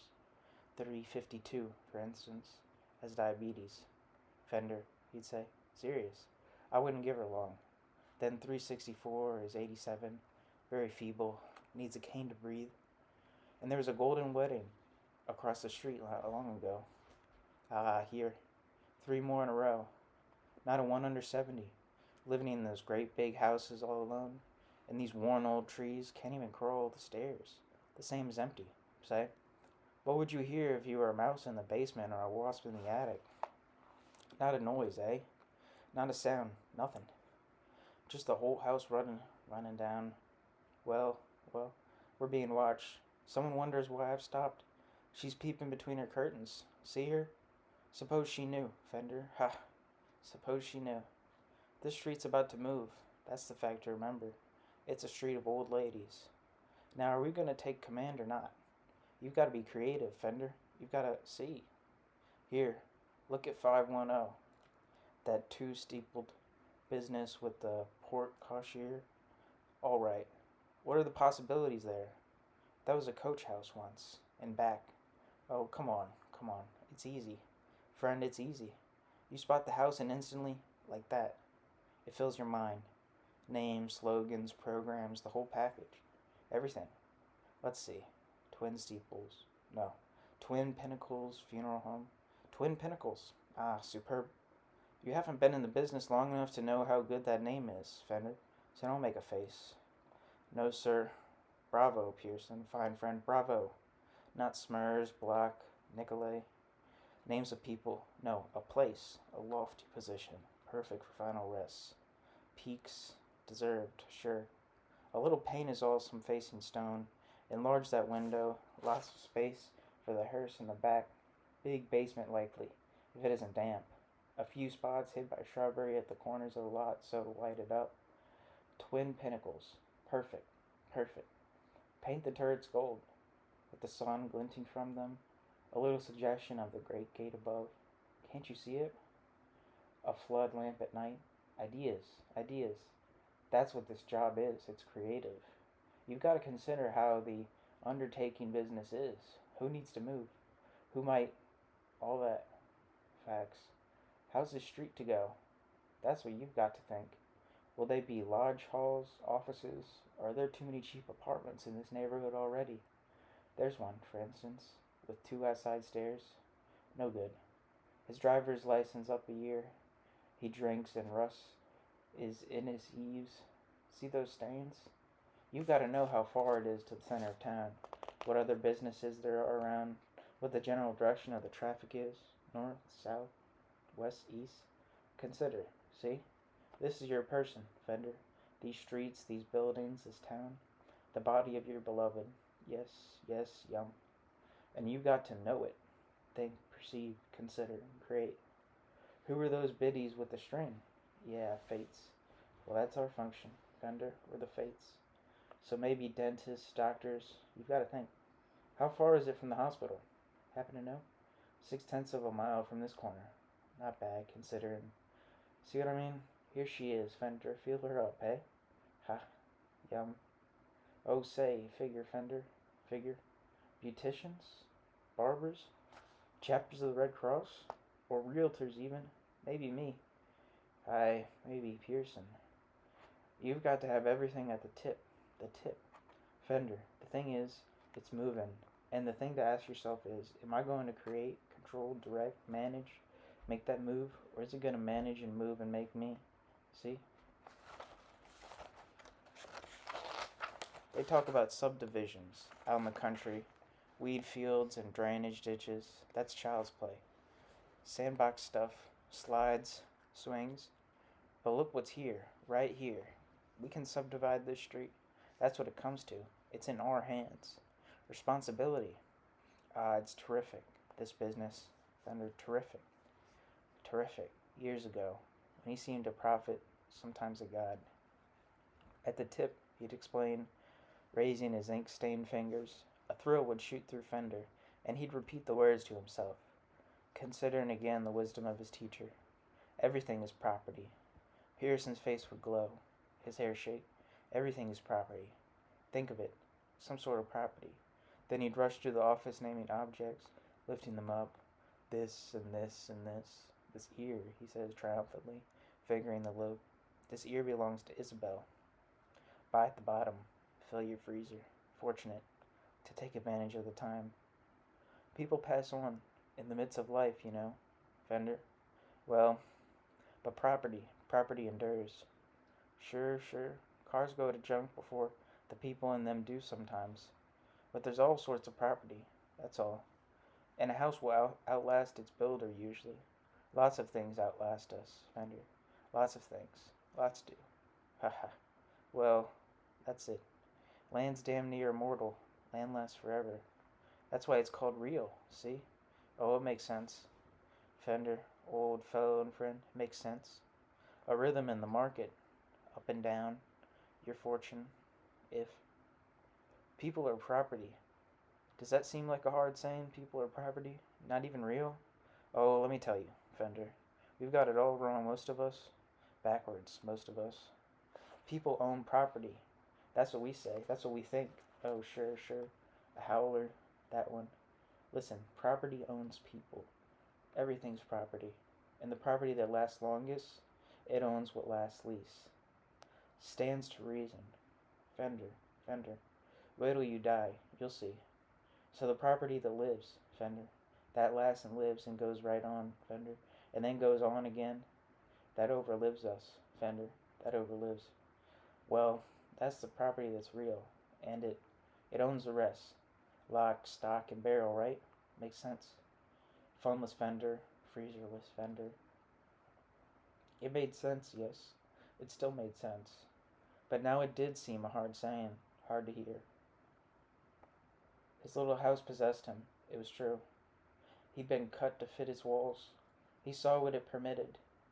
He did not reach beyond the rooms, up the steps of a glowering, blind-eyed house. How many times had he led them, like pets in search of owners? Pearson was right. The question his buyers should have asked, do I want to belong to this house? They never asked. What will these floors and corners, these views, these halls and closets, do with my life? Pearson was right.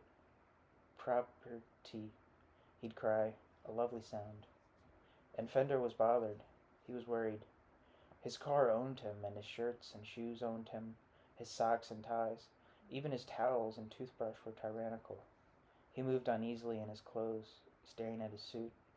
Imagine. There were faint stripes in the trousers he'd never noticed before. They gave him a fright, working in the cloth. What else might be? Body, too. Pearson would lean over the desk and whisper, your body owns you. Another house, isn't it? Up front steps. How many times? He'd scrape the key in the lock and wave them, the fools, he'd wave them in.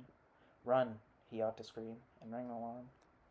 Pearson had entered, beaming, flourishing a magazine.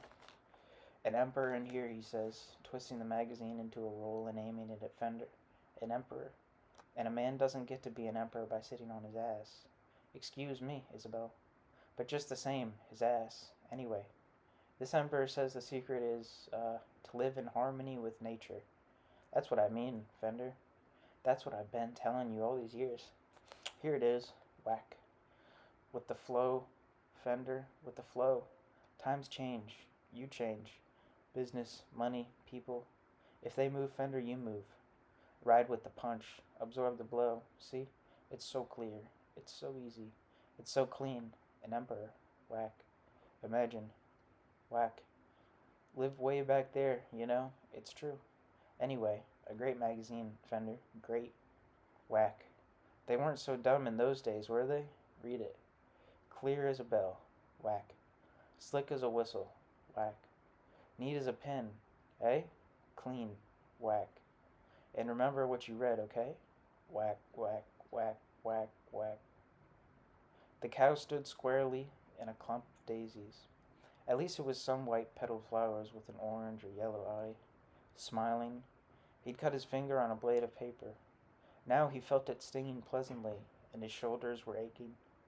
Then there the peas were finally huddled together. Glick, why do you do that? I mean, what are you tearing up all that paper for?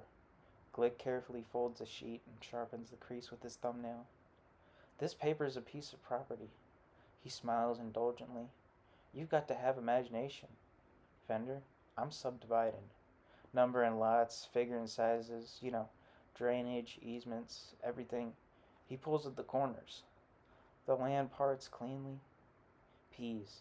In one pie there might be anywhere from 9 to 18 peas. 18 was quite a few.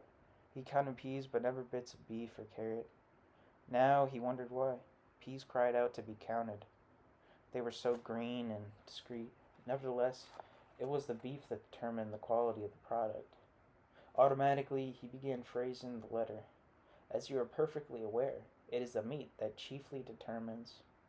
Pig in a poke. That's what. He chewed cautiously. Doubtless, it never occurred to you that someone would actually travel to number. The world out, the window shifted. House lights streaked the snow, like the urine of dogs by trees, though it didn't seem corrosive, but lay lightly on top like something transparent. A diaphanous robe. However, it happens that I may have been counting the pieces of beef in your pies for some. How long should he say? What would make for the greatest effect? Everything took such time. Well, say, for some years. That would put the fear of the public properly back in them. Therefore, my duty is quite complete. My conclusions well nigh indisputable. Yes, well nigh. That was nice. Fender was weary of winter. The little energy he had was ebbing. The cloth of his suit was scraping his knees. The scraping seemed dangerous. His skin felt so thin. Miserable business. Drops of water were wavering at the point of the icicles, and he decided there must be a breeze. Then, too, the hull of a pea had fastened itself to a molar. He crushed his tongue against it. There ought to be a guarantee, but he never examined the package. Had he thrown the wrapper away? It was no use. His interest was waning, though he tried to revive it by thinking of the consternation his letter might cause if it reached the right people. Threat of exposure. The Food and Drug Administration, the Federal Trade Commission. Just for a moment he was pleased, and the fluid of the pie seemed thick and rich, but his pleasure was quickly gone, and he felt himself empty like one of his houses, staring out at the wind and the snow, at the undulating lanes of light and shadow, waiting for anyone, to enter. There would be patches of ice in the streets in the morning, and then the city trucks would spread sand and salt about, so that by afternoon each automobile would be spraying slush in its wake, and this would collect and freeze in rough gray blocks behind the wheels until, incontinent, the machine let them fall into the street. Halting in front of Glick, Pearson says somberly, "Do you know what's the matter with you, Glick? Do you? Have you any idea? Any real notion? The least comprehension of it?" Pearson waits for Glick to surface his troubled, obsequious face. Pearson's autumnal joke is coming. It is always painful. "You spend too much time raking leaflets," he says, passing swiftly through the door to his office, where after a moment, always the same, they hear him whoop and roar, then roar again. Fender stares into the mess in his drawer, aimlessly shifting sheets of paper and turning over clips and pins and rubber bands. He scarcely thinks that once all of this was in radiant order, each thing bespeaking its place through its nature. Another advantage of living alone, you couldn't very well say. Excuse me, don't interrupt. I'm counting the peas in this pie. Or, I'm composing a letter to those pot pie people. Or, no, he was finished for the evening. He was bored by his own voice. Yawn stretched his jaws and filled his eyes with tears. The phone calls would have to wait. The snow light, though soft now, had made his eyes burn. He decided, and he put down his fork to press them tenderly and wipe the moisture from their corners. He resolved, though weakly, to draw the drapes, but as he shifted in his chair, the long row of icicles blazed and his breath went out of him. For an instant, Fender sat quite still, as someone wounded may, who does not know what pain he'll bring himself or blood he'll spill. But his eyes were drawn into the string, and held while the light from the living room lay burning in them. The purity of the ice was astonishing. The tips were like needles, and they ran together at their source like fingers into palms. Snow was no longer melting, and the icicles had a hard, dry gleam. He set aside his tray and stood, fish in a bowl. He felt that conspicuous. He was conscious, too, of the soft warmth of the room. It was shining out to them. But the light that entered was slowly cooled and added to the ice. He tugged at the pull and dragged the curtains across the pane. No sense everyone seen, and better to live like a mole out of eyeshot. He'd look at a magazine, he decided, and go to bed early. Indeed, he was tired. Always, even as a child, he needed his sleep. 2. The following morning, the icicles were still there. Every eve had them. They hung in clusters from poles and from the elbows of trees, where the snow had melted from the faces of the traffic signs. The icicles were spindly, but they emerged from some sprouts like muscular arms and clung to the gutters in dense strings. The sky was clear again, the cold continuing, and the snow remained deep on the roofs. Good growing weather, Fender thought, letting his breath seep from his mouth. It was simply a question of how much weight their stems would hold. Or had they stems? Parsnips, he remembered, were white. Under a faucet a cone. It put him in mind of caves. From floor to ceiling, like sets of teeth. And there was scarcely a breeze. The impulse to see if his own string had survived the night was very strong when he awoke. His concern surprised him, and he thought there was something wrong with the feeling, something silly, childish, almost. Yes, childish, that was right. Moreover, he blamed the icicles for his having slept badly and for the struggle he'd have to prevent himself from drawing the curtains first thing like a fool. The impulse had come on before he was slippered even, had grown while he used the bathroom, become clamorous while he dressed and had his juice, so that he took no pleasure in anything, but thought of the icicles and whether they were safe and whether he was picturing their lengths correctly, except that occasionally, as if there was some connection, he would remember the list in his pocket and all the tasks he'd failed to do, the endless number of things put off, bills, letters, papers, phone calls, errands, odd jobs. God, he was showing a house to a couple at when? 10? 11? A regular dog's house, Ringley, empty all winter. Fine, damn fine. In bad shape now. Dark, cold, walrus-jawed Ringley. Who was it, Honey Caves? Some funny name. Gah, to crawl through holes in the earth like worms. Who knew would you come on? Water dripping somewhere in the white pouches of spiders. Adventure, they called it. Nothing like the fire of the mountain. At least as he saw it. The glitter in air, distance, sloping brilliantly away. Then a vision of an immense snowfield triumphed briefly in Fender, blinding him pleasantly, and he stretched a tiptoe, meaning to look. It was stupid to fight oneself over such a thing, Ringley. 3 floors of basements, a park for bats, and the appointment would run through lunch most likely. He ought to catch up on the figures, but what was the use? No one wanted a place like that. This pair, these people, who were they? They wouldn't want it. A trap. Pearson should tell Clara to sell it herself. He wasn't a wizard. For heaven's sake. Look, Pearson, I'm no magician, and that place is a pumpkin. It's full of rats. Well, anyway, mice. They leave their droppings on the kitchen counters. Not a chance.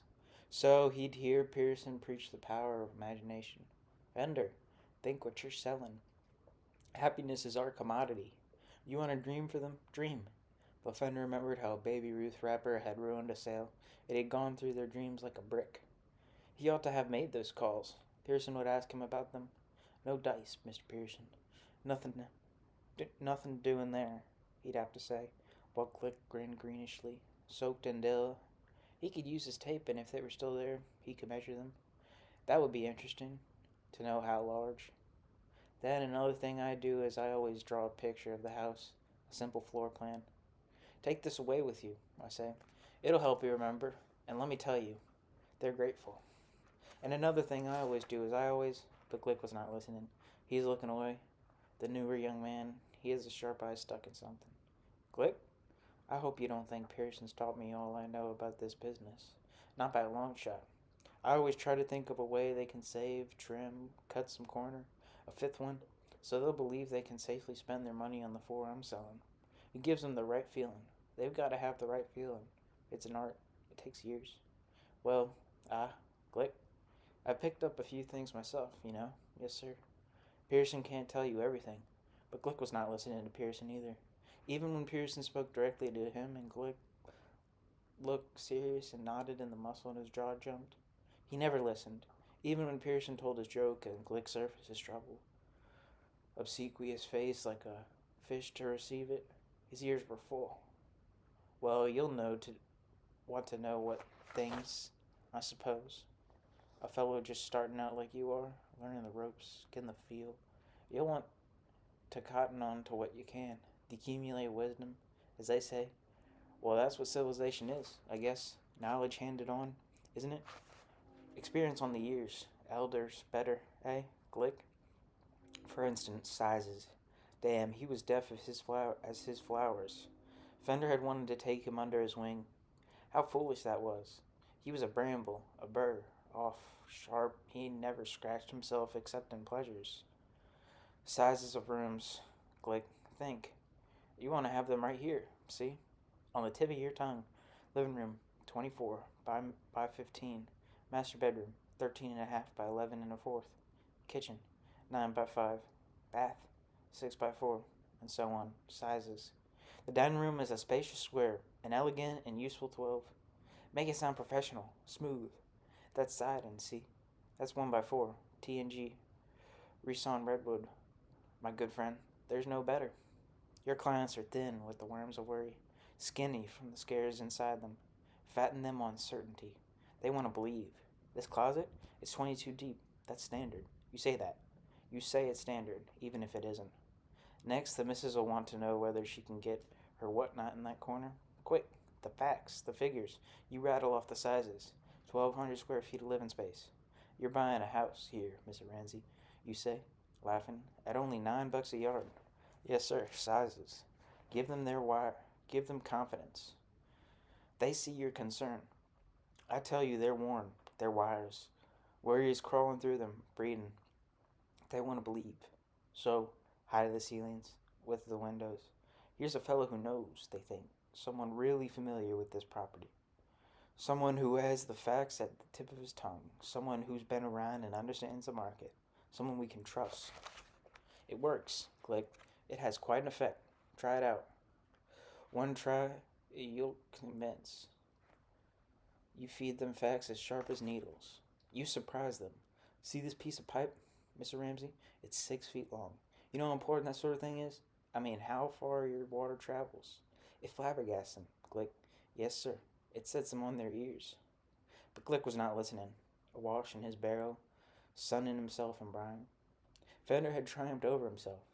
He had managed not to look so that now, while the engine of his car was warming, he was able to enjoy the icicles thoroughly, and he thought it was perhaps his righteousness that had driven out the sense, always present and dominant before. The icicles were, after all, well, icicles. Yet he could not help noticing that his were longer than any of his neighbors. They were grander in every way, and since the weather had been considerate enough to remain fine, they would certainly continue growing. They might even double themselves during the day. It was purely a question of how much weight their stems would bear. He tried to remember when he had last paid icicles any mind. In his childhood sometime, surely. But his memory failed him. He was left with a blank. There was a house, doubtless, somewhere he'd lived in, but he'd lost the address. Even now, his life slid swiftly by and was soon out of sight like a stick on a river. It vanished so completely, in fact, that at a party once, when he was asked as part of a game to compose his autobiography, he'd had to answer that he couldn't tell the story of his life because he couldn't in the least remember it. At this confession, everyone laughed strenuously, warming him with shame and pleasure, but it was not a joke. The remark was true, even as he recognized its truth himself only at the moment he was making it, and the idea frightened him a bit, though he forgot about it finally along with everything else. The party, his unmeant wit, its small surprise, the anxiety that was a consequence of it, and his smoothly disappearing life. He did remember that at first he'd had the same fear of the icicles he'd had from time to time as sharpened pencils, that one might pierce his eye. There was no discomfort in his gaze now, however, only pride, and when he felt the cool mass of the tape measure against his thigh, he had to triumph over himself again. What would people think if they saw him? Anyone passing? Pearson conceivably? He wished his icicles were growing on the other side, within, where he might measure them in private, examine them in any way he liked. But if one broke off, the thought was dismaying. Really, good heavens. Look here, he exclaimed quite aloud, ducking into his car. You're not right, Fender, old fellow and friend. One of these days they'll be taking you away. And he backed in reckless bursts out the snowy drive. Glick was holding a ballpoint pen between his teeth like a pirate. It was a green pen, and it made Fender think pickle. Glick nodded briefly at Fender, who was feeling his way now through an office unnaturally dark and full of lurking obstacles. Goodness, but it's bright outside, he said, his voice false as a wig, which both surprised and annoyed him, since it was a small thing to have said, and he'd certainly meant it. The typewriter was repeating a letter, likely X. Glick nodded again and sucked noisily on his saliva. Fender, in his turn, blinked hard to unmuddy his eyes. Prospects. They made him think dirt. They made him think rags, snakes, pigs, and the murder of companions. With difficulty he wriggled out of his coat, found he was angry, and began impatiently stuffing his scarf in his sleeve. Glick's flowers were rustling like ghosts behind him. The coat hanger swayed and clinked. The typewriter continued to drum and rattle. Isabel. Ah, Isabel. But unfortunately. At his desk he opened drawers. Glick was saluting him, wasn't he? With the flower. These are new, Glick said, removing the pickle to speak. New. Fender wondered. How? New? I just bought them in the morning. A change, Glick said. And time for it, too. The others were dusty. Fender grew watchful. It was a joke, perhaps, and he realized he'd given voice to his thoughts. But, why? He finally said. Why these? Well, these old dead flowers? Dried. They're dried, Glick said. It's a hobby of mine. Straw flowers are easy. Helichrysum, Helichrysum monstrosum. Then there's Status, sea lavender, Status sinuata, and angel's breath, of course. Gypsophila, Ceranthemum, Rodanth, Swan River. Why was Glick going on like this just now? He'd been in the office over a year, and there'd never been any occasion for any need to mention to go into that strange foolishness of his. Fender squeezed his head in the corner of his arm and thought of his icicles growing in long, carroty lines. Ah, they should be careful. Slowly the room began to sort itself. Glick had a heap of leaves and other withered things on a newspaper. He kept thrusting stems in a vase, then yanking their heads. Grasses, he was saying. Pampas grass grows anywhere from 10 to 20 feet high. Grasses, said Fender blankly. Hare's tail grass and foxtail millet. That's Setaria italica. Quaking grass, which is Brizza maxima. Fender's anger suddenly flared. He bent and rummaged through his file drawer.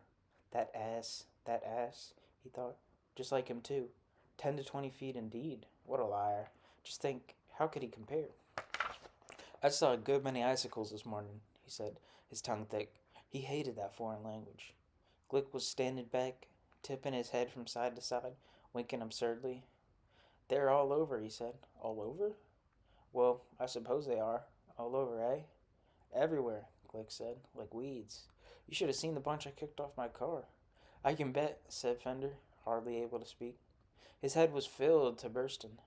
When I think of you, Glick, he said to himself, I think pickle. Have you ever really looked at an icicle, Glick? Really looked? Sure, Glick said, straightening. Sure I have. Why? But Glick wasn't listening, and there was no need for Fender to reply. He slid back deeply in himself, into the threatening heat, his heart and the typewriter thumping, while fear for his icicles passed like a cloud across his stomach. I have a fever, Fender decided, shivering as though to verify the diagnosis. So Glick had a hobby. Think of that. Where were the figures on the Ringley house? A hobby. Imagine. No, his mind drew back. He couldn't picture it. Where was that colored card? He always put those figures on a colored card. Glick was folding and removing the newspaper from his desk, whose surface, gleaming, seemed to leap beneath it. He'd put it. He'd put it somewhere. Where? Oh, he was in a fury. A fury. He glared at Glick to be rude. Blue suit this morning? By George. Desk rubbed. Tightly knotted dark tie lit by metallic threads. What was the reason? And then these carefully collected old weeds, dried, dead. What was the difference? Left to sweat in the sun like prunes and raisins? Latin, was it? Latin, of course. Who? Mummification. He'd written down that couple's name. He had. He knew he had. It was an attack on him. All of it, everything. And Pearson would come in a bit. Now, Glick was busy. His French cuffs slid from his coat sleeves. Biz, biz, biz. Well, Pearson would come in a bit, shatteringly. Nothing up with those numbers, Miss Pearson. I'm afraid. No, nothing up. His icicles now. They ought to increase themselves carefully. If he had time, he'd just drive by during lunch, see how they were doing. Straw flowers, did you say? They were perfectly tuned. That's how nature did it. Drops gathering at the tip, then falling away. Of course, icicles were all over. Who'd said otherwise? Climate general, conditions everywhere the same, consequences similar, very natural. Who? Fender drew a deep, shuddery breath. My, old fellow, friend. What a way, really. What a way. Take hold now. Get a grip. When I think of you, Glick, monstrosum? Is that what he said? It had the right sound. Lord, the show off, the fake, but such a shame. They were so fragile, such a shame. Pearson did not come. Contrary to his custom, he did not come at all, nor did he notify them. The phone was still. After a time, the typewriter ceased. Fender sat for a long while, quite motionless and silent, in a kind of trance. Papers spread out before him in a fan, staring down at their decorative surfaces, some pink, some cream, some yellow, most white, a pencil sticking like a twig from his fingers, the warmth coming and going, the worry too, causing his brows to clench and the corners of his mouth to wrinkle, until the remarkable storm of feeling that had burst upon him the moment he had drawn aside the office door passed off. He cooled, and his heart began to slow and settle. Then his gaze regained its content. He heard the humming of the fluorescent lights. Something, jewelry, clicked. The image of Glick's vase was squatting in the wax, and Fender, able to speak, though over loudly, said, Where's Pearson this morning? What's the matter? Is he sick? Riding his chair from behind his desk. Glick spun gaily around. Isn't it nice? Fender tried to smile. He'd be a good fellow. But the office, for some reason, wasn't safe this morning. It didn't feel right. He didn't feel right himself. He was, for one thing, a good deal smaller than his skin. Your body owns you. Another house, isn't it? Fender came up cautiously to the ports of his eyes. Lady's hanky in a wad, string of clips, glistening pen stem, ringlet of phone wire. Pamphlets bent back savagely. Wrong, wrong, wrong. Everything wrong. A golden row of pencils coming to points. Then Glick, bluish, turning gently, smiling, pretending to raise his ribs with his hands, inhaling noisily. Isn't it nice? Dull green cabinets covered with side swipes. Darkly indented caster tracks on the asphalt tile. The stainless tube of a chair, while across the window the gothically lettered name of the agency in black, and beyond that the bright sun littering the street with reflection. What's the white stuff? This. That's honesty. What? Demanded Fender, who was prepared to be angry again. It's called honesty, Fen. Lunaria annua. Glick laughed, the hardy jokers laugh, and Fender grew uneasy. It's also called the money plant. And this is amaranth, gomphrena. Glick tilted, his shoes rose, gleaming. Glick, how? How do you make them? I mean, get them so dry. His voice seemed strange and distant, mechanized as though it came from a speaker. The office was edging away. Pen, pencils, paper. The phone drew back, the punch, the stapler, and Glick sang on without him. Maybe Pearson's got the word. Glick said, the sheets sneaked down from the statue. Or maybe he hasn't any pennies for the papers. He's broke finally, thundered. His pockets bulged with his pieces. Or maybe he sold a property, and swooned clean away like the slope on a steeple. Flies of his fingers, Glick flew them in spirals.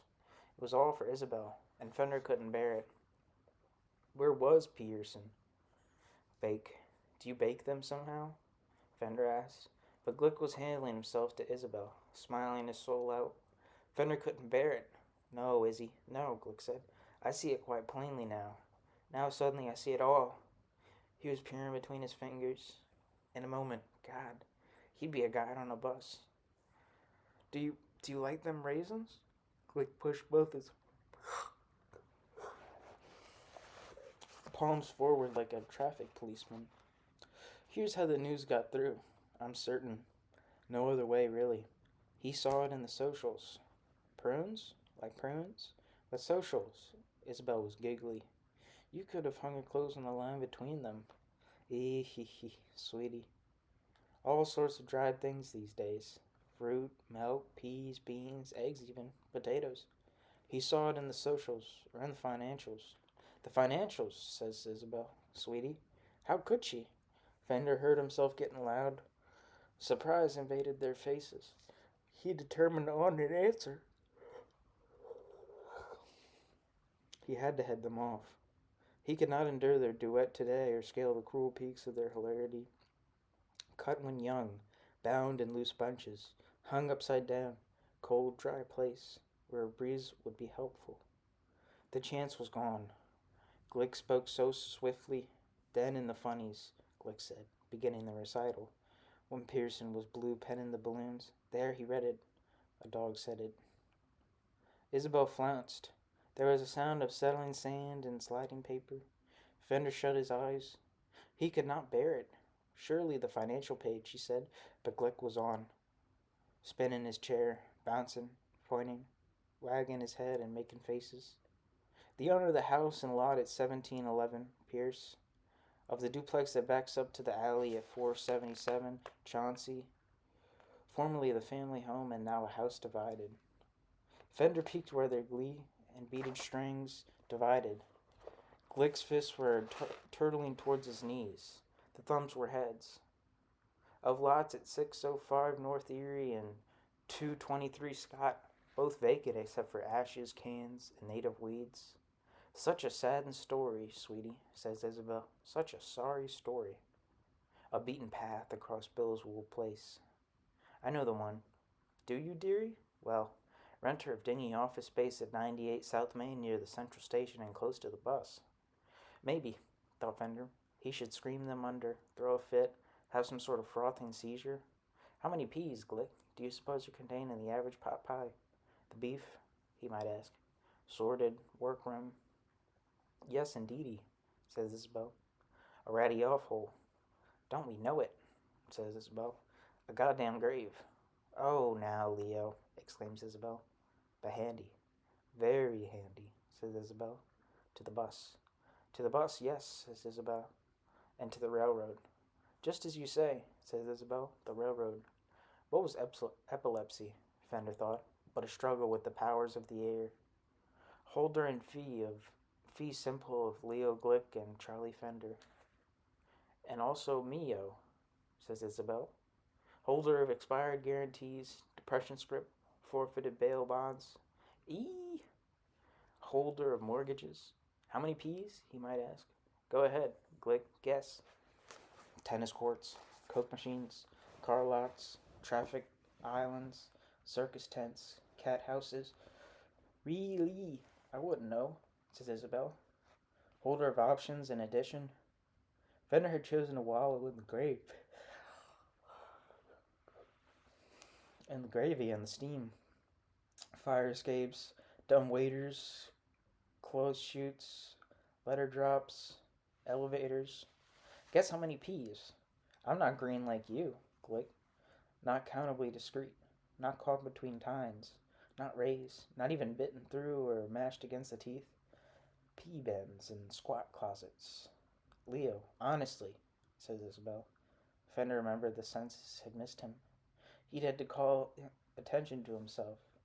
How bitter he'd been about that. Furthermore, landlord in London-like absentia of slums in the country and yard farms in town. Fender began fumbling for his fingers. The gently purple card. And Pearson perhaps would come. Please, Lord, to let him. Acres of scrub and eroding gullies, mad flats, river islands. Look, Glick, Jesus, stop, seize, end, get off. Erstwhile. Dearie, exclaims Isabel. Erstwhile, I say, though still at times trader in lampwick stock and photo booths. Okay. Consider it over. As well as salt swamps in Florida, pine barrens in Canada, sandboxes on cliffsides in New Mexico and Arizona. Okay. In Kentucky, caves in Montana, butte tops, all over the country. The appropriate clip for hire, let, lease, rent, charter, or sale. Cattle tittle ranches in Idaho, for instance. Pardon me, Isabel. You're forgiven, honey. Wait till you're dead. You'll see. It's the physical they'll respect. Only right. Yes, sirree. Pearson of the Pearson Agency and the Pearson Agency itself are all washed up, done for. They've gone pop, kaflooey, bang. You sing so sweetly, like a thrush, says Isabel. Most bodies outlast the souls that rent them. Know that? I read it somewhere. True. Yep. This same Pearson Agency, after years of splendid service to the community, is absolutely bust. Pardon me, Isabel, but bust. Think of it, honey. Think nothing of it, honey. You were getting carried away. You know, Fender, a person gets his living room for a low fee. It's something to think about. On the nose, smacko. And Pearson, and arrears up to his assets. Oh, Leo, that's good. That's always good, says Isabel. In bitter shame, in low despair, all sour-mouthed and quite thoroughly quenched, has fallen not on the sword of his lodge. Not, wonders Isabel, but on the impertinent pick of an icicle. What? Exclaims Isabel. So when it's melted itself from the puncture, everyone will wonder, like in the mystery books and pictures. Ooh, says Isabel. As much at how he lowered the lid on his life, closed the cover on his career. Hush now, honey. Let me. So I say that everyone will wonder, when it's melted itself from the puncture, as much at how he let the air out of his life as they ever had before, or how he'd pumped it in her. Leo, you're simply fabulous. I mean, really fabulous. Yeah, you're one of the wise men, Glick, you know? One of the wise men. 3. As Fender slowly approached, they got out of their car and waited for him on the sidewalk. She seemed terribly small and muffled up, and when he drew near he saw that she was both. Her hat was covered with fur. She wore a fur coat that seemed to have been stained mahogany, and there were tattered strips of fur around the tops of her overshoes that had been dipped in a similar color. Her hands were hidden in a fur muff that almost matched her coat, and she stood very formally, the muff at her middle, like a figure in a print or display in a shop. She was even smaller than he thought. The furs of her coat were long and coarse. The collar closed across her chin. Her overshoes had high, thin heels. The man said something. Fender greeted him. His words were gay. The moist lips, the movement of the arm, the grip, the crinkle at the edge of the eye, the bob he gave to his head, all were there, performing for him, working their spell as he liked to think. For even if it was ringlet he was selling, he owed it to Pearson. And after this morning he felt his loyalty more deeply, perhaps, than he ever had before. He gratefully acknowledged his debt, because Pearson was far better than Glick and all the other people who regularly jeered at him. He was better, absolutely. He had a beautiful belief. And although it was true that he sold badly, he had too much momentum. It carried past his sale. Still, Fender smiled at the woman, who blinked. She had swollen eyes, and her nose, which surprised Fender by being huge and angular, was raw beneath the nostrils. That's the way it goes, he thought, turning away. She's got the flu or something, and I'll catch it. Fender couldn't blame people for hating Pearson. Pearson was a bully. Fender had felt his anger and contempt often enough, had heard him brag at length and failed his challenges. With the pencil pulled suddenly from his pocket, Fender wrote figures in the snow. Needs a bit of paint, of course, but sits well back. These fine old homes, there's no other way to purchase space like these days. The space one requires for gracious living. It was true. He sold badly. He bragged. Well, yes, he lied too. He was a bully. He was impossibly vain, an incurable gossip. But he could drive a street and tell its fortune like a gypsy. Your body owns you. Another house, isn't it? Old souls in them. Old souls like aged widow women, watching through the windows, Pearson coming, helpless, unable even to crawl their stairs. There'd be embalming in the basement if it wasn't damp. He threw the woman a ferocious glare, but she seemed quite oblivious to him, swallowed in her animal. Fender led the way up the unshoveled walk, gallantly raking his feet from side to side to make a path. And as he mounted the steps, a breeze moved up beside him, and the sun bloomed so brilliantly that the snow seemed to leap with the light. Icicles hung from the high eaves of the house, fantastically twisted, enormously long, and all around the porch smaller ones grew in great profusion. They certainly disfigured a place, he said, and the key was still cold in his pocket. Property. A lovely sound. He hauled the door open. Another thing I do.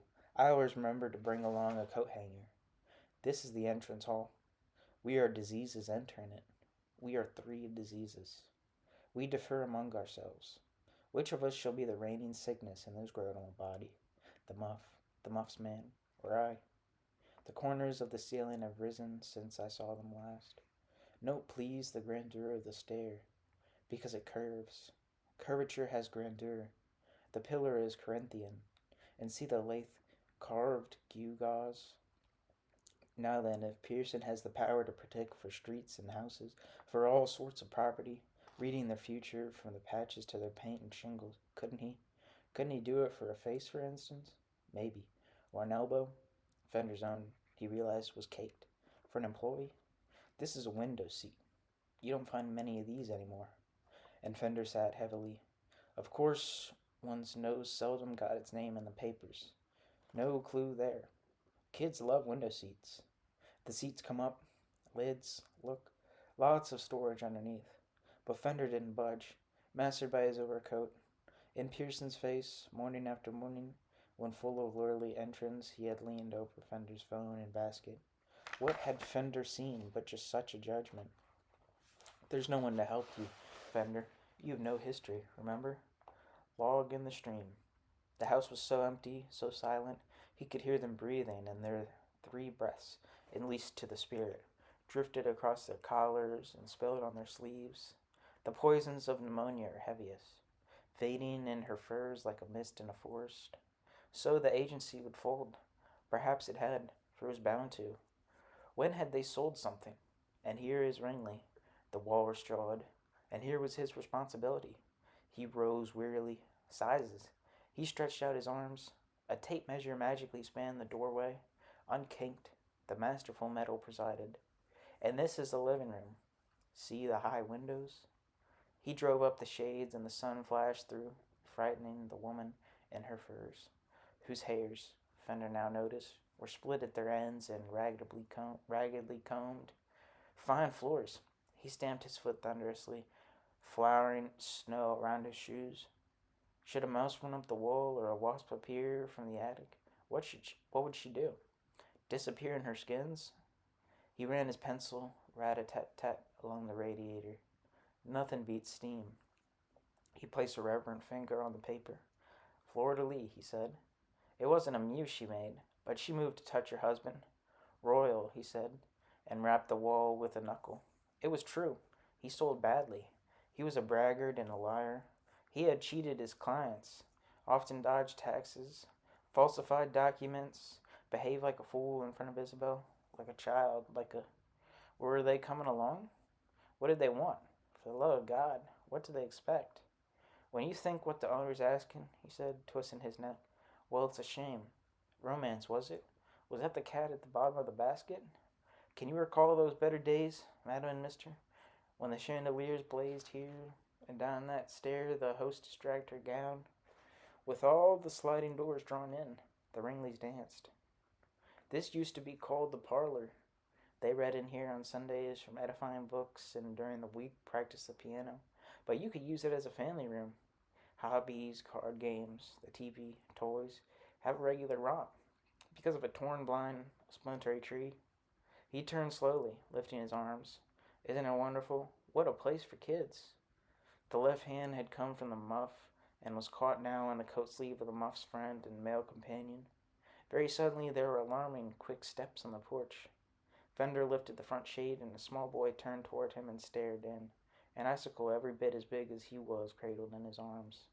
By God, Fender gasped, running towards the door. The nerve! The boy was standing there in the snow looking at the house apprehensively when Fender burst upon the porch. What do you mean? What do you mean? He yelled as the child made off. Those icicles, boy, you ought to know. They come with the house. They're a part of the property. Fender gave chase, but at once lost his quarry behind the garages.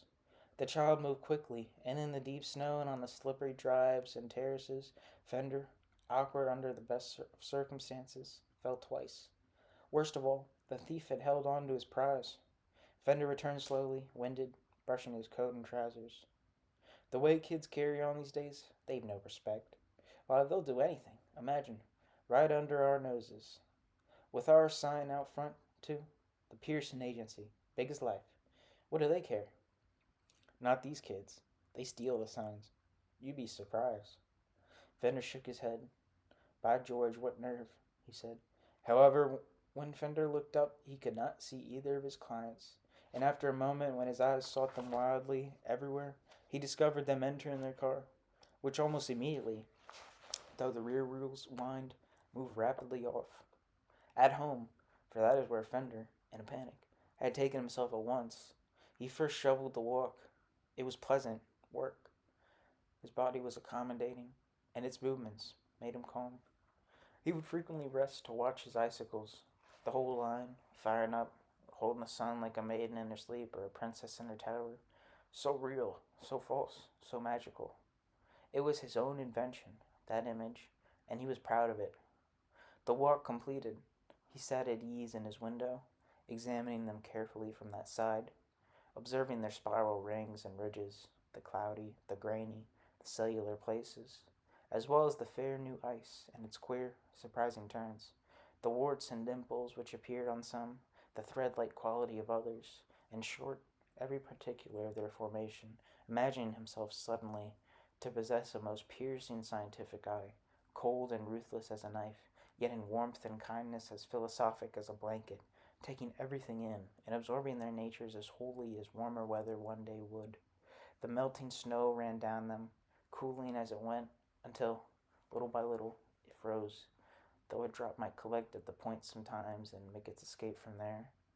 Across considerable distances they bent, on occasion, to touch, or they threw out lateral shoots like vines, with minuscule fingers eagerly crooked. When he saw the postman coming, Fender hurried and stood out in front, painfully screwing a smile on, terrified lest the man push by him suddenly and knock them off. Humbly he received his mail, and when the postman seemed well on his way, and there was no chance he might have forgotten something and turned back, Fender, worn and sighing, thought it safe to go in. He idly shuffled through the letters, bills, ads, nothing much. You've no job, Fender, he said, and you haven't eaten lunch. The beauty of the icicles was a sign of the beauty of their possessor, Fender thought. They were a mark of nature's favor, like fair skin, fair hair, blue eyes. Only the icicles mattered. What was lunch when he was nourishing the spirit? If he could grow them inside himself, if he could swallow them like a carnival performer and put their beauty in his body, he dreamed. But he was disturbed, fully and honestly anxious. The sun itself would destroy them, or they would be torn off in the night by the wind or fall helplessly in the weight of their armor. But property endures. Pearson doubtless had his cemetery lot all paid for. He would attend first to his last address. That would be like him. This crypt is the site of the great man's grave. Within, a casket, bronze, with scrolling handles, holds a plastic coffin like a thermos liner. Rolled in a sling of satin, even beneath the earth, in his hollow body cavity, the embalming liquids sway. Momentarily, Fender didn't give a damn. He put a kiss on the glass and saw the paper boy approaching. Ah, God, he would smash. Then Fender went to the door again to greet the boy with his best hypocrisy, but the boy passed sullenly. Thank heaven, with scarcely a nod. He, Fender, would not be in the papers. No blue line would pass over him, but on the front page was a picture of a grimacing, poor-cheeked little girl no more than 3 or 4 who was the measure of an immensely twisted, knotty, threatening icicle like the root of a tree, and it did what it was meant to, and engulfed her. Some pleasure in ice that grips city. Egg. Disgusting. But Fender, what foolishness are you believing about yourself? These laws that build beauty out of change, what have they to do with you? In a dull way, you're ugly, certainly deceitful, cowardly and disloyal, cheap and thin like the overpressed and cleaned out clothes you're standing in. But Fender did not feel the remorse of the guilty. There is another law, he said, the law that passes beauty into me. For I am growing like them. I am coming to deserve them. I have lost my job today and had no lunch. Fender, these are icicles. Perishing is the word for them. He flew the paper to a table and paced about the room, attempting various formulations. Well then, he said, my soul shall have to grow agreeable to its end. How grand, Fender, how grand you are, trembling so badly you can scarcely stand. To speak like this, what have you done with your life? With a vulgar huff, Fender sank wearily in a chair. They should be spectacular tonight, he thought. He would see them from all sides, observe from every angle. They could capture his eyes, for all he cared, and grind them like lenses. What would color be like? He put a rosy bulb in the porch light. Fender, you have no job. He had no job. He shrugged. So, the weather was lousy, dinner not so hot again, bed would be, as always. But he had an address. My God, those are the world's worst words. The world's worst.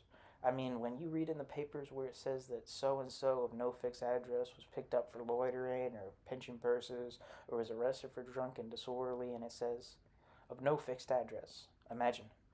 Pearson Keynes. He wails with his arms. Such a person has no place. He can't be found. He's like one of those physical things they talk about in science now. Like one of those things that's moving, always moving on, but through no space. Jesus. Who can understand? I leave that sort to them like I leave those vagrants to police. But imagine a man without a place to be. A place that's known, that has a name, is some way fixed. Why, that's like being alone at sea without a log to hang on, and the sharks at your toes. Fender shrugged. Fender, you have no job. You lack an occupation, Fender. A position. Fender, a spot to Johnny on. He shrugged. Yeah, he lacked. And Fender, Charlie Fender, of such and such a number, such and such a road, and such a town and state, has quit, is fired, is out, at his age, after so many years. Yes, he thought, I do not even occupy myself. In the arms of the chair he felt a great distance from everything. His arms on the arm of the chair embraced him, squeezed, and he was not in the space his toes turned up in. It could, he supposed, have happened to him any time. A terrible accident like a plane crash, dividing limbs and luggage up indifferently, scattering toiletries. Planes were property. He saw his socks softly falling. They'd snag eventually on wires and trees. Everything was property. Pearson was correct. Yet poof, in its snowing shirts and business papers. The chair's arms were worryless. Poof, Fender. Can you restrain your bacteria? No, you're freezerless. So poof. One day it's done. Even now you're melting down. True, but those icicles gather the snow as it softens, oppose their coldness to the sun, and turn their very going into Isabel's. Look, Fender, feet flat on the floor. Keep them there. Arms in the arms of the armchair. Oh, hug, and hold hard, and be beloved. But Fender did not stir. His inner exclamations were like advertising signs for gasoline and colas, the worst kind. Chair arms were property. They would wooden him, reskin him in something floral. A disposition of designs as in a dance to decorate his coverings. He'd be tattooed. It was stupid. He tried to drive himself into wordlessness. There were so many words which worried him. Phrases, voices, scenes. It was stupid. Finally, you're for sale, Fender? Yeah. He lived in his pie like the peas. That's very funny. I trust you see the humor in it. For you to be for sale. Held in the chair, he could not move to any music. He was tattooed. The legs fold over on the dotted lines. Tat, tat, tat. He stared at his knees. Where fell like trousered water. What? They played colored lights on the wall of Niagara. His icicles gleamed. That boy had taken such a big one, God, so carelessly, and carried it away. What did he know? What did he feel? The pain to that poor house, the wrench. Yet Fender did not shout. He did not move.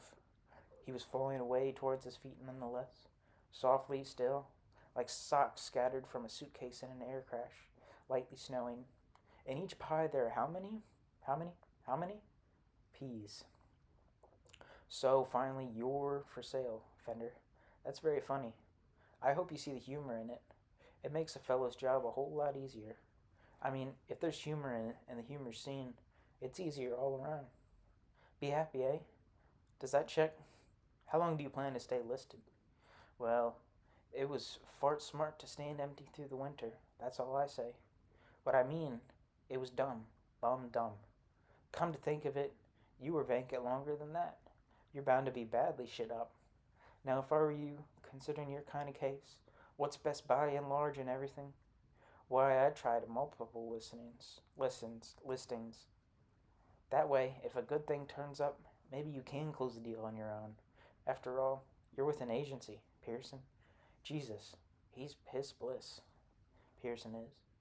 Anyway, you can't expect anybody to make you their main concern. I mean, that's the way it goes. It's a tough business. And 5% of you, well, it won't run too much. Okay? It's good, that's clear. A happy thing. Now, what are your sizes? How much room do you have around the ribs there? There in the cage? Any kidney malfunctions? They come on often, about your age.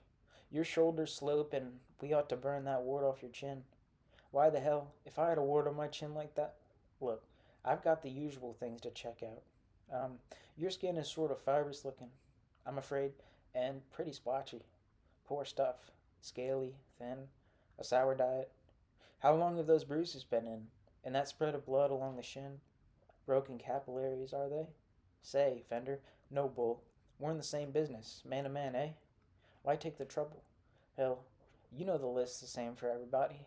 Sinus, spleen, intestines, all those glands. Should we start with the palate and drop straight down? Teeth, tonsils, tongue, lungs, liver, bronchial tree? Would it be worth the bother? And after that, let's see. Going up its rectum, colon, stomach, heart, and so on. All the soft goods. And then the skull, spine, pelvis, ribs, etc., etc. But there's little point. I mean, consider your chances calmly a minute. Well, look, fellow, there's no charm to your entrances. Like I say, we've got to face the facts. And an old place is an old place.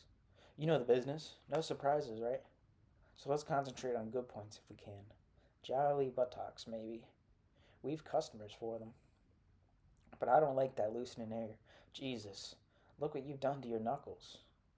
And how about the light in there? Damn it. You know it's the first thing they ask. They come in, they want to see where the light falls. Say, I'll tell you a trick. I always take a yardstick with me. In times like that, when the sun's pouring pleasantly in, I just measure it up for them. So many feet of it. You can figure the effect.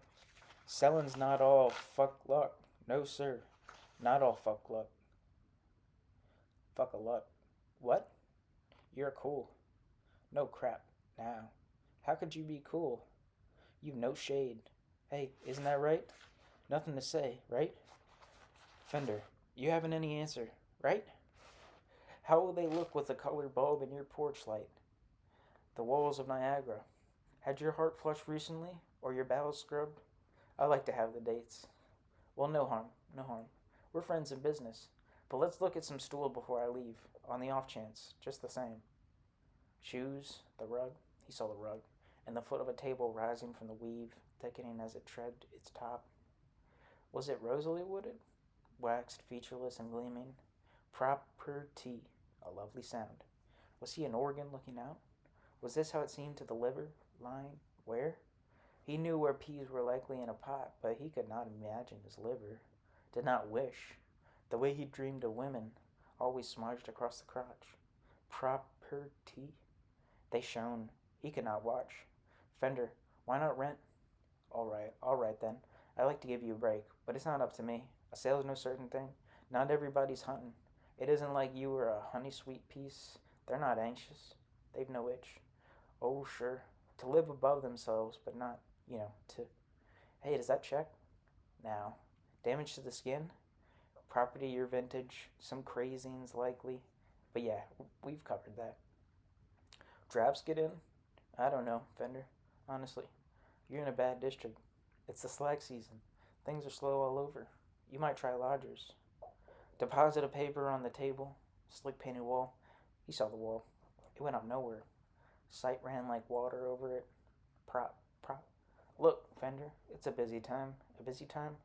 Sure, they'll laugh. Pee hee hee. That's how they'll laugh. What can I do? If they laugh, they laugh. A dog's house is a dog's house, to be blunt, and so they'll laugh.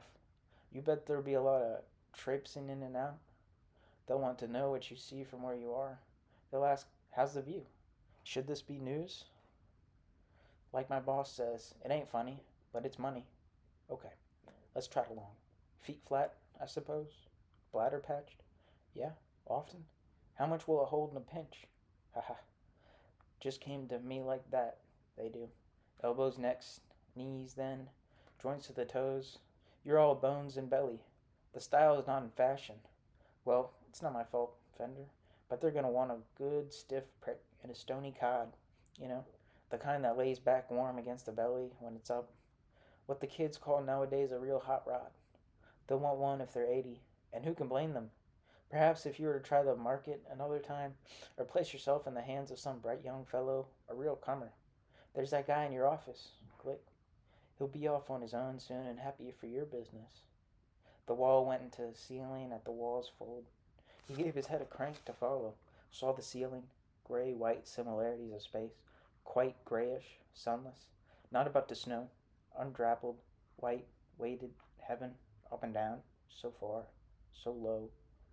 His whole weight, lengthy, heavy as a purchase, the same unsagging same. Listen, I'm trying to tell you, Fender, we all come to it. That's the way it goes. It's simple. You've got a place and nobody wants to live in it. Okay, okay. It's just a job. With me, it's just a job. Let's see you swallow. Fine. Now spit.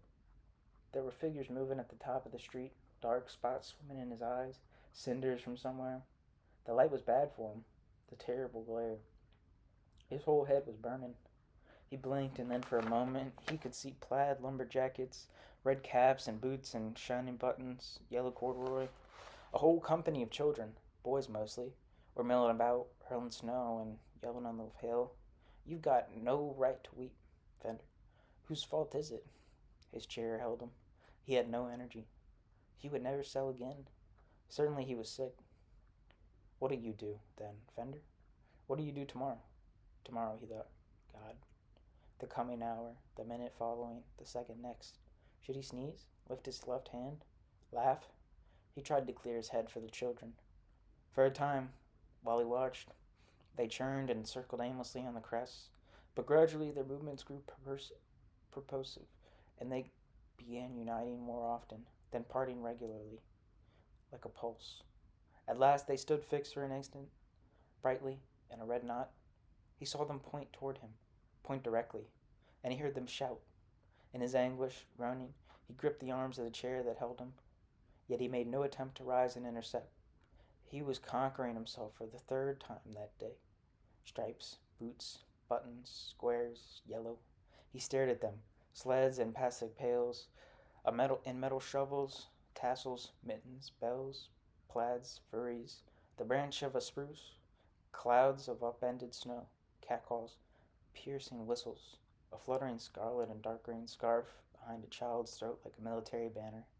Then it was as though, suddenly, a fist had opened, and they came down the hill like a snowfall of rocks. Order of insects.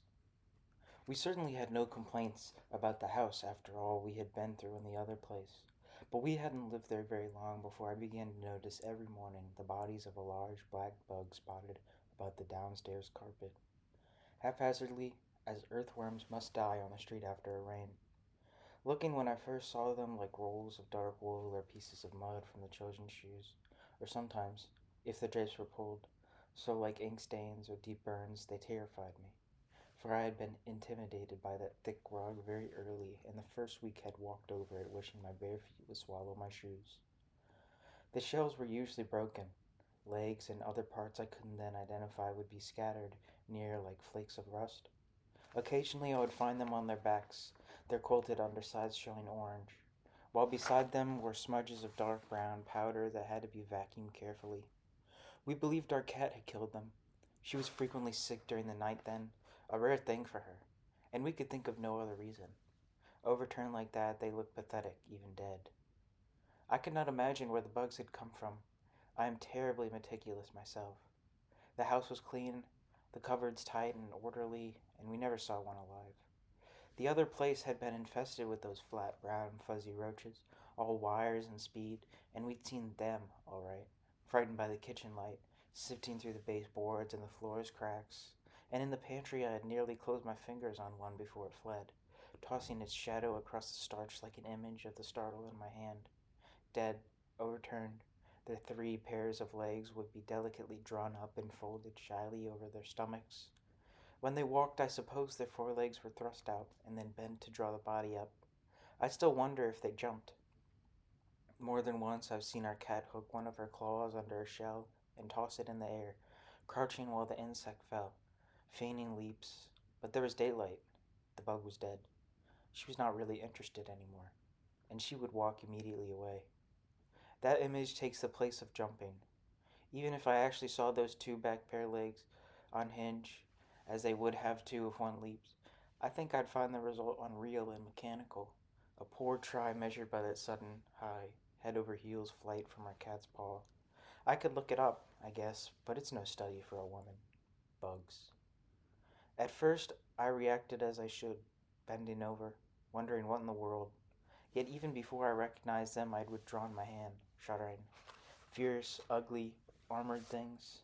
They used their shadows to seem large. The machine sucked them up while I looked the other way. I remembered the sudden thrill of horror I had hearing one rattle from the wand. I was relieved that they were dead, of course, for I could never have killed one. And if they had been popped alive into the dust bag of the cleaner, I believe I would have had nightmares again as I did the time my husband fought the red ants in our kitchen. All night I lay awake thinking of the ants alive in the belly of the machine, and when toward morning I finally slept, I found myself in the dreadful, elastic tunnel of the suction tube where ahead of me I heard them, 100 bodies rustling in the dirt. I never think of their species as alive, but as comprised entirely by the dead ones on our carpet. All the new dead manufactured by the action of some mysterious spore.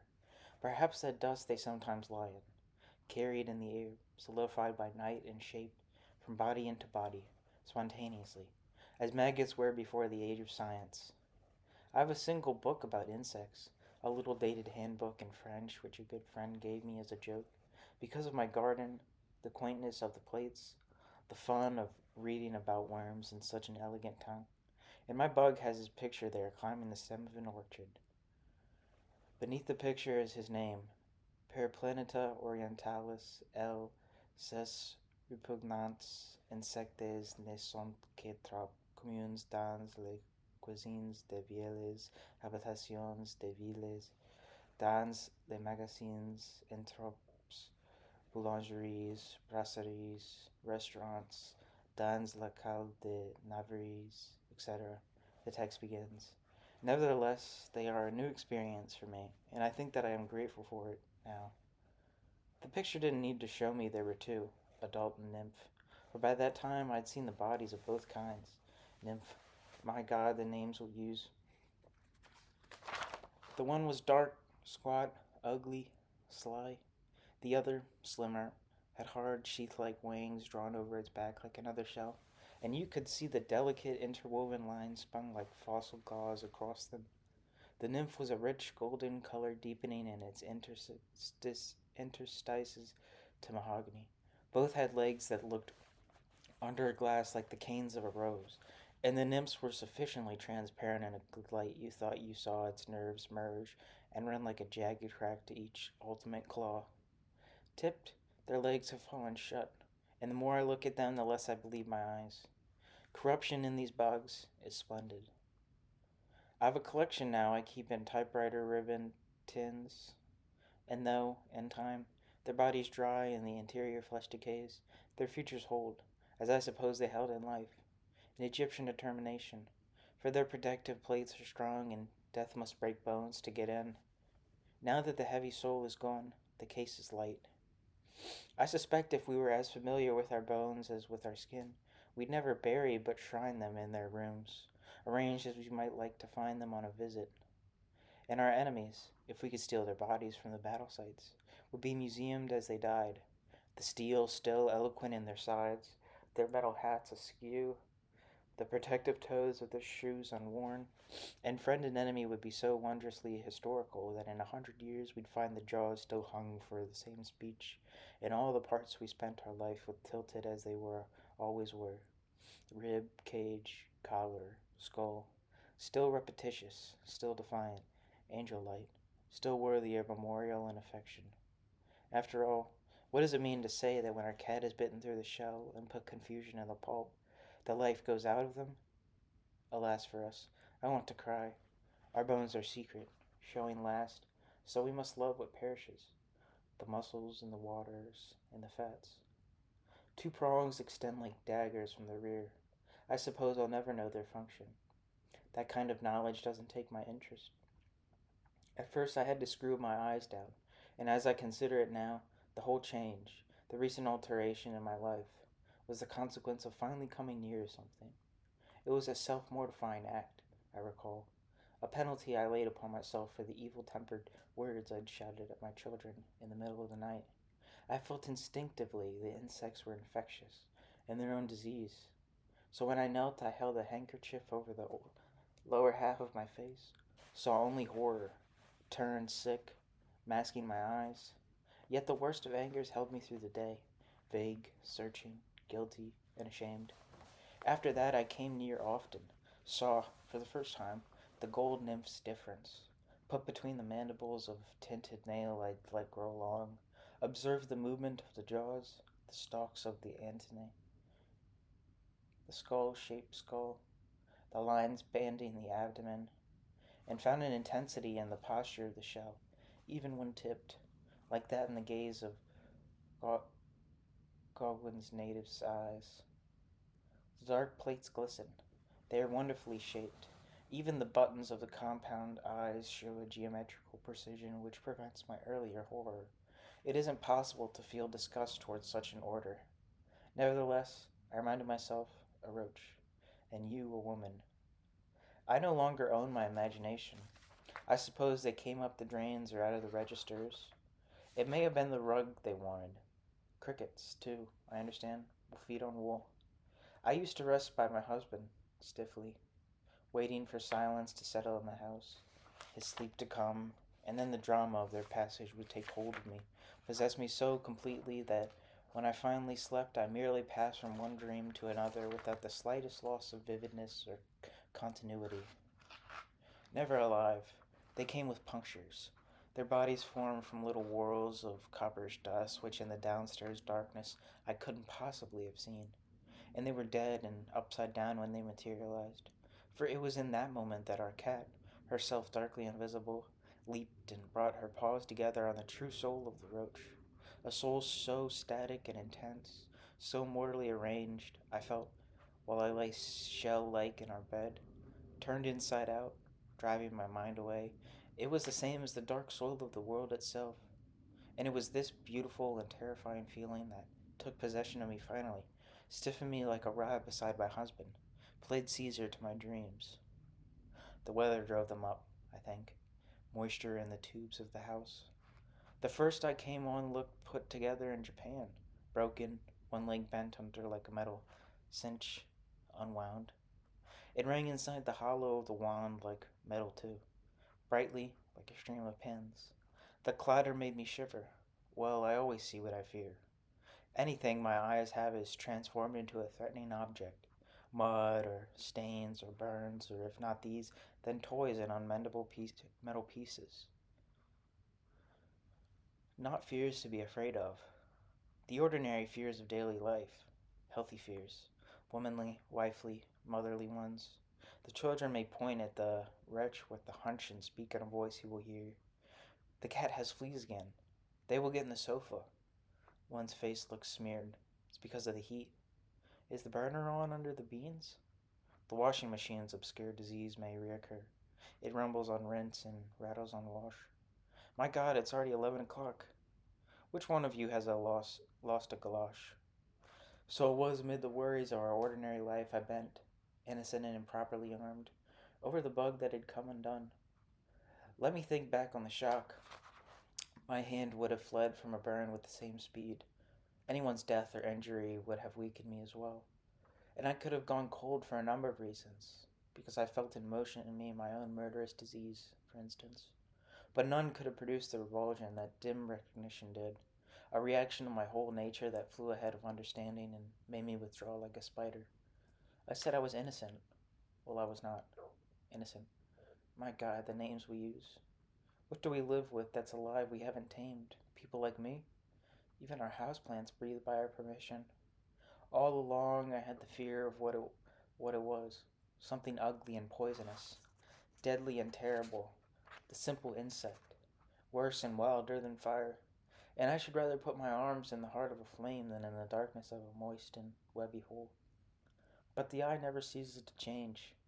When I examine my collection now, it isn't any longer roaches I observe, but gracious order, wholeness, and divinity. My handkerchief that time was useless. Oh, my husband, they are a terrible disease. The dark soul of the world. A phrase I should laugh at. The roach cells sicken me, and my jaw has broken open. I lie still, listening, but there is nothing to hear. Our cat is quiet. They pass through life to immortality between her paws. Am I grateful now my terrier has another object? From time to time, I think so. But I feel as though I'd been entrusted with a kind of Eastern mystery, sacred to a dreadful god, and I am full of the sense of my unworthiness in the clay of my vessel. So strange. It is the sewing machine that is the fearful claw. I live in a scatter of blocks and children's voices. The chores are my clock, and time is every other moment interrupted. I had always thought that love knew nothing of order and that life itself was turmoil and confusion. Let us leap, let us shout. I have leaped, and to my shame, I've wrestled.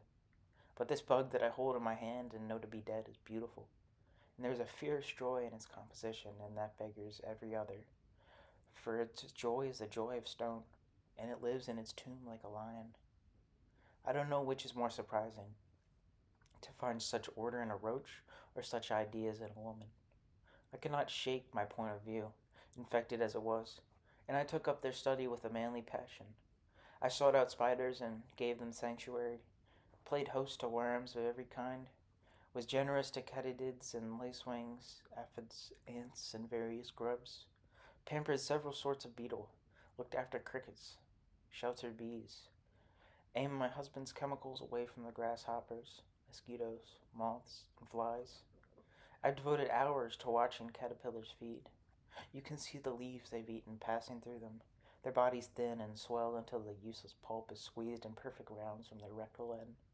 For caterpillars are a simple section of intestine, a decorated stalk of yearning muscle, and their whole being is enlisted in the effort of digestion. Le tube digestif des insectes est situé dans les grands axes des cavités générales du corps, de la bouche vers l'anus, le pharynx, l'esophagus, le habit, le ventricule chyléphique, the rectum et l'ilion. Yet when they crawl, their curves conform to graceful laws. My children ought to be delighted with me as my husband is. I am so diligent, it seems, on their behalf. But they have taken fright, and do not care to pry or to collect. My hobbies given me a pair of dreadful eyes, and sometimes I fancy they start from my head. Yet I see, perhaps, no differently than Galileo saw when he found in the pendulum its fixed intent. None the less my body resists such knowledge. It wearies of its edge, and I cannot forget, even while I watch our moon vine blossoms opening, the simple principle of the bug. It is a squat black cockroach after all, such a bug as frightens housewives, and it's only come to chew on rented wool and find its death absurdly in the teeth of the renter's cat. Strange, absurd. I am the wife of the house. This point of view I tremble in is the point of view of a god, and I feel certain, somehow, that could I give myself entirely to it, were I not continuing a woman, I could disarm my life, find peace and order everywhere. And I lie by my husband, and I touch his arm and consider the temptation. But I am a woman. I am not worthy. Then I want to cry, "Oh, husband, husband, I am ill, for I have seen what I have seen."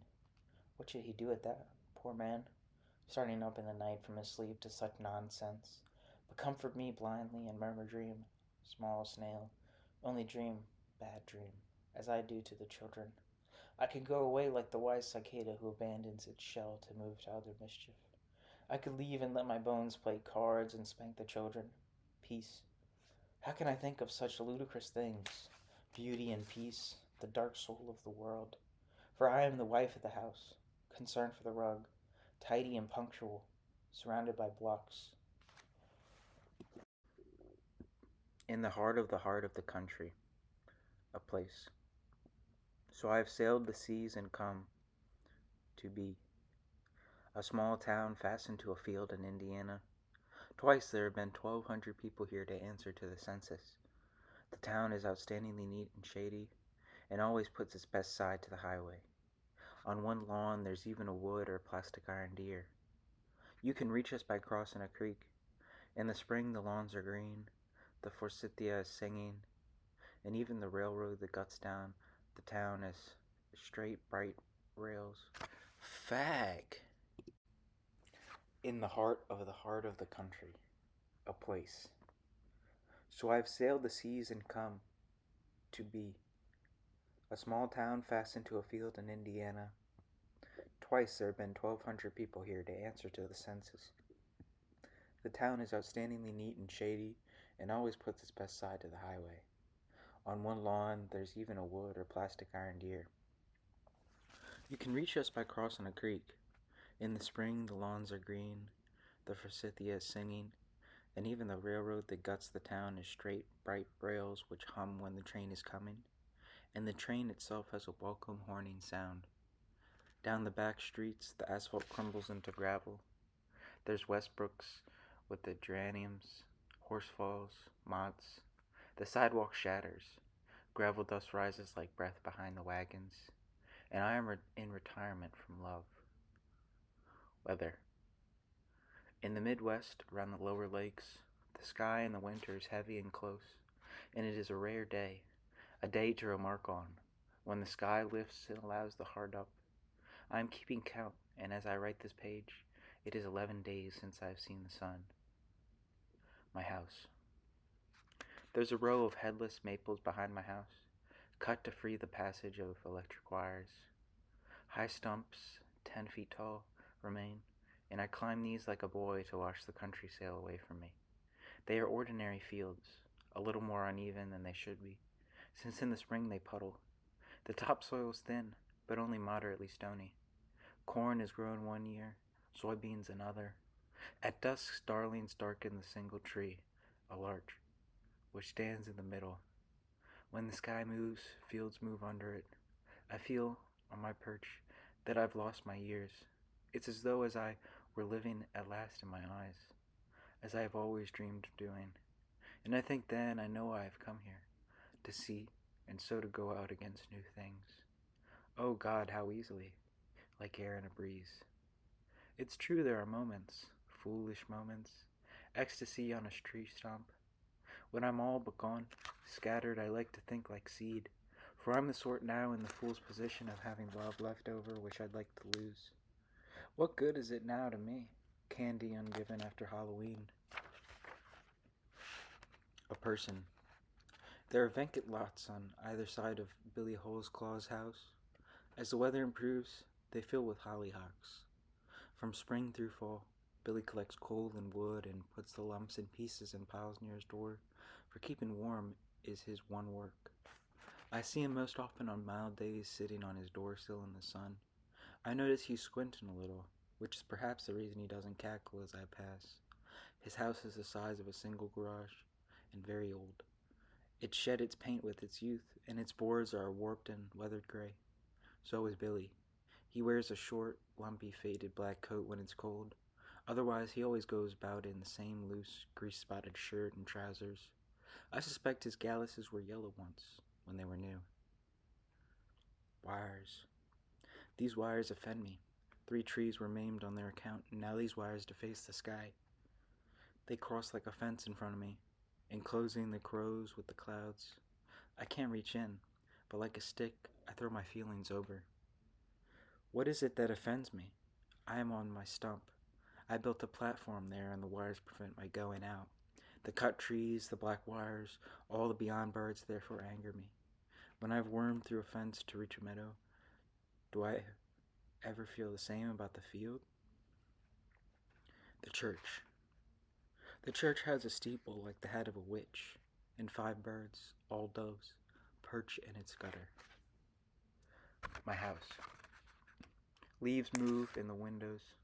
I cannot tell you yet how beautiful it is, what it means, but they do move. They move in the glass. Politics. For all those not in love. I've heard Batista described as a mason. A farmer who'd seen him in Miami made this claim.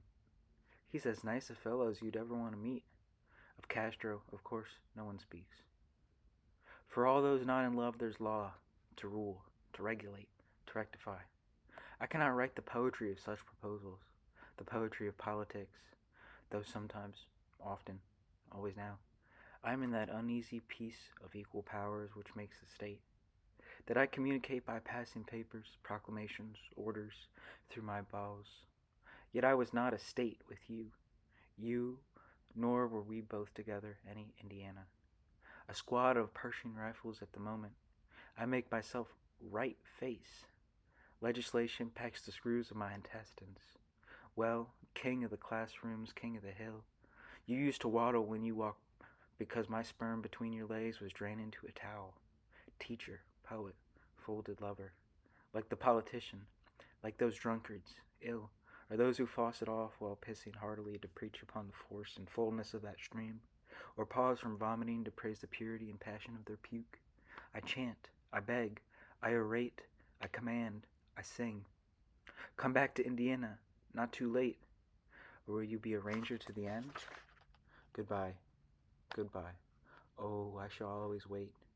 You, Larry, traveler, stranger, son, my friend, my little girl, my poem by heart, myself, my childhood. But I've heard Batista described as a mason. That dries up my pity, melts my hate. Back from the garage where I have overheard it, I slap the mender fender of my car to laugh and listen to the metal stinging tartly in my hand. People.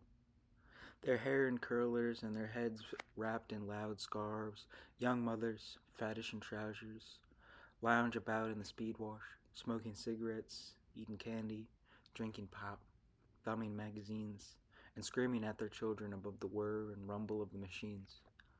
At the bank, a young man freshly pressed is letting himself in with a key. Along the street, delicately teetering, many grandfathers move in a dream. During the murderous heat of summer, they perch on window ledges, their feet dangling just inside the narrow shelf of shade the store has made, staring steadily into the street. Where their consciousness has gone, I can't say. It's not in the eyes. Perhaps it's diffuse, all temperature and skin, like an infant's, though more mild. Near the corner, there are several large, overalled men employed in standing. A truck turns to be weighed on the scales at the feed and grain. Images drift on the drugstore window. The wind has blown the smell of cattle into town.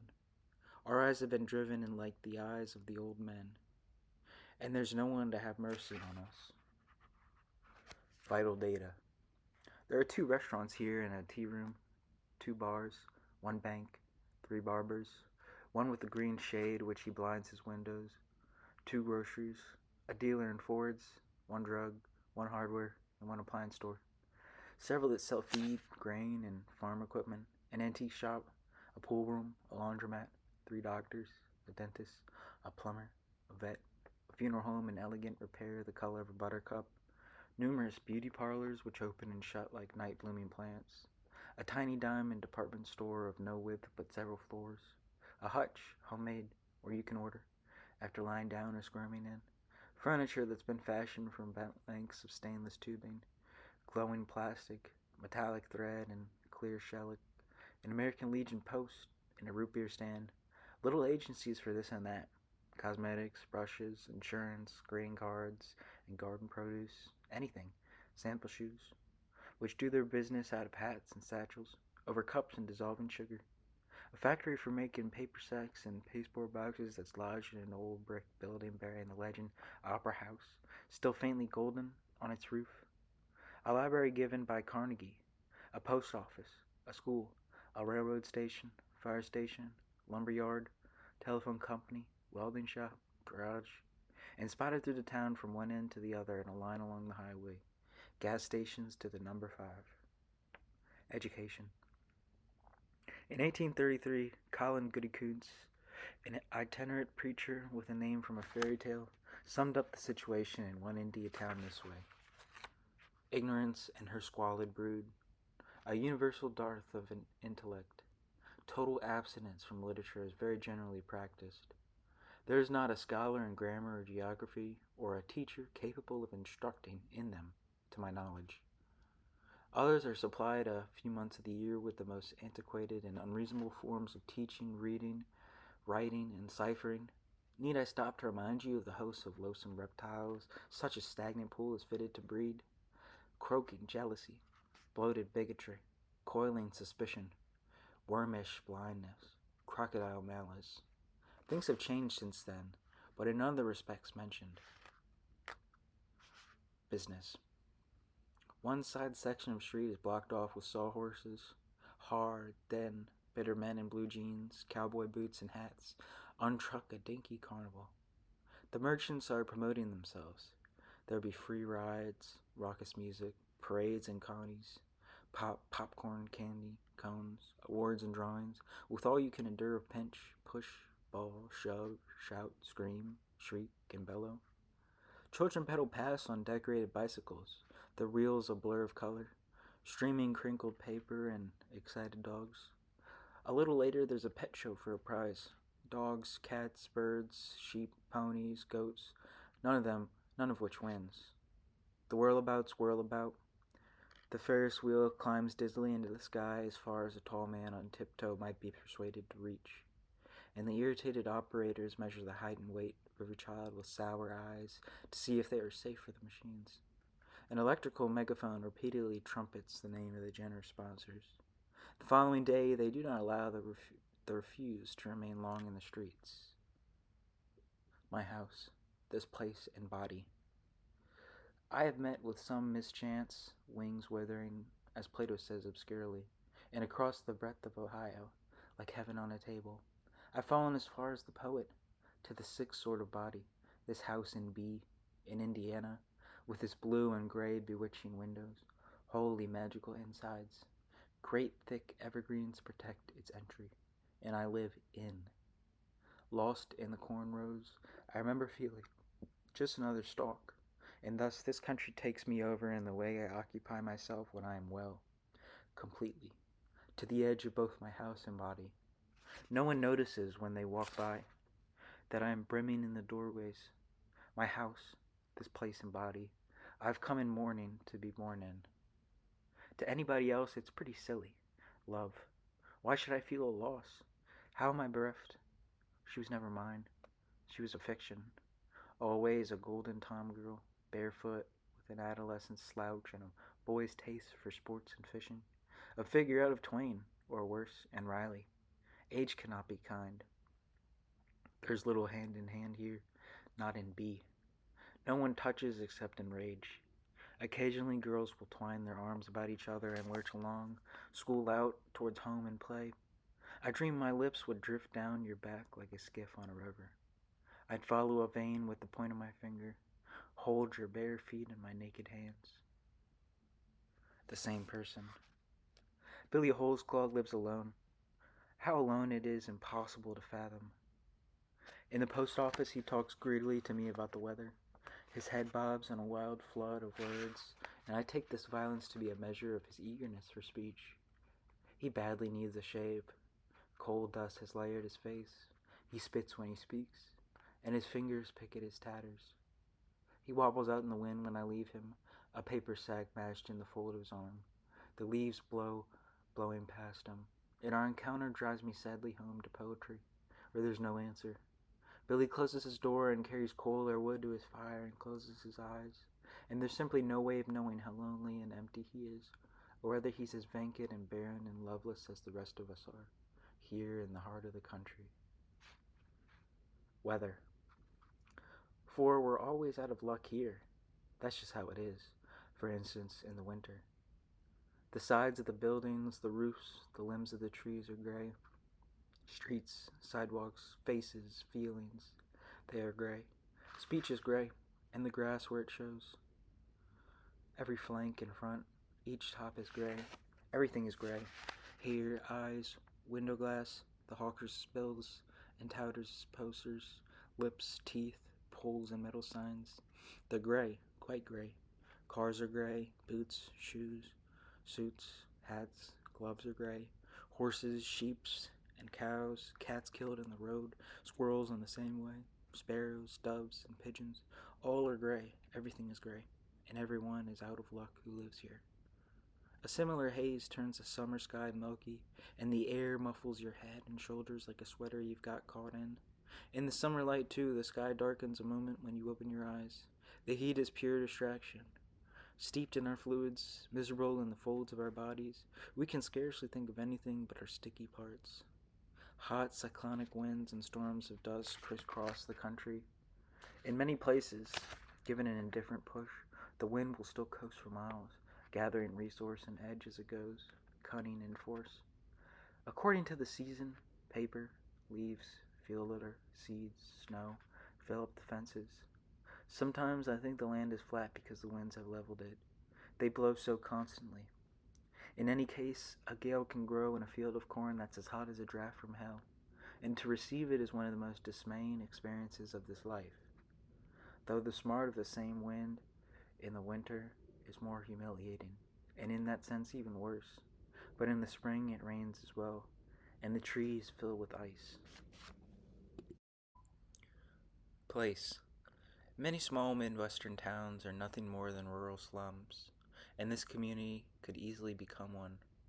Principally during the first decade of the century, though there were many earlier instances, well-to-do farmers moved to town and built fine homes to contain them in their retirement. Others desired a more social life, and so lived in, driving to their fields like storekeepers to their businesses. These houses are now dying like the bereaved who inhabit them. They are slowly losing their senses. Deafness, blindness, forgetfulness, mumbling, an insecure gait, an uncontrollable trembling has overcome them. Some kind of northern Snopes will occupy them next. Large, familied, Catholic, democratic, scrambling, vigorous, poor. And since the parents will work in larger, nearby towns, the children will be loosed upon themselves and upon the hapless neighbors, much as the fabulous Khan loosed his legendary horde. These snopes will undertake makeshift repairs with materials that other people have thrown away, paint halfway around their house, then quit. Almost certainly maintain an ugly, loud, cantankerous dog and underfeed a pair of cats to keep the rodents down. They will collect piles of possibly useful junk in the backyard, park their cars in the front, live largely leaning over engines, give not a hoot for the land, the old community, the hallowed ways, the established clans. Weakening widow ladies have already begun to hire large, rude youths from families such as these to rake and mow and tidy the grounds they will inherit. People. In the cinders at the station, boys sit smoking steadily in darkened cars, their arms bent out the windows, white shirts glowing behind the glass. 9 o'clock is the best time. They sit in a line facing the highway, 2 or 3 or 4 of them, idling their engines. As you walk by, a machine may growl at you or a pair of headlights flare up briefly. In a moment one will pull out, spinning cinders behind it, to stalk impatiently up and down the dark streets or roar half a mile into the country before returning to its place in line and pulling up. My house, my cat, my company. I must organize myself. I must, as they say, pull myself together, dump this cat from my lap, stir. Yes, resolve, move, do. But do what? My will is like the rosy dust-like light in this room, soft, diffused, and gently comforting. It lets me do anything, nothing. My ears hear what they happen to. I eat what's put before me. My eyes see what blunders into them. My thoughts are not thoughts. They are dreams. I'm empty or I'm full, depending, and I cannot choose. I sink my claws in Tick's fur and scratch the bones of his back until his rear rises amorously. Mr. Tick, I murmur, I must organize myself. I must pull myself together. And Mr. Tick rolls over on his belly, all ooze. I spill Mr. Tick when I've rubbed his stomach. Shoo, he steps away slowly, his long tail rhyming with his paws. How beautifully he moves, I think. How beautifully, like you, he commands his loving. How beautifully he accepts. So I rise and wander from room to room, up and down, gazing through most of my 41 windows. How well this house receives its loving, too. Let out like Mr. Tick, my eyes sink in the shrubbery. I am not here. I pass the glass, past second-story spaces, flown by branches, brilliant berries, to the ground, grass high in seed and leafage every season, and it is the same as when I passed above you in my aged, ardent body. It's, in short, a kind of love, and I am learning to restore myself, my house, my body, by paying court to gardens, cats, and running water, and with neighbors keeping company. Mrs. Desmond is my right-hand friend. She's 85. A thin white mist of hair, fine and tangled, manifests the climate of her mind. She is habitually suspicious, fretful, nervous. Burglars break in at noon. Children trespass. Even now they are shaking the pear tree, stealing rhubarb, denting lawn. Flies caught in the screens and numbed by frost awaken the heat to buzz and scrape the metal cloth and frighten her, though she is deaf to me, and consequently cannot hear them. Boards creak, the wind whistles across the chimney mouth, drafts cruise like fish through the hollow rooms. It is herself she hears, her own flesh failing, for only death will preserve her from those daily chores she climbs like stairs, and all that anxious waiting. Is it now, she wonders? No? Then, is it now? We do not converse. She visits me to talk, my task to murmur. She talks about her grandsons, her daughter who lives in Delphi, her sister or her husband, both gone, obscure friends, dead, obscure aunts and uncles, lost, ancient neighbors, members of her church or of her clubs, past or passing on, and in this way she brings the ends of her life together with a terrifying rush. She is a girl, a wife, a mother, widow, all at once appalling, but I believe it. I wince in expectation of the clap. Her talk's a fence, a shade drawn, window fastened, door that's locked. For no one dies taking tea in a kitchen, and as her years compress and begin to jumble, I really believe in the brevity of life. I sweat in my wonder. Death is the dog down the street, the angry gander, bedroom spider, goblin who's come to get her. and it occurs to me that in my listening posture, I'm the boy who suffered the winds of my grandfather, with an exactly similar politeness, that I am, right now, all my ages, out in elbows as angular as badly stacked cards.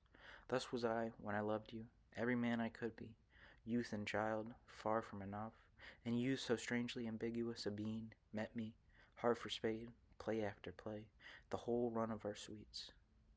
Mr. Tick, you do me honor. You not only lie in my lap, but you remain alive there, coiled like a fetus. Through your deep nap, I feel you hum. You are, and are not, a machine. You are alive, alive exactly, and it means nothing to you, much to me. You are a cat.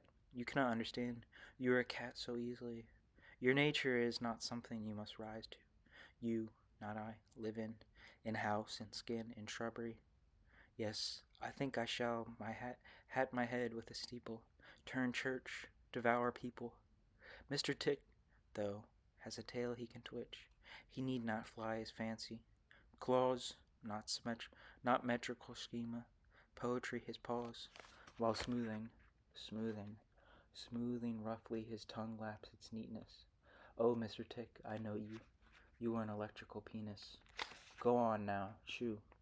Mrs. Desmond doesn't like you. She thinks you will tangle yourself in her legs and she will fall. You murder her birds, she knows, and walk upon her roof with death in your jaws. I must gather myself together for a bound. What age is it I'm at right now, I wonder? The heart, don't they always say, keeps the true time? Mrs. Desmond is knocking.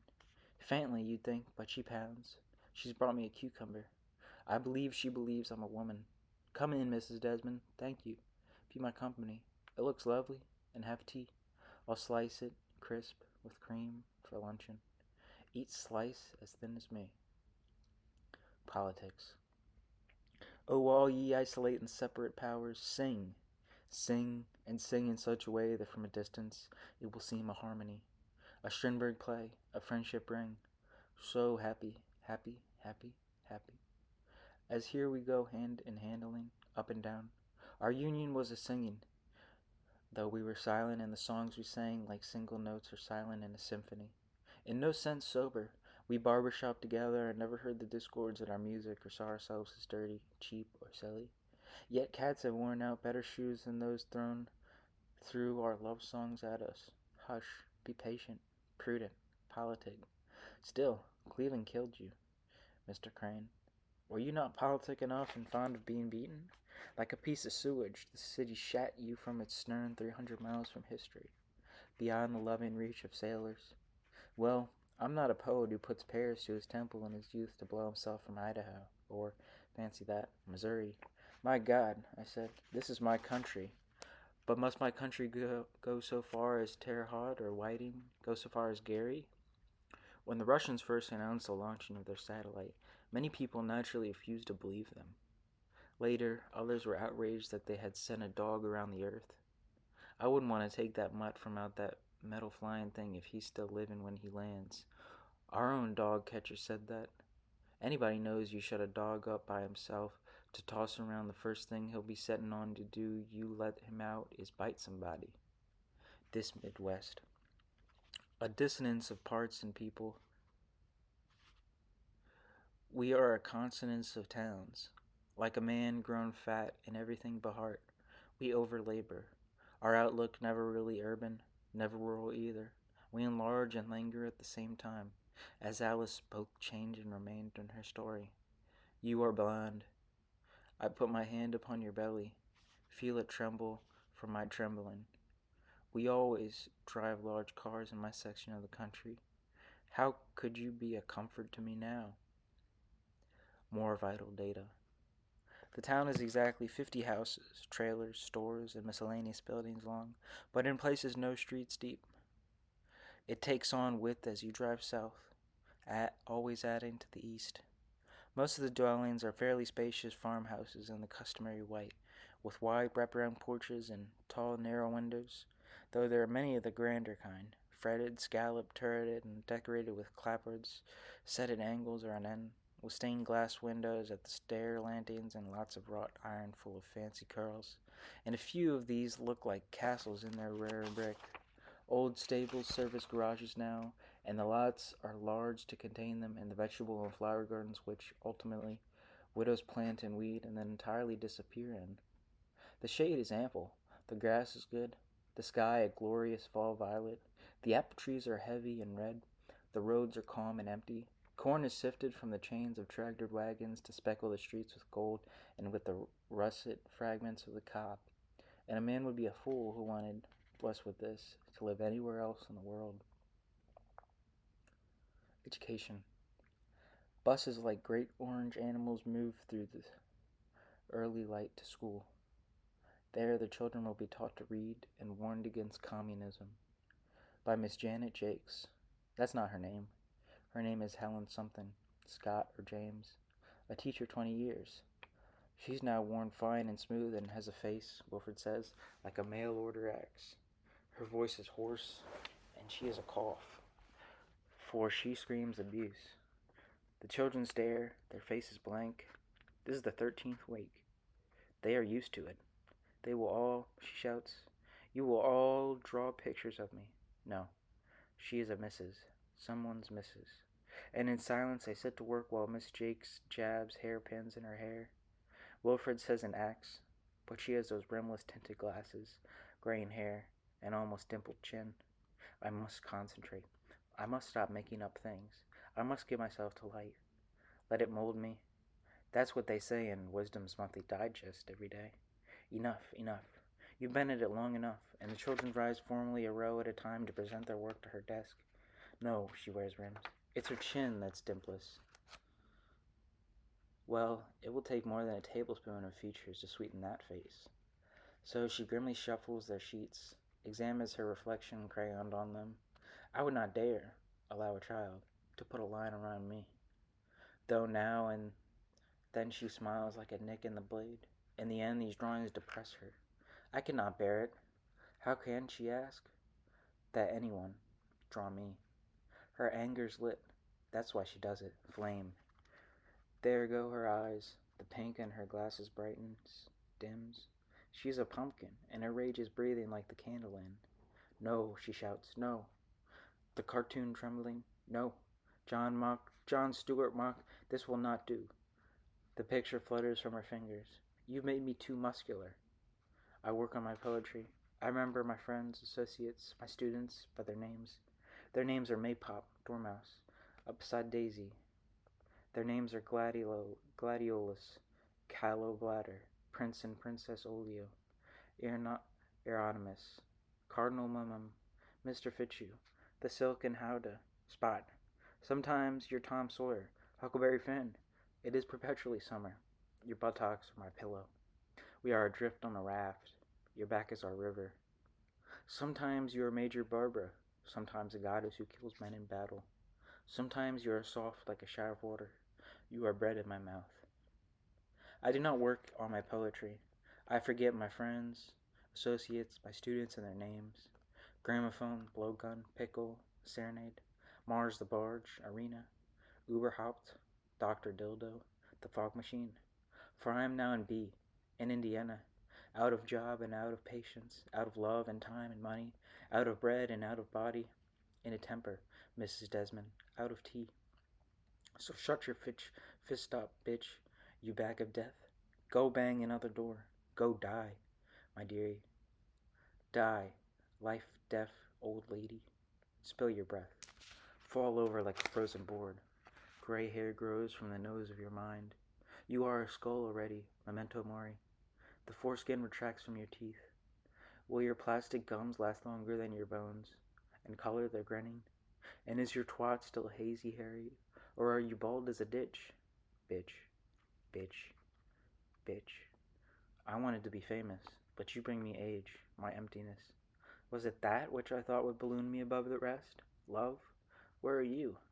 Love me. I want to rise so high, I said, that when I shit, I won't miss anybody. Business.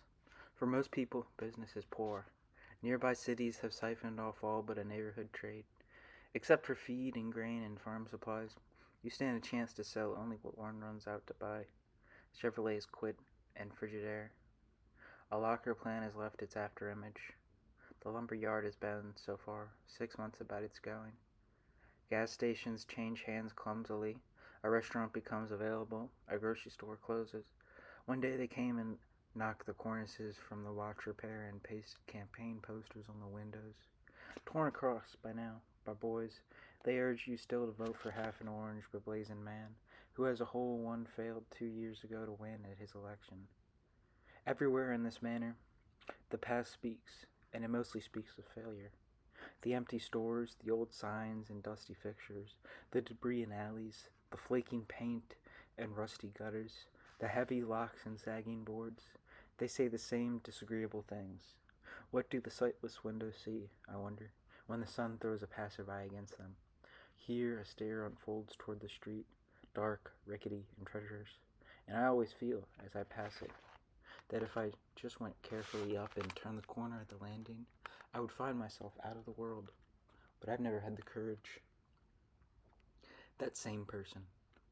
The weeds catch up with Billy. In pursuit of the hollyhocks, they rise in coarse clumps all around the front of his house. Billy has to stamp down a circle by his door like a dog or cat does, turning round to nest up. They're so thick. What particularly troubles me is that winter will find the weeds still standing stiff and tindery to take the sparks which Billy's little mortarless chimney spouts. It's true that fires are fun here. The town whistle, which otherwise only blows for noon, and there's no noon on Sunday, signals the direction of the fire by the length and number of its blasts.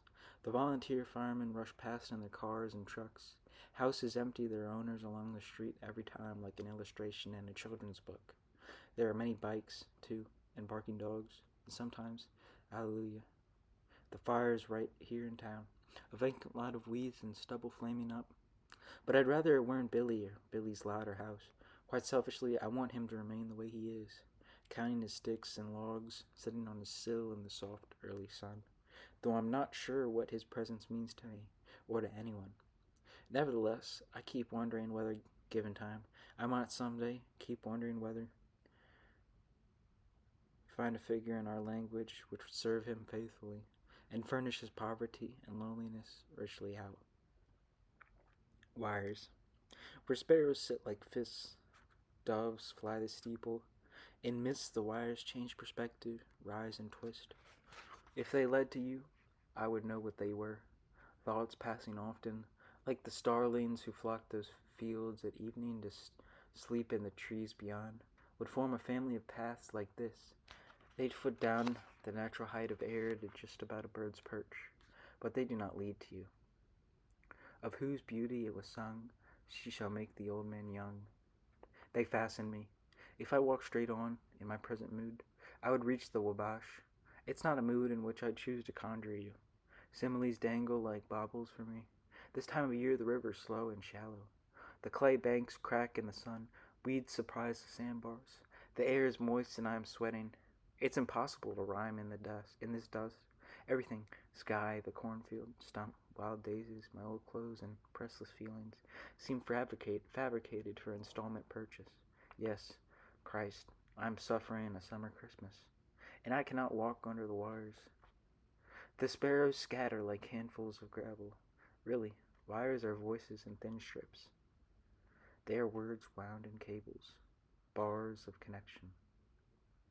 I would rather it were the weather that was to blame for what I am and what my friends and neighbors are. We who live here in the heart of the country. Better the weather, the wind, the pale dying snow. The snow. Why not the snow? There's never much, really. Not around the lower lakes, anyway. Not enough to boast about.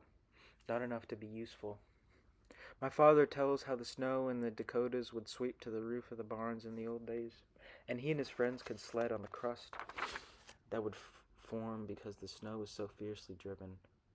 And Bemidji trees have been known to explode. That would be something. If the trees in Davenport or Francisville or Carbondale or Niles were to go blam some winter. Blam, blam, blam. All the way down the gray, cindery, snow-sick trees. A cold fall rain is blackening the trees or the air is like lilac and full of parachuting seeds. Who cares to live in any season but his own? Still, I suspect the secret's in this snow, the secret of our sickness. If we could only diagnose it, for we are all dying like the elms in Urbana. This snow, like our skin, it covers the country. Later, dust will do it. Right now, snow. Mud presently. But it is snow without any laughter in it. A pale gray pudding thinly spread on stiff toast. And if that seems a strange description, it's accurate all the same. Of course, soot blackens everything. But apart from that, we are never sufficiently cold here. The flakes, as they come, alive and burning, we cannot retain. For if our temperatures fall, they rise promptly again, just as, in the summer, they bob about in the same feckless way. Suppose they were to rise some August, climb and rise, and then hang in the hundreds like a hawk through December. What a desert we could make of ourselves. From Chicago to Cairo, from Hammond to Columbus. What beautiful Death Valleys. Place. I would rather it were the weather. It drives us in upon ourselves, an unlucky fate. Of course, there is enough to stir our wonder anywhere. There's enough to love anywhere if one is strong enough, if one is diligent enough, if one is perceptive, patient, kind enough, whatever it takes. And surely it's better to live in the country, to live on a prairie by a drawing of rivers, in Iowa or Illinois or Indiana, say, than in any city, in any stinking fog of human beings, in any blooming orchard of machines. It ought to be. The cities are swollen and poisonous with people. It ought to be better. Man has never been a fit environment for man. For rats, maybe. Rats do nicely. Or for dogs, or cats, and the household beetle. And how long the street is nowadays. These endless walls are falling to keep back the tides of earth. Brick could be beautiful, but we've covered it gradually with gray industrial vomits. Age does not make concrete genial, and asphalt is always, like America, 21, until it breaks up in crumbs like stale cake. The brick, the asphalt, the concrete, the dancing signs and garish posters, the feet and excrement of the automobile, the litter of its inhabitants, they compose, they decorate, they line our streets, and there's nowhere, nowadays, our streets can't reach. A man in the city has no natural thing by which to measure himself. His parks are potted plants. Nothing can live and remain free where he resides but the pigeon, starling, sparrow, spider, cockroach, mouse, moth, fly, and weed, and he laments the existence of even these and makes his plans to poison them. The zoo? There is the zoo. Through its bars the city man stares at the great cats and dully sucks his ice. Living, alas, among men and their marvels, the city man supposes that his happiness depends on establishing, somehow, a special kind of harmonious accord with others. The novelists of the city, of slums and crowds, they call it love, and break their pens. Wordsworth feared the accumulation of men in cities. He foresaw their degrading thirst after outrageous stimulation, and some of their hunger for love. Living in a city among so many dwelling in the heat and tumult of incessant movement, a man's affairs are touch and go, that's all. It's not surprising that the novelists of the slums and cities and the crowds should find that sex is but a scratch to ease a tickle. That we're most human when we're sitting on the john, and that the justice image of our life is in full passage through the plumbing. That man, immured in cities, still retains his inborn inextinguishable thirst of rural scenes, compensating his lost by supplemental shifts the best he may. Come into the country, then. The air nimbly and sweetly recommends itself unto our gentle senses. Here, growling tractors tear the earth. Dust rolls up behind them. Drivers sit jouncing under bright umbrellas. They wear refrigerated hats and steer by looking at the tracks they've cut behind them, their transistors blaring. Close to the land, are they? Good companions to the soil? Tell me, do they live in good harmony with the alternating seasons? It's a lie of old poetry. The modern husbandman uses chemicals from cylinders and sacks, spike ball and claw machines, metal sheds, and cost accounting. Nature in the old sense does not matter. It does not exist. Our farmer's only mystical attachment is to parity, and if he does not realize that cows and corn are simply different kinds of chemical engine, he cannot expect to make a go of it. It isn't necessary to suppose our cows have feelings. Our neighbor hasn't as many as he used to have either. But think of it this way a moment. You can correct for the human imputations later. How would it feel to nurse those strange, tentacled calves with their rubber, glass, and metal lips, their stainless eyes? People. Aunt Pet's still able to drive her car, a high, square Ford, even though she walks with difficulty in a stout stick. She has a watery gaze, a smooth, plump face despite her age, and jet black hair in a bun. She has the slowest smile of anyone I ever saw, but she hates dogs, and not very long ago cracked the back of one she cornered in her garden. To prove her vigor, she will tell you this, her smile breaking gently while she raises the knob of her stick to the level of your eyes. House, my breath and window. My house is a grave, and all that lies within it's dead. No snow is falling. There's no haze. It is not still, not silent. Its images are not an animal that waits, for movement is no demonstration. I have seen the sea slack, life bubble through a body without a trace. Its spheres impervious as sodas. Down wounded, the horrid wagtag clicks and clacks. Leaves wiggle, grass sways. A bird chirps, pecks the ground. An auto wheel in penning circles keeps its rigid spokes. These images are stones. They are memorials. Beneath the sea lies sea. God rested. Rests the world beyond my window. Me in front of my reflection. Above this page, my shade. Death is not so still, so silent, since silence implies a falling quiet. Stillness is stopping, containing, holding in. For death is time and a clock, like Mr. Tick, electric, like wind through a wind-up poet. And my blear floats out to visible against the glass, befog its country and bespill myself. The mist lifts slowly from the fields in the morning. No one now would say, the earth throws back its covers. It is rising from sleep. Why is the feeling foolish? The image is too Greek. I used to gaze at you so wantonly, your body blushed. Imagine, wonder, that my eyes could cause such flowering. Ah, my friend, your face is pale, the weather cloudy. A street has been filled through your chin.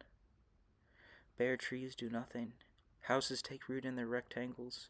A steeple stands up in your head. You speak of loving, then give me a kiss. The pain is cold. On icy mornings, the fog rises to greet me, as you always did. The barns and other buildings, rather than ghostly, seem all the more substantial for looming, as if they grew in themselves while I watched, as you always did. Oh, my approach, I suppose, was like breath in a rubber monkey. Nevertheless, on the road along the Wabash in the morning, though the trees are sometimes obscured by fog, their reflection floats serenely on the river, reasoning the banks, the sycamores and French rose. Magically, the world tips. I am led to think that only those who grow down live, which will scarcely win me 25 from Wisdom's Monthly Digest. But I find I write that only those who live down grow, and what I write, I hold, whatever I really know. My every word's inverted, or reversed, or I am. I held you, too, that way. You were so utterly provisional, subject to my change. I can inflate your bosom with a kiss, disperse your skin with gentleness, enter your vagina from within, and make my love emerge like a fresh sex. The pain is cold, honesty is cold, my inside lover. The sun looks through the mist like a plum on the tree of heaven, or a bruise on the slope of your belly, which the grass crawls with frost. We meet on this window, the world and I, inelegantly, swimmers of the glass, and swung wrong way round to one another, the world seems in. The world, how grand, how monumental, grave and deadly, that word is. The world, my house, and poetry. All poets have their inside lovers. We penis does not belong to me, or any of this foggery. It is his property, which he's thrust through what's womanly of me to set down this. These wooden houses in their squares, gray streets and fallen sidewalks, standing trees. Your name I've written sentimentally across my breath into the whiteness air. Pale birds. They exist in me now because of him. I gaze with what intensity? A bush in the excitement of its roses could not have bloomed so beautifully as you did then. It was a look I'd like to give this page, for that is poetry, so bring within about to change. Politics. Sports, politics, and religion are the three passions of the badly educated. They are the Midwest's open sores, ugly to see, a source of constant discontent. They sap the body's strength. Appalling quantities of money, time, and energy are wasted on them. The rural mind is narrow, passionate, and reckless on these matters. Greed, however short-sighted and direct, will not alone account for it. I have known men, for instance, who for years have voted squarely against their interests. Nor have I ever noticed that their surely Christian views prevented them from urging forward the smithering, say, of Russia, China, Cuba, or Korea. And they tend to back their country like they back their local team. They have a fanatical desire to win. Yelling is their forte. And if things go badly, they are inclined to sack the coach. All in all, then, Birch is a good name. It stands for the bigot's stick, the wild child tamer's cane. Forgetfulness, is that their object? Oh, I was new, I thought. A fresh start, new climate, a new country. There you were. And I was a pioneer, and had no history. That language hurts me, too, my dear. You'll never hear it. Final vital data. The Modern Homemakers Demonstration Club. The Prairie Home Demonstration Club. The Night Outers' Home Demonstration Club. The IOOF, FFF, VFW, WCTU, WSCS, 4H, 40, and 8, Psi Iota Chi, and PTA. The Boy and Girl Scouts. Rainbows, Masons, Indians, and Rebecca Lodge. Also the past noble Grand Club of the Rebecca Lodge, as well as the Moose and the Ladies of the Moose, the Elks, the Eagles, the Janettes, and the Eastern Star, the Women's Literary Club, the Hobby Club, the Art Club, the Sunshine Society, the Dorcas Society, the Pythian Sisters, the Pilgrim Youth Fellowship, the American Legion Auxiliary, the American Legion Junior Auxiliary, the Gardas Club, the Bridge for Fun Club, the What Can You Do Club, the Get Together Club, the Coterie Club, the Worthwhile Club, the Let's Help Our Town Club, the No Name Club, the Forget Me Not Club, the Merry-Go-Round Club. Education. Has a quarter disappeared from Paula Frossi's pocketbook? Imagine the landscape of that face. No crayon could engender it. Soft wax is wrong. Thin wire and trifling snips might do the trick. Paula Frosty and Christopher Roger accuse the pale and splotchy Cheryl Pipes. But Miss Jakes, I saw her. Miss Jakes is so extremely vexed, she snaps her pencil. What else is missing? I appoint you a detective, John. Search her desk. Gum, candy, paper, pencils, marble, round eraser. Whose? A thief. I can't watch her all the time. I'm here to teach. Poor, pale, fauceted Cheryl. It's determined. Can't return the money because she took it home and spent it. Cindy, Janice, John, and Pete. You four sit around her. You'll be detectives this whole term to watch her. A thief. In all my time. Miss Jakes turns, unfists, and turns again. I'll handle you, she cries. To think. A thief. In all my years.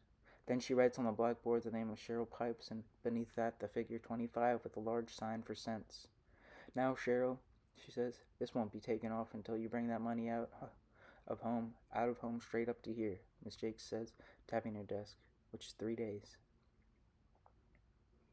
Another person. I was raking leaves when Uncle Hallie introduced himself to me. He said his name came from the comet, and that his mother had born him prematurely in her fright of it. I thought of Hobbes, whom fear of the Spanish Armada had hurried into birth, and so I believed Uncle Hallie to honor the philosopher, though Uncle Hallie is a liar, and neither the 129 nor the 53 he ought to be. That fall the leaves had burned themselves out on the trees. The leaf lobes had curled, and now they flocked noisily down the street and were broken in the wires of my rake. Uncle Hallie himself, like Mrs. Desmond and history generally, both deaf and implacable, and he shooed me down his basement stairs to a room set aside there for stacks of newspapers reaching to the ceiling, boxes of leaflets and letters and programs, racks of photo albums, scrapbooks, bundles of rolled-up posters and maps, flags and pennants, and slanting piles of dusty magazines devoted mostly to motoring and the Christian ethic. I saw a bird cage, a tray of butterflies, a bugle, a stiff straw boater, and all kinds of tassel tied to a coat tree. He still possessed and had on display the steering lever from his first car, a linen duster, driving gloves and goggles, photographs along the wall of himself, his friends, and his various machines, a shell from the First War, a record of Ramona nailed through its hole to a post, walking sticks and fanciful umbrellas, shoes of all sorts. His baby shoes, their counters broken, were held in sorrow beneath my nose.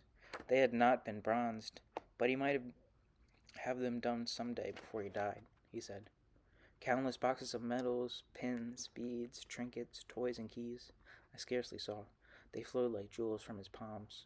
Pictures of downtown when it was only a path by the railroad station, a brightly colored globe of the world with a dent in Poland, antique guns, belt buckles, buttons, souvenir plates and cups and saucers.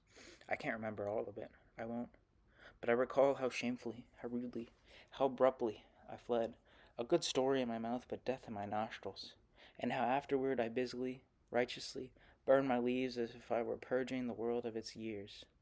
I still wonder if this town, its life and mine now, isn't really a record like the one of Ramona that I used to crank around on my grandmother's mahogany Victrola through lonely rainy days as a kid. The first person. Billy's like the coal he's found, spilled, mislaid, discarded. The sky's no comfort. His house and his body are dying together. His windows are boarded, and now he is reduced to his hands. I suspect he has glaucoma. At any rate, he can scarcely see, and his weeds, his yard of rubble on his hands and knees. Perhaps he's a surgeon cleansing a wound, or an ardent and tactile lover. I watch, I must say, apprehensively. Like mine war detectors, his hands graze in circles ahead of him. Your nipples were the color of your eyes. Pebble, snarl of paper, length of twine. He leans down closely, picks up something silvery, holds it near his nose. Foil, cap, gown? He has within him. What, I wonder? Does he know more now because he fingers everything and has to sniff to see? It would be romantic cruelty to think so. He bends the down on your arms like a breeze. You wrote me. Something is strange when we don't understand. I write in return. I think when I loved you, I fell to my death. Billy, I could read to you from Beddoes. He's your man, perhaps. He healed with dying, freed his blood of its arteries, and he said that there were many wretched, ill fools like me, lying alongside the last bone of their former selves. As full of spirit and speech, nonetheless, as Mrs. Desmond, Uncle Hallie in the Ferris wheel, Aunt Pet, Miss Jakes, Ramona, or the megaphone. Yet I reverse him finally, Billy, on no evidence but braggadocio, and I declare that, though my inner organs were devoured long ago, the worm which swallowed down my parts still throbs and glows like a crystal palace. Yes, you were younger. I was Uncle Hallie, the museum man and infrequent meteor. Here's my first piece of ass. They weren't so flat in those days. Had more round, more juice. And over here's the sperm I spilled. Nicely jarred and clearly labeled. Look at this tape like lengths of intestine where I've stored my spew. The endless worm of words I've written. 100 million emissions or more. Oh, I was quite a man right from the start. Even when unconscious in my cradle, from crotch to cranium, I was erectile tissue, though mostly after the manner approved by Plato. I had intercourse by eye. Never mind, old Holsclaw, you are blind. We pull down darkness when we go to bed, put out like Oedipus the actually offending organ, and train our touch to lies. All cats are gray, says Mr. Tick. So under cover of glaucoma you are sack gray too. It cannot be distinguished from stallion. I must pull myself together, get a grip, just as they say. But I feel spilled, bewildered, quite mislaid. I did not restore my house to its youth, but to its age. Hunting, you hitched through the hollyhocks. I'm inclined to say you aren't half the cripple I am, for there is nothing left to me but mouth. However, I resist the impulse. It is another lie of poetry. My organs are all there, though it's there where I fail, at the roots of my experience. Poet of the spiritual, Rilke, weren't you? Yet that's what you said. Poetry, like love, is, in and out, a physical caress. I can't tolerate any more of my sophistries about spirit, mind, and breath. Body equals being, and if your weight goes down, you are less. Household apples. I knew nothing about apples. Why should I? My country came in my childhood, and I dreamed of sitting among the blooms like bees. I failed to spray the pear tree, too. I doubled up under them at first, admiring the sturdy, low branches I should have pruned, and later I acclaimed the blossoms. Shortly after the fruit formed, there were falls. Not many. Apples the size of goodish stones, which made me wobble on my ankles when I walked about the yard. Sometimes a piece crushed by a heel would cling on the shoe to track the house. I gathered a few and heaved them over the wires. A slingshot would have been splendid. Hard and unattractive green, the worms had them. Before long, I realized the worms had them all.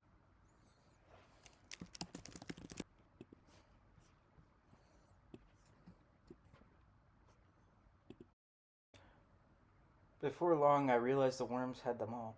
Even as the apples reddened, lit their tree, they were being swallowed. The birds preferred the pears, which were small. Sugar pears, I think they're called, with thick skins of gray and green that ripen on toward violet. So the fruit fell, and once I made some applesauce by quartering and paring hundreds, but mostly I did nothing, left them, until suddenly, overnight it seemed, in that ugly late September heat we often have in Indiana, my problem was upon me. My childhood came in the country. I remember now that flies on our snowy luncheon table. As we cleared away, they would settle, fastidiously scrub themselves, and stroll to the crumbs to feed where I would kill them in crowds with the swatter. It was quite a game to catch them taking off. I struck heavily since I didn't mind a few stains. They'd wash. The squatter was a square of screen bound down in red cloth. It drove nowhere ahead of it to give them warning. They might have thought they'd flown headlong into a summered window. The faint pink dot where they had died did not rub out as I supposed. After years of use, our luncheon linen would faintly pinkly speckle. The country became my childhood. Flies braided themselves on the fly paper in my grandmother's house. I can smell the bakery and the grocery and the stables and the dairy in that small Dakota town I knew as a kid. Knew as I dreamed I'd know your body, as I've known nothing, before or since. Knew as the flies knew, in the honest, unchaste sense.